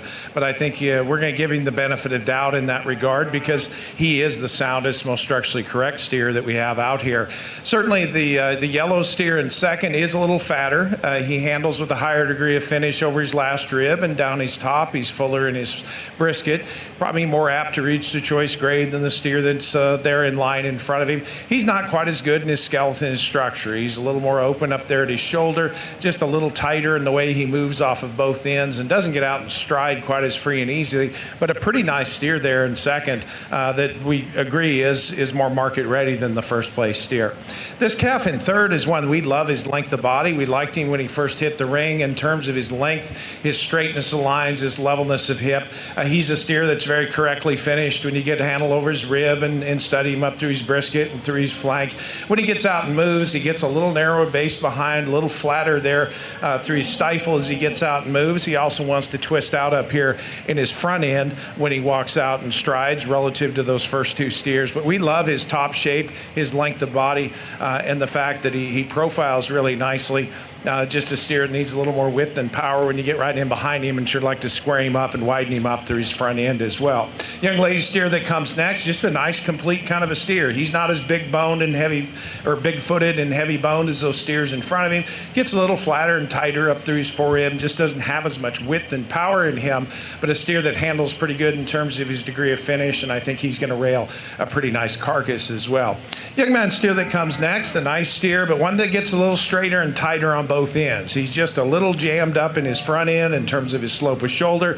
He's a little straight through his hock. He's a little finer in his bone work, but a steer that has some depth of body and a steer that has a really nice fat cover when you handle him down his top and over his rib as well. Young lady steer that comes next, tremendously long-bodied steer. He's real long up through his front end. Not quite as correct in his hip and his hind leg set as we'd like to see him, and he could probably use a little more shape working up in his top and in his loin relative to those steers in front of him as well. Really a big-footed, sound kind of a steer that comes next, but one that gives up some balance and profile because he's deeper and heavier through his front end and just not quite as put together as neatly and tightly as those steers up the line in front of him, but we love his depth of body and we love his foot and his bone work as well. Young man steer is really muscular. Here's one with the big old top and hip in him, but he gets a little shorter hip, a little straighter in his front end and just a little bit too tight in the way he tracks on both ends, but another one that's going to have a really, really nice carcass. And then we come down here to a black steer that's extremely long-bodied. He's a steer that doesn't balance up quite as nicely. He's got a little extra set to his hind leg when he gets out and tracks, and a steer that could probably use a little more center body to him, but a calf that has a big foot underneath him, some width of chest, and some natural width of base as well. And then a steer on the end of the lineup that we think is going to be pretty good on the rail. He's a steer that's really acceptable in terms of his degree of finish. He has some muscle shape, but he too is a little tighter in his structure. He gets a little straighter in his front end and his hind pastern, steer that breaks in behind his shoulder and a little heavier in his shoulder as well. But I think he's one we're going to like when he gets to the rail. Let's give them a round of applause for a nice class. Heavyweight Santa Gertrudis, first place went to Devin Thorette, Corn City FFA. Second place, Addison Wiskotsky of Limestone County 4-H. And third place, Tamala Decote of Jourdanton FFA.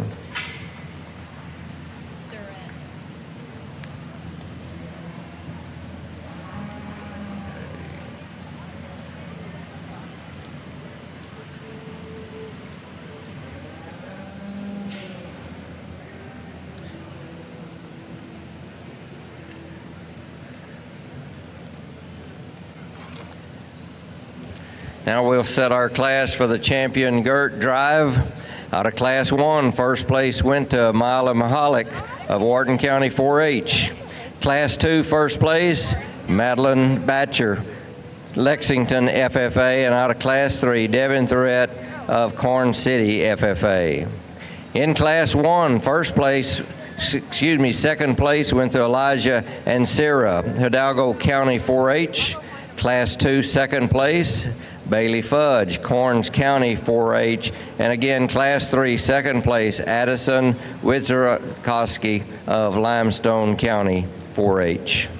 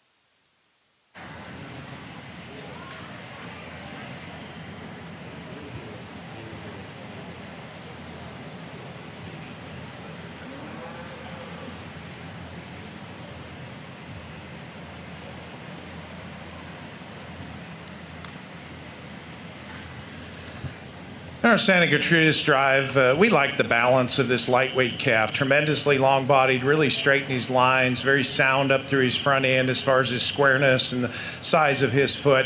Obviously gives up some weight and some power to the two steers behind him. And when he gets out and tracks away, as we mentioned in class, we just like to widen him up a little bit in his base and see a little more pop down in his lower quarter. But a steer we really like in terms of his length and his side view profile. The steer that won the second class, a big-footed, sound-moving steer out of his front end. He's a steer that has some shape through his hip and through his stifle. A steer gets maybe a little heavier up here in his shoulder when you compare him to the heavyweight steer, a little heavier in his sheath, not quite as level back through his hip, and therefore maybe gives up a little bit of balance. But we really like that steer from his soundness and the way that he hits the ground on both ends when he gets out and he tracks. The heavyweight steer, a tremendously long-bodied steer. He's got a lot of shape and power down his top and through his hip. He's a steer that's a little more attractive in that regard than the middleweight in terms of being a little neater through his shoulder. He's stronger behind his shoulder. He's level at his hip. He's another one that's super big in his foot and really sound in the way he moves. As we talked in class, like to see him handle just a little fatter down his top and over his last rib. He does have some brisket and he has some flank in him, but I'd sure like to see him handling just a little mellower down his top and over his last rib, but one that's really put together in a good skeletal package and has a tremendous amount of product in me as well. Tremendously long-bodied, level-made kind of a steer that was second in the first class. Another one that gets a little shorter strided behind, a little narrower at his base when you get in behind him and study him, and probably not quite as neat in his profile up through his shoulders, the steer that beat him, and probably not as much power in him as the middle and the heavyweight steer that we just talked about either. Steer that was second here in the second class is a calf that's very long-bodied. He has a nice shape working down his top and through his hip. There's some fat cover on him. He could maybe be a little bigger bodied right through the center of his body, be a little truer in the way he tracks out of his front end, but a good heavy bone kind of a steer that's pretty functional in his basic design. And the heavyweight steer that was second here is a calf that we like quite a bit. We don't think he balances up quite as nice as the steer that won the class. He's a little more twisted out in his front foot, but pretty basically sound in his structure. He has some center rib. He is fatter than the steer that beat him in class, and we appreciate that about him, but not made quite as good up through his shoulder or in behind his shoulder as the steer that won the class. So a really competitive division out here. I think Shiloh and I both agree these are difficult choices in this particular drive, but I wish you'd give all these exhibitors a big round of applause.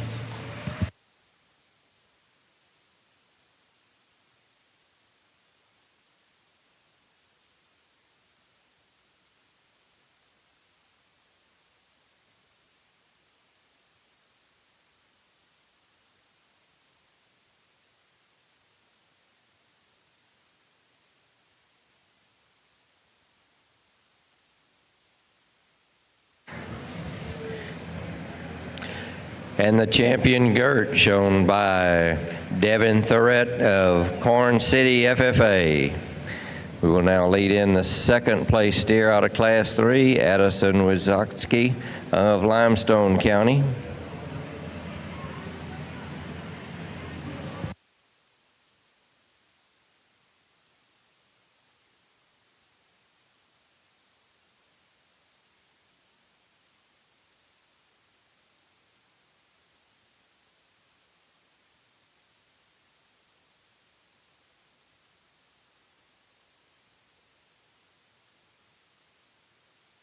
And the reserve Gert 2024, Madeline Batcher, Lexington FFA.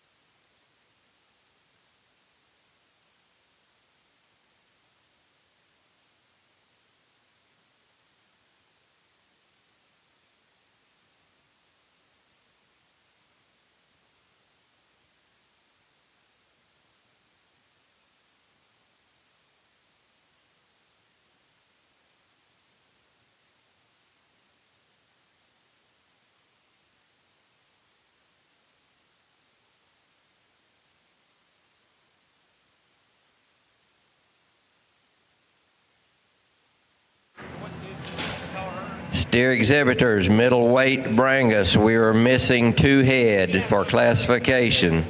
Again, middleweight Brangus steers, we're missing tag number 134675 and tag 143574. Again, 2 steers for middleweight Brangus. We need these steers to classification. Tag 134675 and tag 143574.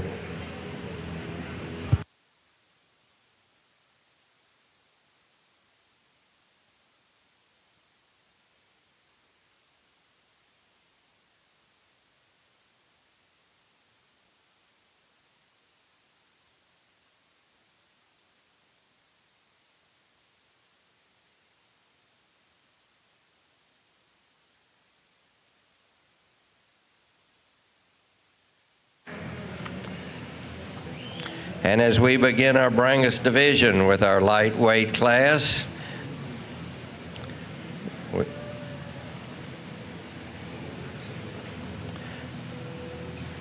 we have 14 entries in this class, and they range in weight from 1,000 to 1,197 pounds, and placing 2.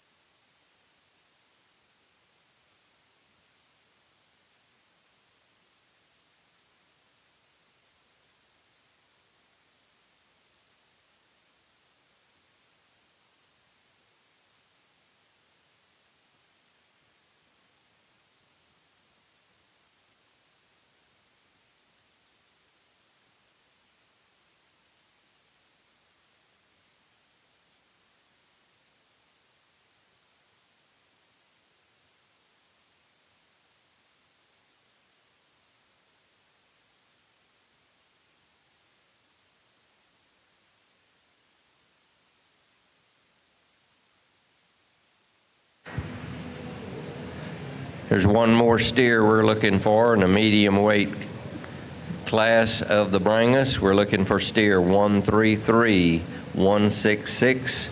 We need that steer brought to the classification area, please. Steer number 133166, medium weight Brangus. Bring it forward to classification, please.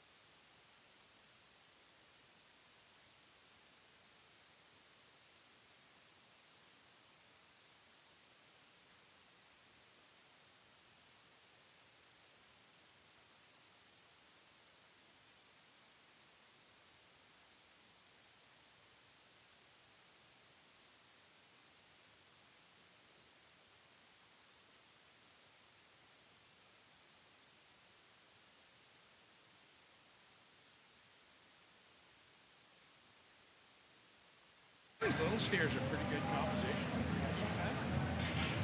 Mostly.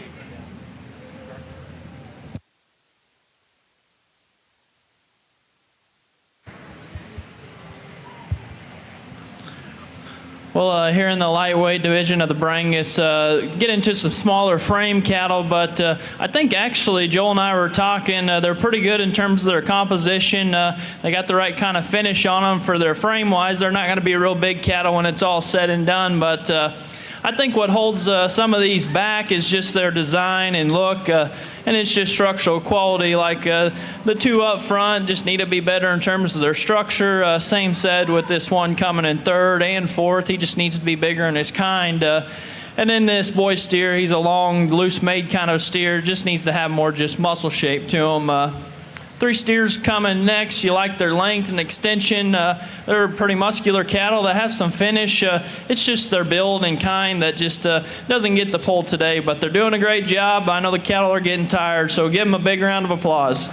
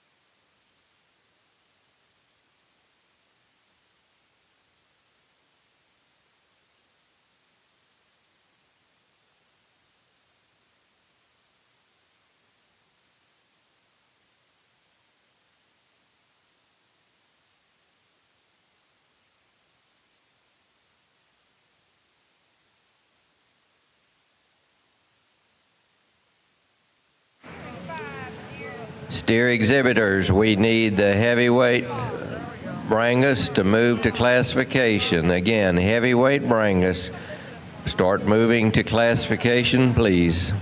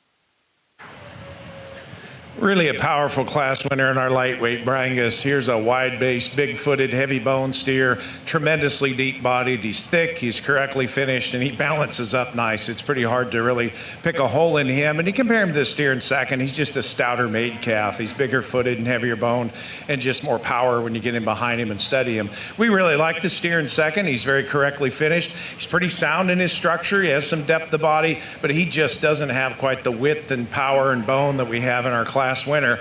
But as you compare him to the steer in third, he's a deeper flanked, bigger rib kind of a steer, and one that I think is a little heavier in his bone and a little more correct in his basic skeleton as well. So a really nice steer there in second place. This third place steer is tremendously long bodied. Love his length up through his front end. He gets a little shallower and tighter back here in his rear flank. He's not as big footed as the first two steers, but pretty sound in his basic structure. He's true on his front feet. He sets down good on his hind feet, just not quite as deep in his flank and not quite as thick as those first two, but a real correct made steer there to come in third. Fourth place steer is bigger footed and heavier bone than the steer in third.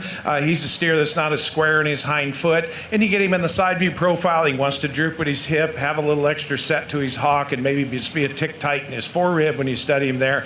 But a calf that really is good through his center body and really has a lot of bone and footwork underneath him.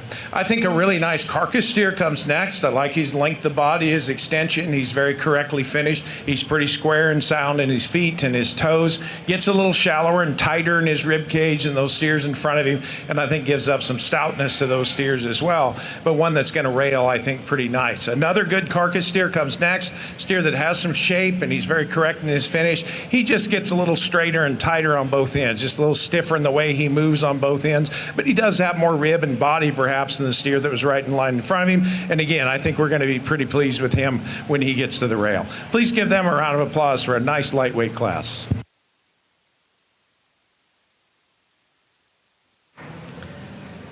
In the lightweight class of Brangus, first place went to Shelby Woods, Royal FFA. Second place to Taylor Eckelberg, Austin County 4-H.